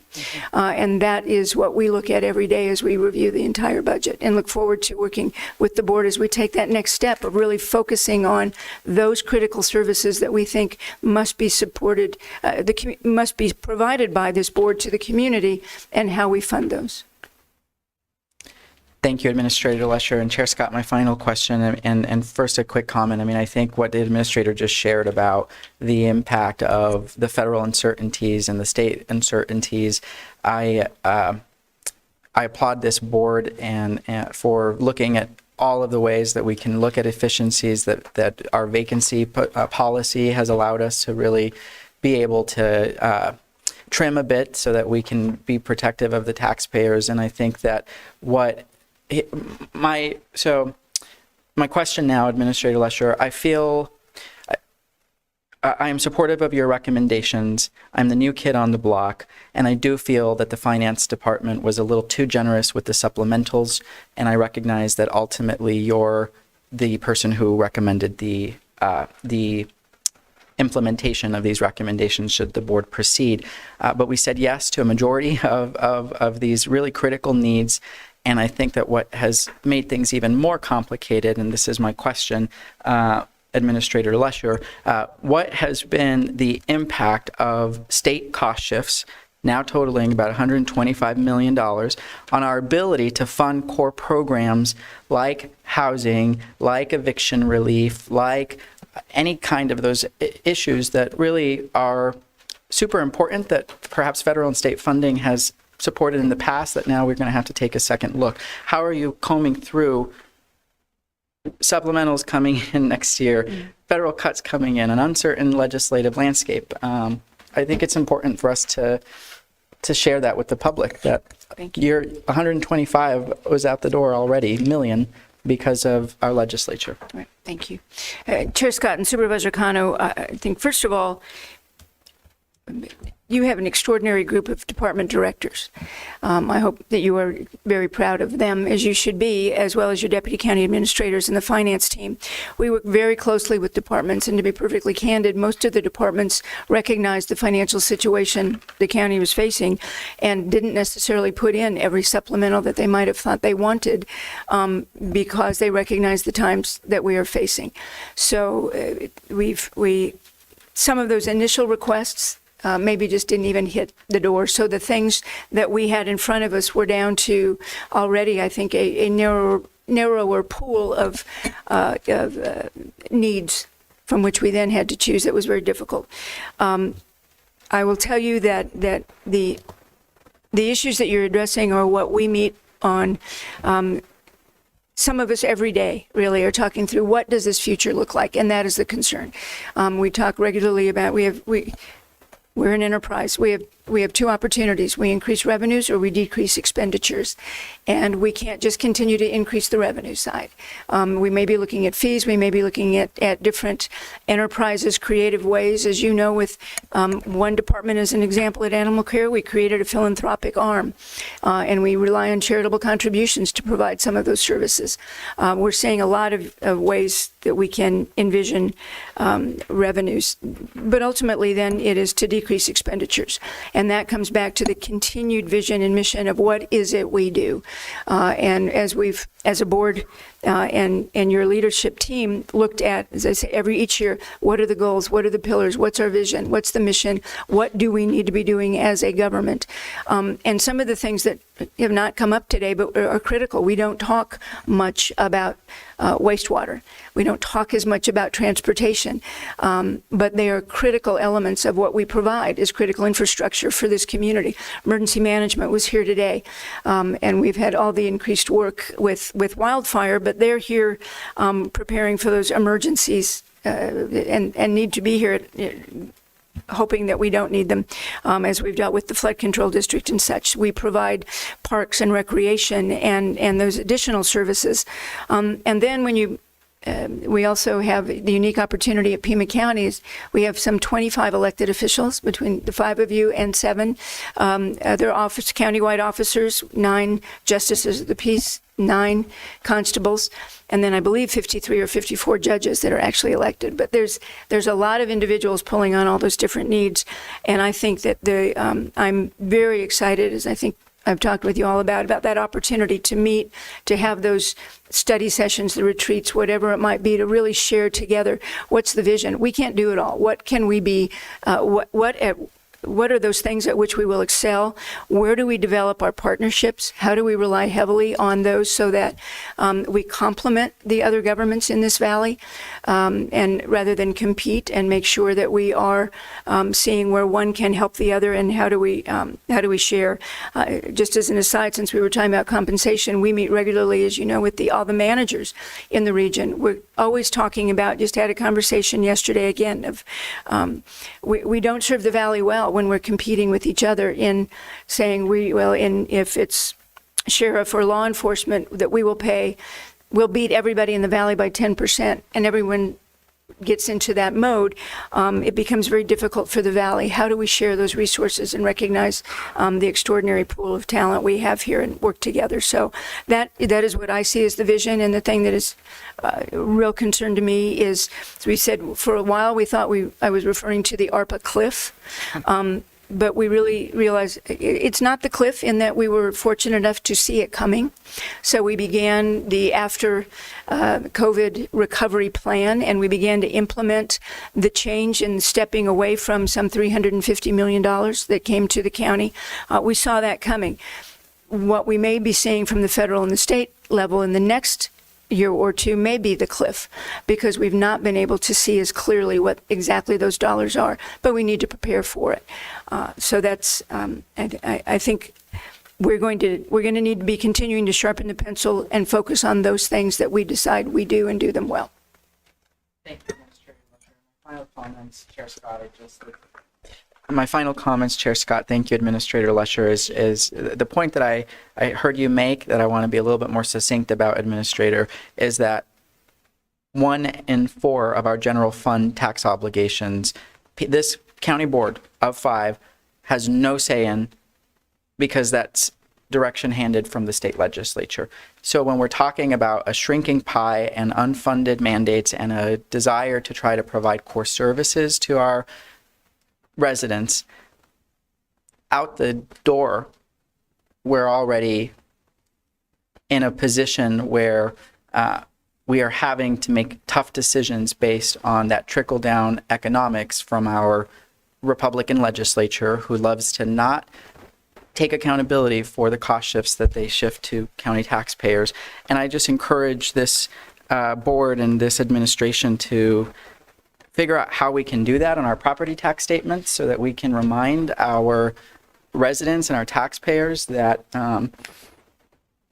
of the financial situation of our region that then forced down from our legislature. I having spent almost 6 years there, took great pride in the work that we do at the state, but I found it always very difficult to figure out what that meant for county taxpayers if this board has no say in it. So thank you, Chair Scott, for allowing me to ask those questions. Thank you, Supervisor Cano. Supervisor Christie. I've got to go. I've got an appointment that I've had on the books. Any possibility we could move to 15 and 16, and then anybody that wants to discuss any of them? We're on 15. Okay. We're on 15 right now, but is there anything specific to 15 that you wanted to I'll save talk my about? comments for the June meeting. Okay, sir. All right. And I apologize. I thought when you showed me your appointment card earlier that we would be good to go by this point. I'm sorry that we're not. Nonsense. So any other questions or comments? Because there was something that I wanted to suggest with regard to a point that Supervisor Hines made earlier. And it is this. Supervisor Hines, you were kind enough to take us to page 4 on Ms. Lesher's memo from May 20th. Today, the tentative budget adoption. And if you go to page 4 under alternative option, you directed our attention to the second bullet, but I'd like to direct everybody's attention to the first bullet, because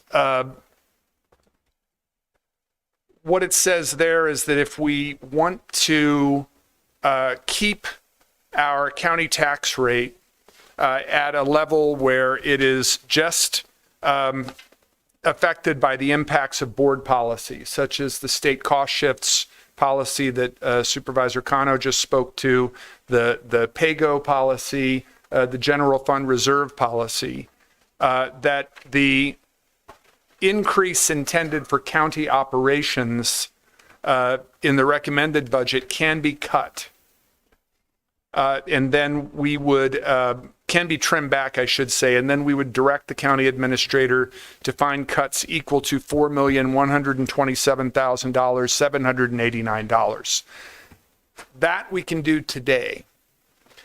On June 3rd, depending on what decision we make with regard to the revised affordable housing item that we continued until June 3rd, we could also, on June 3rd, direct the county administrator to keep the tax rate at the level that we set today, but come up with cuts equal to that 1.5 in the for affordable housing, if we go in that direction. So what I was going to propose is that I make an alternate motion to close the public hearing that incorporates that reduction of 0.356, and then direct the county administrator to look at those cuts of a little over $4.1 million. Because when I was talking with the county administrator during a break, she indicated that herself and Mr. Caron and Mr. Welch and Mr. Rendon, if they have that time starting now to look at those cuts, that's going to be very helpful to the work that they have to do. And then we can circle back on June 3rd with whatever we want to do, depending on the outcome of the housing discussion. So wonder how my colleagues feel about that. Because I do, if that's something you're comfortable with, I do have a motion that I can make for closing this hearing and taking that cut into account. Please go right ahead, sir. Thank you, Chair. So we could kind of do both, right? We could, if the staff and county administrator, as you said, is confident that we can find, the 4.1 million to do A and leave that minus the policies you cited, leave the rate flat. My thought, just because we know that the ARPA dollars and interest is $3 million, I just want to throw that at a one-time additional allocation for fiscal year 26, and then on June 3rd for the remaining, we could do the whole decade-long policy and maybe even not even start it until fiscal year 27. That's kind of what I was thinking. Since there's a pay for that we literally just discovered for a one-time bump, just to give a little bit extra right now this cycle to our commission, then we can talk about the 10-year program and how we want to kind of design that the next time. And again, it wouldn't affect the tax rate at all for fiscal year 26. Would that be okay? Since we know where the money's coming from? Yeah, I'm just going with what we know now and what we can do now, and giving the finance team and Ms. Lesher a head start on making those cuts that are outlined in that part of the memorandum. I'm not sure the ARPA interest that Supervisor Hines was referring to is not referenced in the memo, and I thought you had said earlier that that's kind of baked in to our calculations. It was not the ARPA. She was talking about, she separated the ARPA interest from like the 800 or whatever $1 million. I said, what is the interest on that stuff? But, and that is the 6.3 million, I believe that our staff said that interest is actually all factored in, but she identified that the ARPA fund interest was approximately 3 million. We could also frame it as not the number 3 million, but the ARPA fund interest. So in case it's 2.6, we're not, or 3.2, whatever that number is. I'm happy to do whatever the staff suggests. I'm just trying to go with the numbers that are in the recommended budget. And in the recommended budget, there's that 0.356 for county operations. There's a figure that they say that they can cut if we want to reduce the recommended rate at that point. So I'm just going with what's written here. If there are new numbers that we need to consider. No. Chair Scott, I think if the board's direction is to adjust the tax rate down the 0.0356 and instruct staff to find $4.1 million in change in cuts, we will do so. And I'm going to guess that the $3 million in ARPA interest is going to be a piece that we use to get to that number. Okay. All right. In that case, I can't support the first bullet.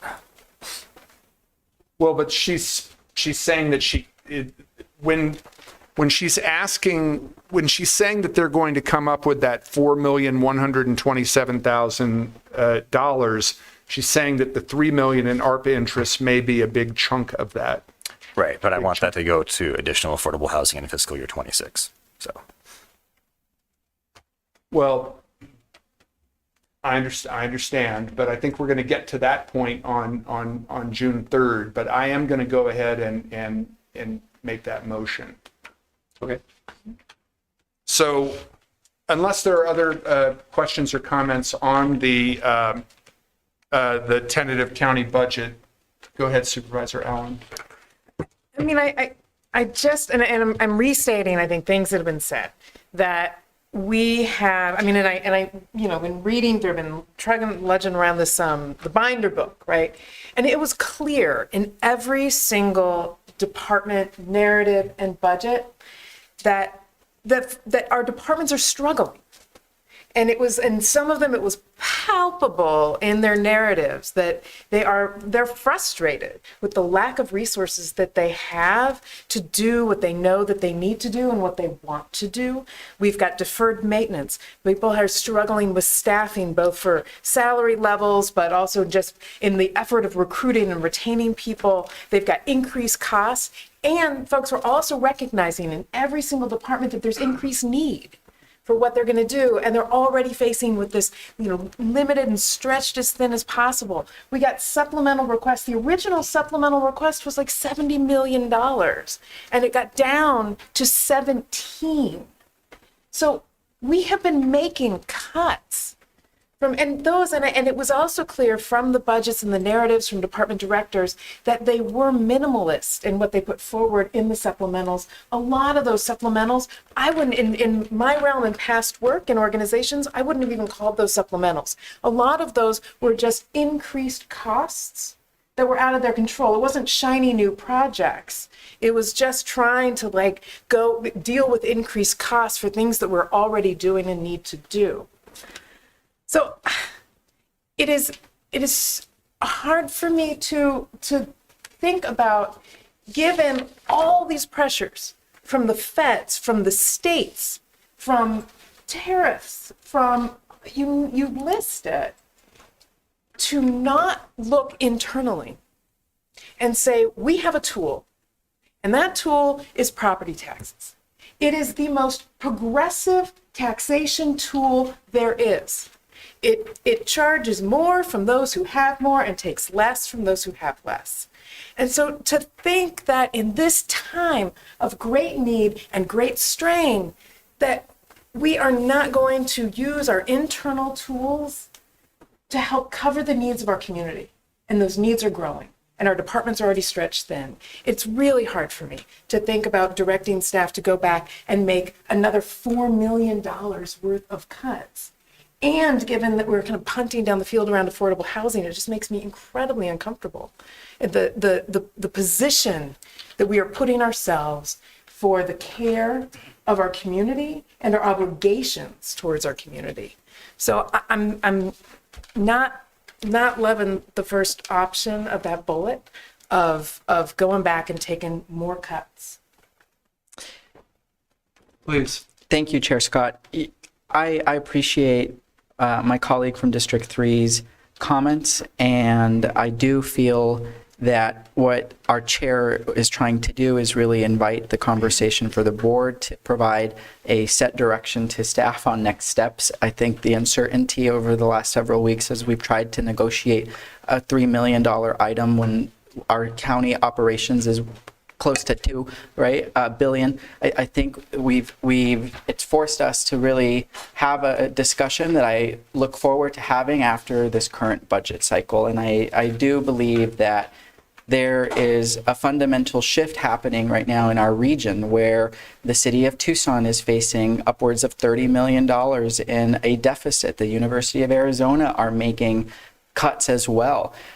Don't for one second think that my desire for us to look internally is asking us to make easy decisions. These are difficult. I think our contingencies funds are a place for us to continue to look for opportunities where we can provide as little impact to the taxpayers, while also recognizing that the taxpayers have gotten over the last 2 budget cycles a neutral recommendation from the county administrator, and so that has to be a part of the discussion as well. And that perhaps it is time to ask for additional resources, but let's. I think what I'm hearing is that we're going to figure out the housing situation at our next meeting. And what I think is super important is that staff now have the ability to be able to proceed with the administrator's recommendation. And the good thing about setting a limit today is that we just can't go above it. But if we come back with any reductions as recommended by the chair, or if the administrator, if we make bullet one happen, if we use ARPA funds for housing, however that happens, it is too important for the entirety of the region for us to stall this decision. And I feel like we can accomplish both things. We can have option one and option two be considered in some form. But today, I think my request is that we let the budget cap proceed as originally intended, and we can provide a plan moving forward on any additional cuts. Is that a motion to adopt the administrator's recommended budget and tax rate? Yes. I second. Well, I have to read it the way it's written. Oh, I'm sorry. But I will withdraw my motion so that the chair can offer it. I have to read it the way it's written. So, but just to understand, we can come back to that. We can come back to that on June 3rd, and even on on June 3rd. We can't come back to it on June 17th. We have to be definitive on June 17th.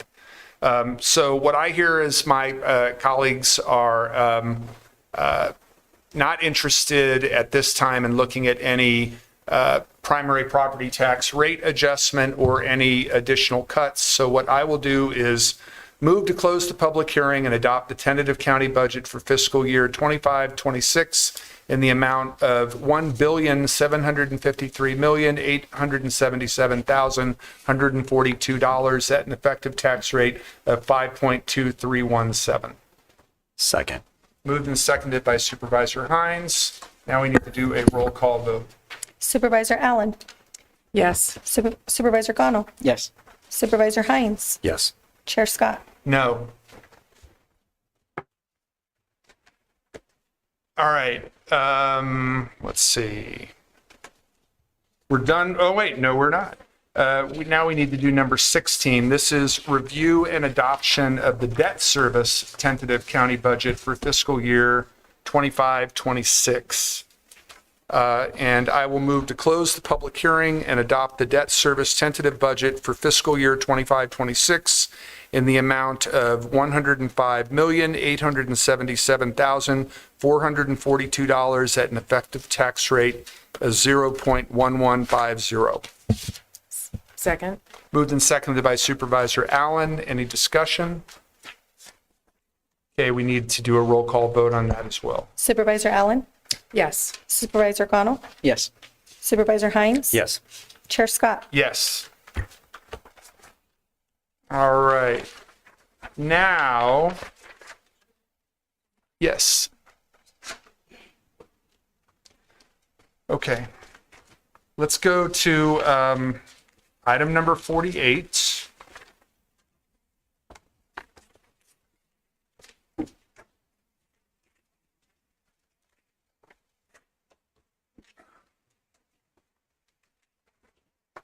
This is hearing on a code text amendment, ordinance number 2025-11 of the Board of Supervisors relating to the public display of fireworks. And just a quick clarification question. The amendment that we need to make, do we make that after the hearing? Yes. Okay. Let's do that. All right.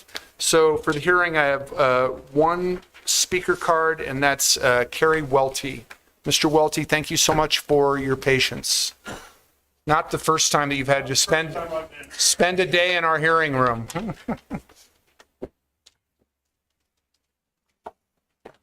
Supervisors of the board, Mr. Scott.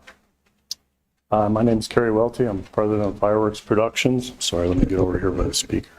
First, I want to thank you for allowing our company to be part of the code amendments and working with Administrator Lesser to help get this passed through. I think you already amended one of the questions that we had, what you're going to do. That's the section. With notifications, neighborhood Yeah, we notifications. tried to chalk it up as a Scribner's error, but our parliamentarian wants us to do an amendment, doggone it. Okay. Well, and then when it comes to the fire restrictions, we know how important that is, but I also want to reassure you that all the fireworks sites that we work at are on heavily watered golf courses, baseball fields, soccer fields, and each fireworks display has a standby truck present at the time of the fireworks display.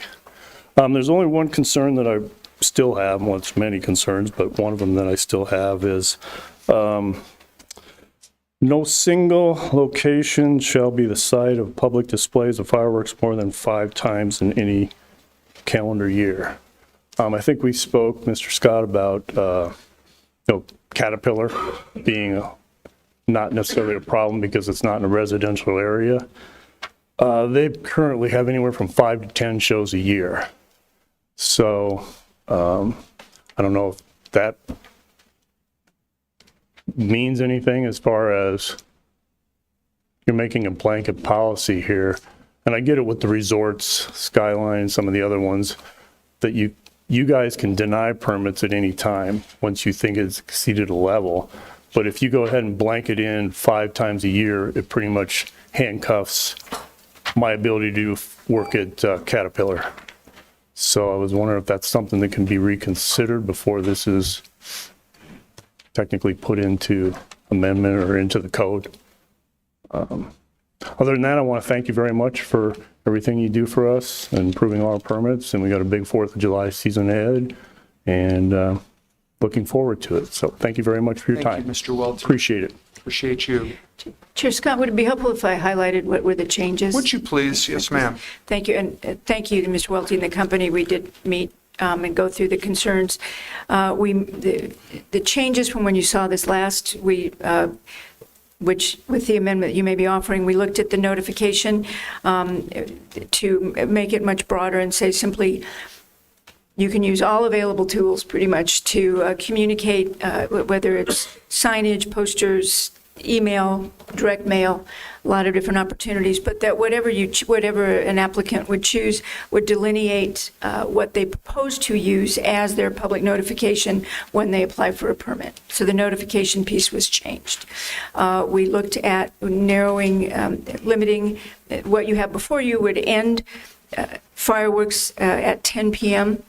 other than New Year's Eve, which they can go till 1 a.m., but would end at 10 p.m. We have the information about no single location could have more than 5 times during the year. Added a liability insurance requirement of $10 million as a minimum for any applicant. Limited any fireworks display for no longer than 30 minutes. And then, if you recall, the previous documents tied the work to the drought. This now moves through and really ties it to all of our fire service fire restrictions. Again, consistent with some of the other information we've been looking at today, saying that if you hit stage 3 or 4, stage 3 will not allow fireworks. Stage 2, there are restrictions. Those are delineated. And then we explained there was a new section added that talks about appropriate notification to the fire districts, the clearing of the area, making sure that everything has been watered, make sure that any display has to be canceled if we're in addition to 10 miles an hour, wind speed, and then must ensure that they've remediated any potential property damage that might have occurred as a result of the fireworks. So those were the pieces we heard coming from the board at the last meeting, met with the industry, and this has been the result of the work in those areas. And I just want to say, Ms. Lesher, I genuinely appreciate the work you and your team did on this. Our office had advanced an ordinance, and it was clearly not going to earn support from the majority of the board. It certainly had some concerns with the fireworks industry as well, and I feel that you and your team took the foundation of what we tried to develop in District 1 and made it stronger. And I just really appreciate the work. I am going to go ahead and do the amendment that we thought was a Scrivener's error initially, and that is on section 9.04.050A, should say each applicant must notify any neighbors within 1,000 feet of the site by any effective means of notification, including but not limited to direct mail, door flyers, signs, or communication through homeowners or neighborhood associations. The means of notice shall be specified on the application for a permit. And Mr. Brown, you want me to make that as a formal motion to amend? Please. Okay, so I will make that motion.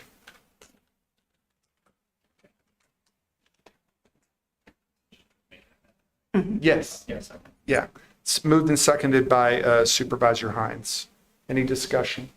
Supervisor Allen. I have a question about the additional. Oh, we will get to that one. Okay. I just need to do You got to wrap this. up one. Yes, ma'am. Please. Any discussion on this amendment? All those in favor indicate by saying aye. Aye. That passes 4-0. Supervisor Allen. So, I am excited that the ordinance is coming together as I have been voting against permits for several months in anticipation of a framework that takes into consideration our needs in Pima County and some of our realities. And so I like that, and I think the things that I have the reasons that I voted against them have been around fire risk, air quality, concerns for neighbors, and then also the impact on pets.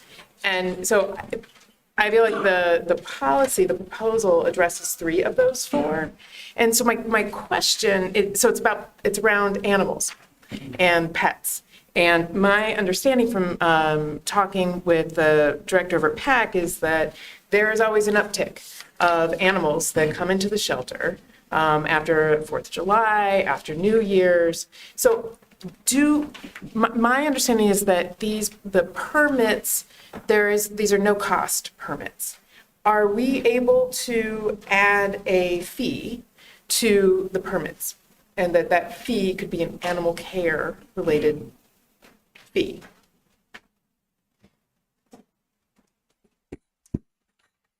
Chair Scott, Supervisor Allen, it depends. The fee or a charge cannot exceed the cost of the product or service. I'm not exactly sure what the product or service here is. I think what you're suggesting is that the impacts of fireworks affects animals, and could we therefore use a fee from fireworks permits to address impacts to animals? Well, it impacts our department that takes in strays. I mean, they have, and we could strive to monetize what that impact is. Looking back, I don't know if the data about animals that have come in after the 4th and after New Year's, and try to monetize that through PAC, and then therefore draw so that there is a through line from impact to fee. Sitting here, Supervisor Allen, I think it may be a bit of a stretch. I think it's something we could work on into the future. I don't think sitting here that we would recommend approving that kind of amendment without further research.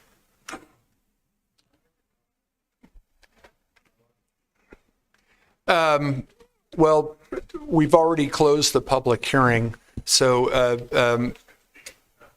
what I was going to say, Mr. Welty, and this might be along the lines of what you were going to say, this code deals with fireworks shows, but what I understand Supervisor Allen to be proposing is a separate policy dealing with the impact on Pima Animal Care Center, and I think that is likely something that should be pursued through a separate item than trying to figure out a fee associated with permitting for public fireworks shows.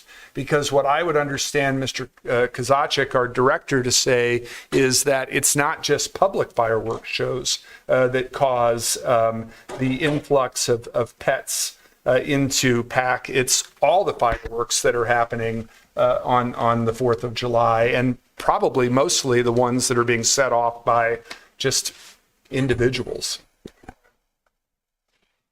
But I'd be very open to discussing that. But I think with regard to the restrictions on public fireworks shows, I think we'd only be considering one aspect of the fireworks that are causing animals to go into that facility. So is it, and what I am hearing that this is the policy, and so what I am suggesting would be around the permit, and so it would be considered related to the permit as opposed to the policy. Conceivably, but I think what I'd like to hear more of from staff, specifically Mr. Kozaczek, is where he's seeing that impact, because there's a lot of fireworks that are set off on the 4th of July and on New Year's Day, and they're not all by commercial operators. And they're, I think, largely by people in the general public. And I think those are probably having just as much of an impact on people, on pets going into our animal care center.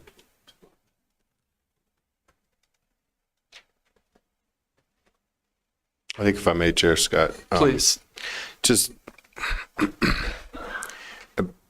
one risk, I think, of adding an amendment like this is that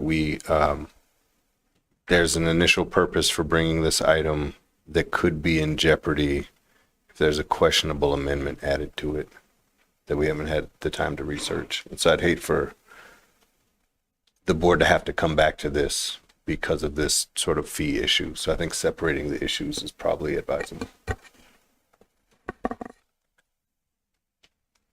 Ms. Manriquez. Chair Scott, there's also a statutory requirement. If there's going to be a fee enacted, it has to be posted on the county webpage for 60 days, which we have not done.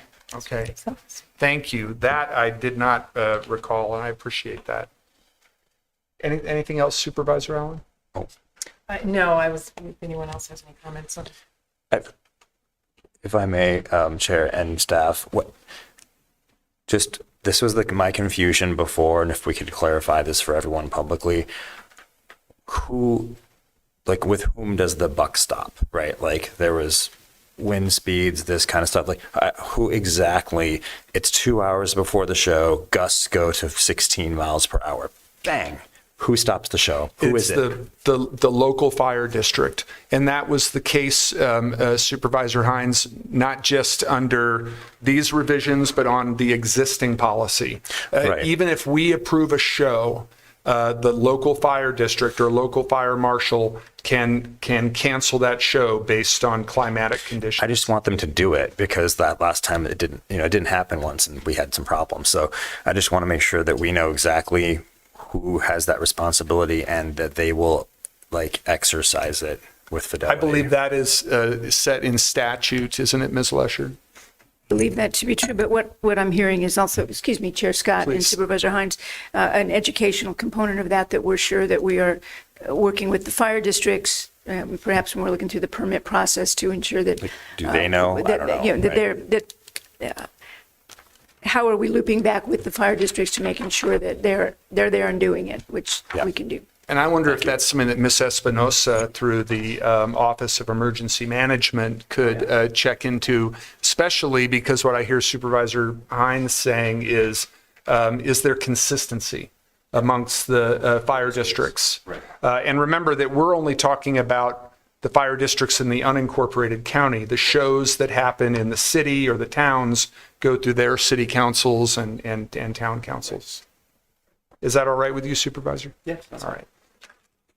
Okay. Chair Scott, Please, Supervisor Kano. is there already a motion on this item? No, because, and the reason there isn't is because I was going to raise the point that Mr. Welty made, because I think it is specific to Caterpillar out in Green Valley. They are not in a residential area. That we haven't had any issues reported with their shows. So I was going to propose that we remove item 9.04.050C which says that no single location shall be the site of public displays of fireworks more than 5 times during any calendar year. So I would make that motion to amend it in that fashion. Where, sorry, can you explain this? Sure. If you go, Supervisor Kano, to 9.04.050 C, that's the part that Mr. Welty referred to that says no single location shall be the site of public displays of fireworks more than 5 times during any calendar year. I'm proposing that we remove that. Chair Scott, just a note, we can, you all can decide on a set of amendments and then approve them all at once. But we already did one, so that's why I was doing this one. But if this is the last one, yeah. I'm just It is saying- the last one. Okay. As far as I know. I will second. All right. Moved and seconded. Any discussion on that amendment? All those in favor indicate by saying aye. Aye. Opposed? Opposed. Okay, that is amended 3-1 with Supervisor Allen opposed. And Chair Scott, there's still time for discussion? Yes, sir, absolutely. Is there an opportunity to have Pima Animal Care send to the board through the county administrator, perhaps in 60 days? I think Supervisor Allen is onto something in that we see a majority of our pet shelter occupancy you just totally go through the roof throughout these holiday seasons. And what that ends up meaning is that we have uncompensated care in our animal care delivery and have to rely on private dollars to be able to handle the mass amounts of pets coming in our way. And I want to be mindful of the fact that there is a discrepancy between, or there's a difference between commercial and private. But more importantly, the fireworks industry makes millions of dollars every single year. And in Arizona, have a legislature that is very friendly. Nobody's losing money in this situation. And I think I would like to see that cost analysis just to see what that means. I think the issue, of course, is parity in our regional the regional parity when it comes to, well, what about the hour, I think it's now cut back 30 minutes maybe on a mountain city of Tucson versus the Westin La Paloma, that we would be in charge of it. That's going to be an issue, but I'd like to look into it. Thank you, Supervisor. Any other comments or questions on this policy as submitted? All right, well then I am going to go ahead and move approval of ordinance number 2025-11 as amended. And thank you. I thought I already did that. I apologize. And close the public hearing. Okay, moved and seconded. So now we're voting on the ordinance except as amended with the change to 9.04050A and the deletion of Part C of that same section. All those in favor indicate by saying aye. Aye. Any opposed? That passes 4-0. All right. Thank you very much.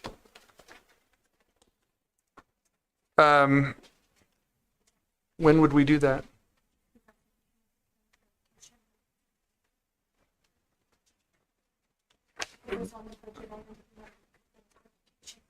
Okay. All right. Mr. Quaron, there was a point you wanted to make about employee benefit costs. Yeah, thank you, Ms. Lesher, Mr. Chair, members of the board. In my haste to provide information on the delta between the 25-26 rates and the 24-25 rates, I did provide inaccurate information. Rather than try and get you that information today, I request that you give me an opportunity to go back and actually provide a memo to Ms. Lesher, which will then be sent out to the board with the accurate information. I just wanted to get it on the record. All right. Thank you very much. Appreciate that. We're going to go back to item number 22. This is the Board of Supervisors representatives updates on boards, committees, commissions, and any other municipalities. Wanted to share with my colleagues that the Legislative Policy Committee of the County Supervisors Association has been canceling its Friday meetings. You'll appreciate this, Supervisors Cano and Hines, due to lack of legislative action. So we have not been meeting, but I do want to encourage my colleagues to block out the dates of October 28th to October 30th. It would be wonderful if you would attend the Legislative Policy Summit in Yuma. It is a terrific event and would be great to see all of you there. Wanted to also let you know that I'm our liaison to the Metropolitan Education Commission. Rocky Perez, our executive director, was recently appointed to serve as the Ward 5 City Council member for the duration of Council Member Fimbris's term. He is on, as I understand it, unpaid leave as the executive director of the Metropolitan Education Commission, but he's still consulting with them and working with other staff. He intends to discuss at the next meeting of the MEC, which I don't believe has been scheduled yet, his plan for the evolution of the MEC into the Southern Arizona Education Council in partnership with Santa Cruz County and the city of Nogales. And I have a discussion with him and Ms. Lesher scheduled for June 16th to talk about that proposal. Those are my reports. Anything from anybody else? I did actually have, if I could, Mr. Chair. Please, Supervisor Hines. Does he have to not get paid by the county while he's It's only a temporary thing. He's not like elected, right? Well, technically he's now an appointed official serving as elected official, but does he have to give that up based on like legal counsel from the city? My understanding is he made that decision after discussions with the city attorney, but you would have to check with him. But he made that decision after talking with people in the city after his appointment, because it is a joint city-county commission. Got it. Okay, that's fair. Thank you. And I have, I went to my first and so far only TAG RTA meeting, and we're waiting for another. So I have some comments. I went on a little bit of a field trip, my expense, not the county's, to investigate another jurisdiction's version of PAG and RTA, because I don't believe ours is working the way it should be, as I've said for years.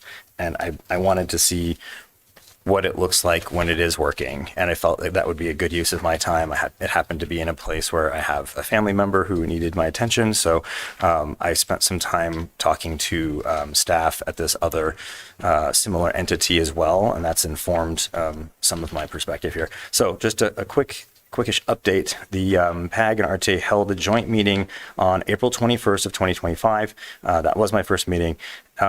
And with regard to RTA board actions, we discussed holding the RTA next election in March, and actually had a vote to not attempt to. We're not at a place where we can. This isn't ready for prime time, and we would have to get this on the November ballot. I believe this board would need to receive the proposal, the voted on proposal from PAG RTA by, I think, the first meeting in October, if I'm not mistaken, to get it. First meeting in June, right? June 3rd. Yeah, so we'd have to be voting this onto the November ballot, this board, in June for November. Not possible. So we voted to target the March 2026 election.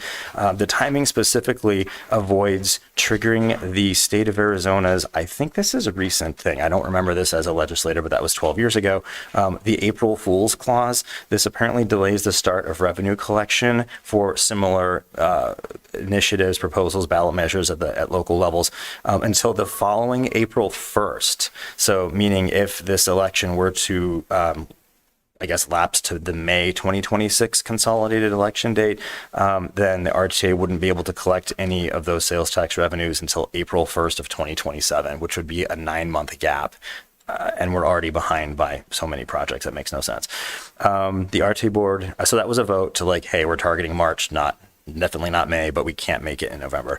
The RTA board also directed staff to convene the RTA TMC, which our county administrator is chairing, so that's cool, to devise a plan to deal with the 17, I think 13, four named road projects were actually voted on by previous councils to go to RTA next, but the 13 or 17 incompleted projects, they currently lack about $144 million at this point. Largely, this is left over from the Great Recession, as we talked about before. And so we tasked the TMC with meeting and getting back to us within, I think it was 60 days or something, with like, hey, how are we going to approach the shortfall for these remaining 13 plus projects? They did meet last week and discussed this, but I'm being told that the executive director is adamant that any type of scope changes, even ones like the city of Tucson has proposed to reduce things or finding cost savings, like not cost increases, that anything like that would need to go back to the voters for approval. But I would also submit that you can't probably take 4 named projects and toss those onto the RTA next without voter approval either. But I don't, Administrator Lesher, you were chairing the TMC meeting. Would you like to give us your version of a report? Thank you. Chair Scott, Supervisor Hines, and members of the board, yes. What the board asked the Technical Management Committee to do was figure out how we get to the next step, if you will. So when we met, once again, we figured we have 2 options. We can look at revenues or we can look at expenditures. We did a scrub of the revenues and question in several categories, were there any additional dollars that might be available? And Mr. DeBonis is the other member of the TMC from Pima County, so he can help me at this. But we identified some buckets and we sent a formal letter to staff at RTA asking that they see what might be available, have the same amount. Are we correct in assumptions about carry forward, interest of funds available from other sources, et cetera, believing that there's additional revenue that could be realized. When the expenditure side of it, or the conversation, there were a couple of projects that we, as a board or as a technical management committee, recommended that the board reconsider, and that things we did not see actually is scope change, if you will, looking for some additional clarity, I think, on what the definition of scope change might be. That, as an example, if a project was to be at 5 lanes and have pedestrian or bike availability features with that, and things can be reconfigured in a way that it's 4 lanes and the additional alternative provisions are also provided, would that not meet the spirit of the law of what was on the ballot? So that's the kind of question we've said as a group, and every vote that came out of TMC was unanimous in recommending what we saw as a scope change. If it was, if the desire was 6 lanes, but 5 is working today and meets, we can see that it proves that the same number of cars can be accommodated as we had anticipated and things like that, that we asked staff to do another scrub and perhaps review those with legal counsel, and our recommendation is back to the board that they be reviewed as, again, thinking they're not actually scope changes. So, Mr. DeBonis, did I butcher that well enough? Okay, so that was the we believe that there's some significant opportunities, particularly in projects presented by the city of Tucson, to skinny down the work a bit and adhere to the desire of the voters. And we're asking that those go back then to the RTA board at a next meeting that I believe is scheduled sometime in May. Yes, I think that's true. Thank you. So on the PAG Regional Council side, because we're like kind of schizophrenic, the same 9 people at both, I had proposed, the mayor and I had proposed that we do the performance review for our current executive director, and that be added to the April 21st agenda. And it was a very like frustrating and difficult process with multiples. I mean, you have the mayor of Tucson calling to see why the agenda item wasn't properly agendized. I mean, really ridiculous misallocation of resources, I would say. But due to repeated errors, we'll just say in the agenda language, we did not enter executive session because the then council didn't specifically forbid it. He simply just kept saying he was uncomfortable.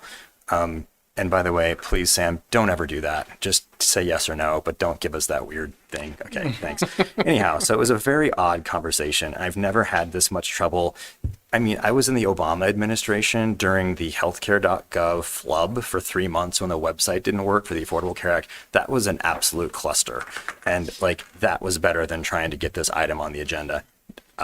Anyway, so we did discuss, though, in public that the council passed a 6-2. One, Chairman Hernandez was injured or sick and could not be with us, but the other 8 members were there, and a motion that the mayor made to review the executive director's contract, employment, et cetera, and that I amended to review our legal services contract in part due to the advice we got during the meeting, and also the potential for appointing an interim director, not knowing the result of the meeting. That was passed by a 6-2 vote, which is pretty remarkable because on this, it's been kind of divided there in some of these kinds of things. So that was, I believe it was Mayor Murphy and Mayor Winfield voting opposed, but John Post and Marana and General Ted Maxwell voted from the Department of Transportation, appointed by the governor, voted in the affirmative. The motion specifically said in 7 to 10 days to come back, joint RTA PAG meeting to review the leadership. It's been 30 days and that meeting has still not occurred.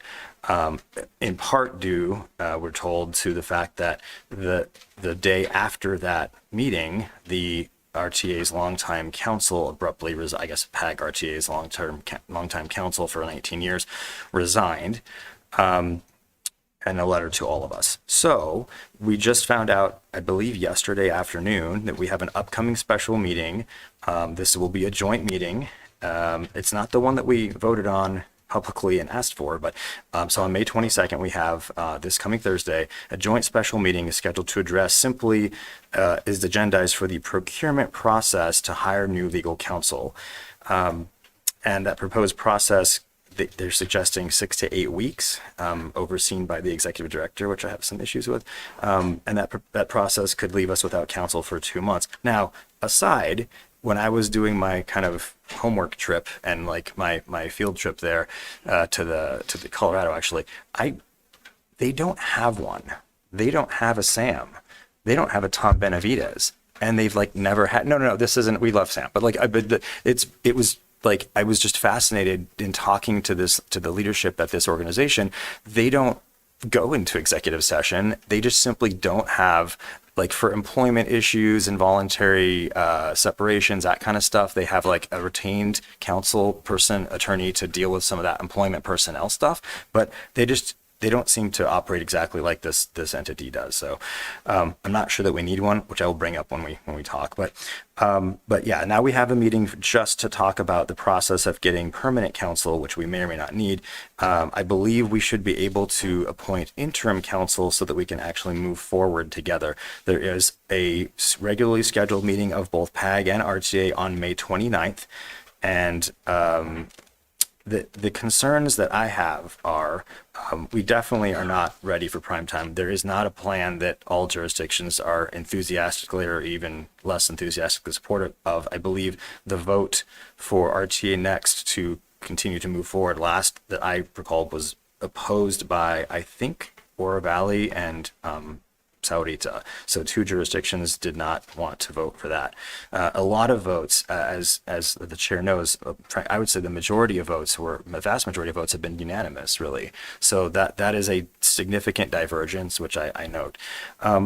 There are 2 regular RTA board meetings remaining. That's the May 29th meeting coming up here soon next week, and then the July 31st meeting that are potential places where we would have time to make adjustments to the RTA Next plan before the deadline to place the RTA Next plan on the March 3rd ballot. I say that because the election is March 3rd, and we, the Board of Supervisors, have to receive this and vote it out onto the ballot by on our September 16th meeting. So our October meeting, I believe, is October 6 or 7. So that doesn't give us a statutory amount of time that we would need for the March 3rd. So there is a September 25th RTA meeting, but that won't matter if we haven't done it by the 16th. So basically, this meeting in May, and we can do special meetings. We've done a couple of special meetings. So just underscoring the importance of May 29th and July 31st meetings, because these will be the last opportunities currently scheduled to finalize the RTA Next plan. One of the things I brought up in the meeting was that none of the public comments, the 2,000 or so people that had made comments about the plan, none of those, and if we don't have to incorporate them, but it just seems weird to me that none of the recommendations or comments or themes of comments that came back from the public have been incorporated in any way at the recommendation of any jurisdiction. And I clarified that's, I guess, how it happens. Like the city of Tucson or South Tucson or Sahuarita need to say, hey, based on this, we should make this modification or amendment. So that has not yet happened, but any jurisdiction can do that. But yeah, so we have basically up until July 31st as in terms of scheduled meetings to get this out the door. If this, I will be moving most likely for and agreeing with some of my colleagues. I know that we get interim legal counsel just to kind of shepherd this process. I think it's important for the next few weeks for sure, and then we can talk about the permanent need or not for permanent counsel. Special meetings, as I mentioned, are a possibility, and yeah, I think it's really important that we don't go to the ballot with something that will fail. It's really important that we continue to have coordinated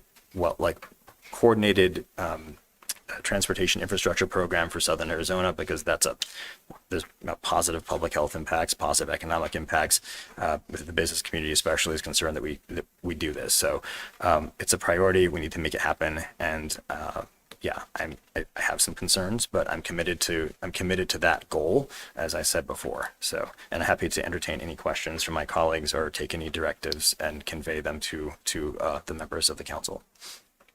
Thank you, Supervisor Hines.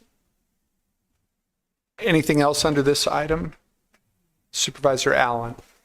So the two bodies that I sit on have a quick update. So the Arizona Border Counties Coalition has a meeting scheduled for May 29th that I'll be participating in with the other border counties.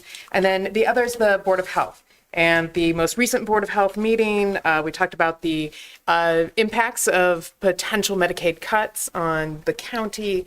We talked about the Regional Opioid Settlement Advisory Committee's recommendation for the utilization of the $8 million. We had discussed and approved an allotment and an allocation of that funds. There is now some work happening to think about how to tighten that up. So they're working on that.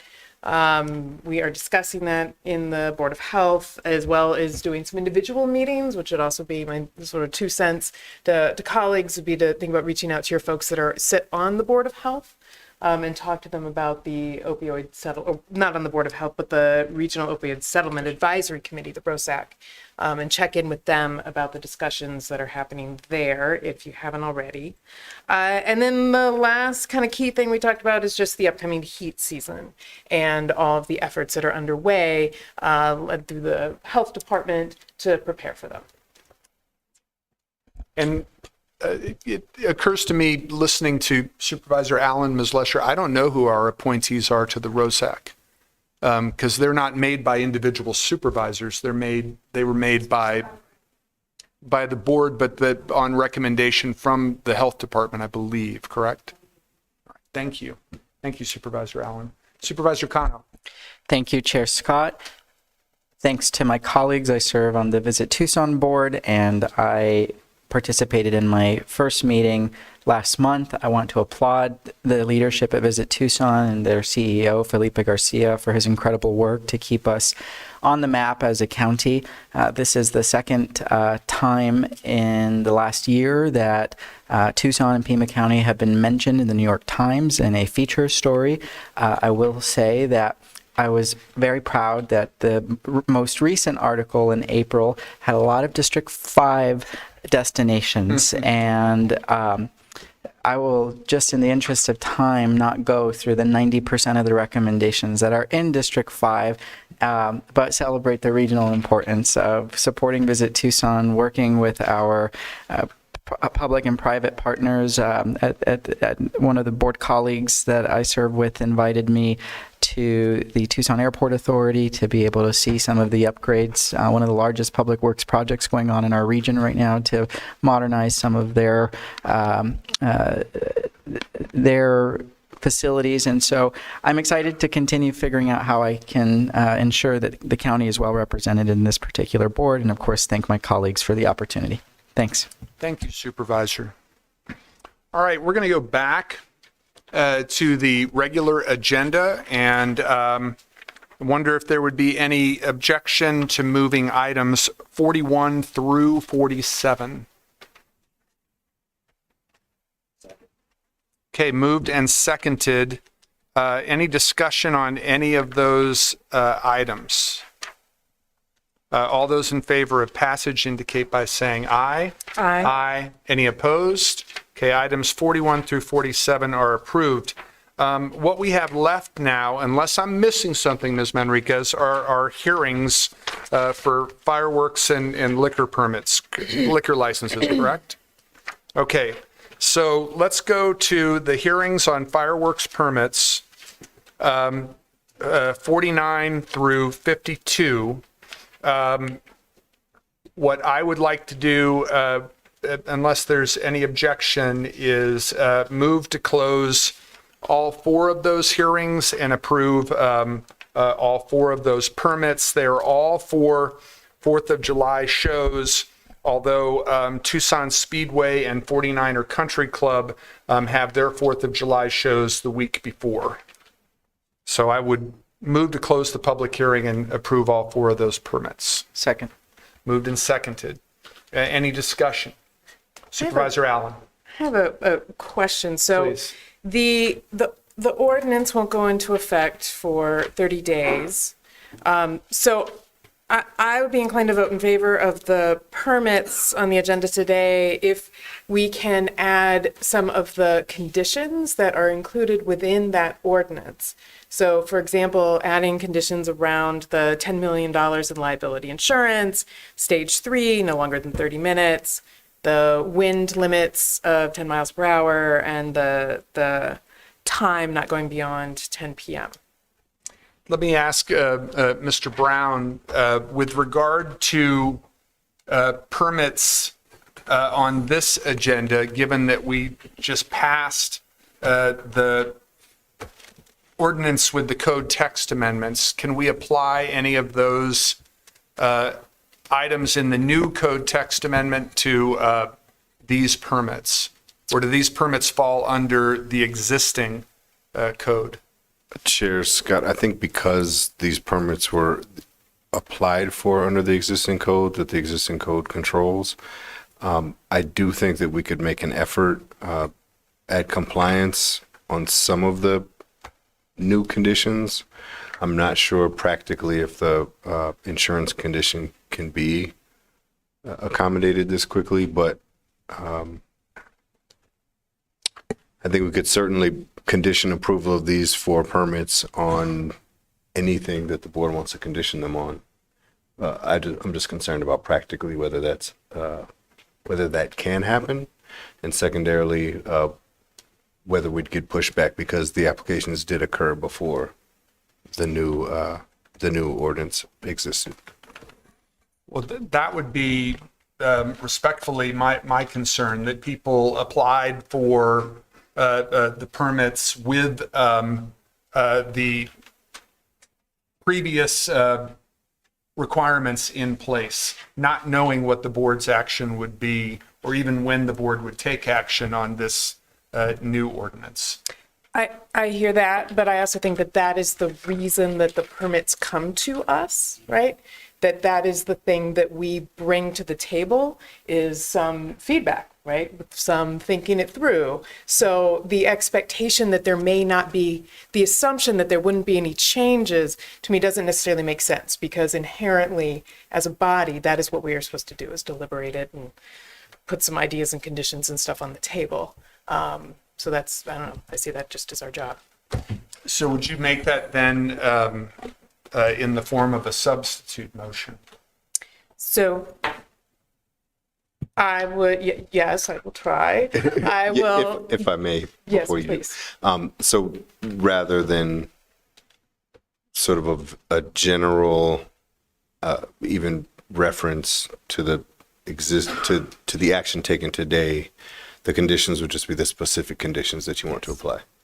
Yes.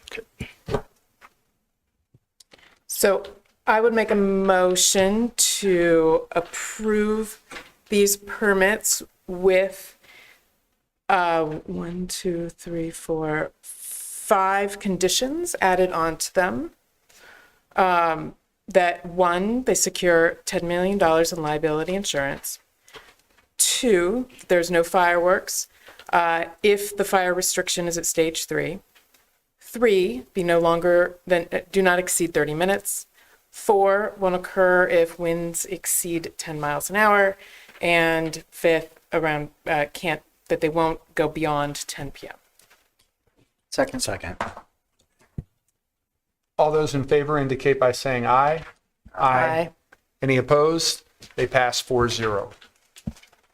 All right, now we're on to liquor licenses.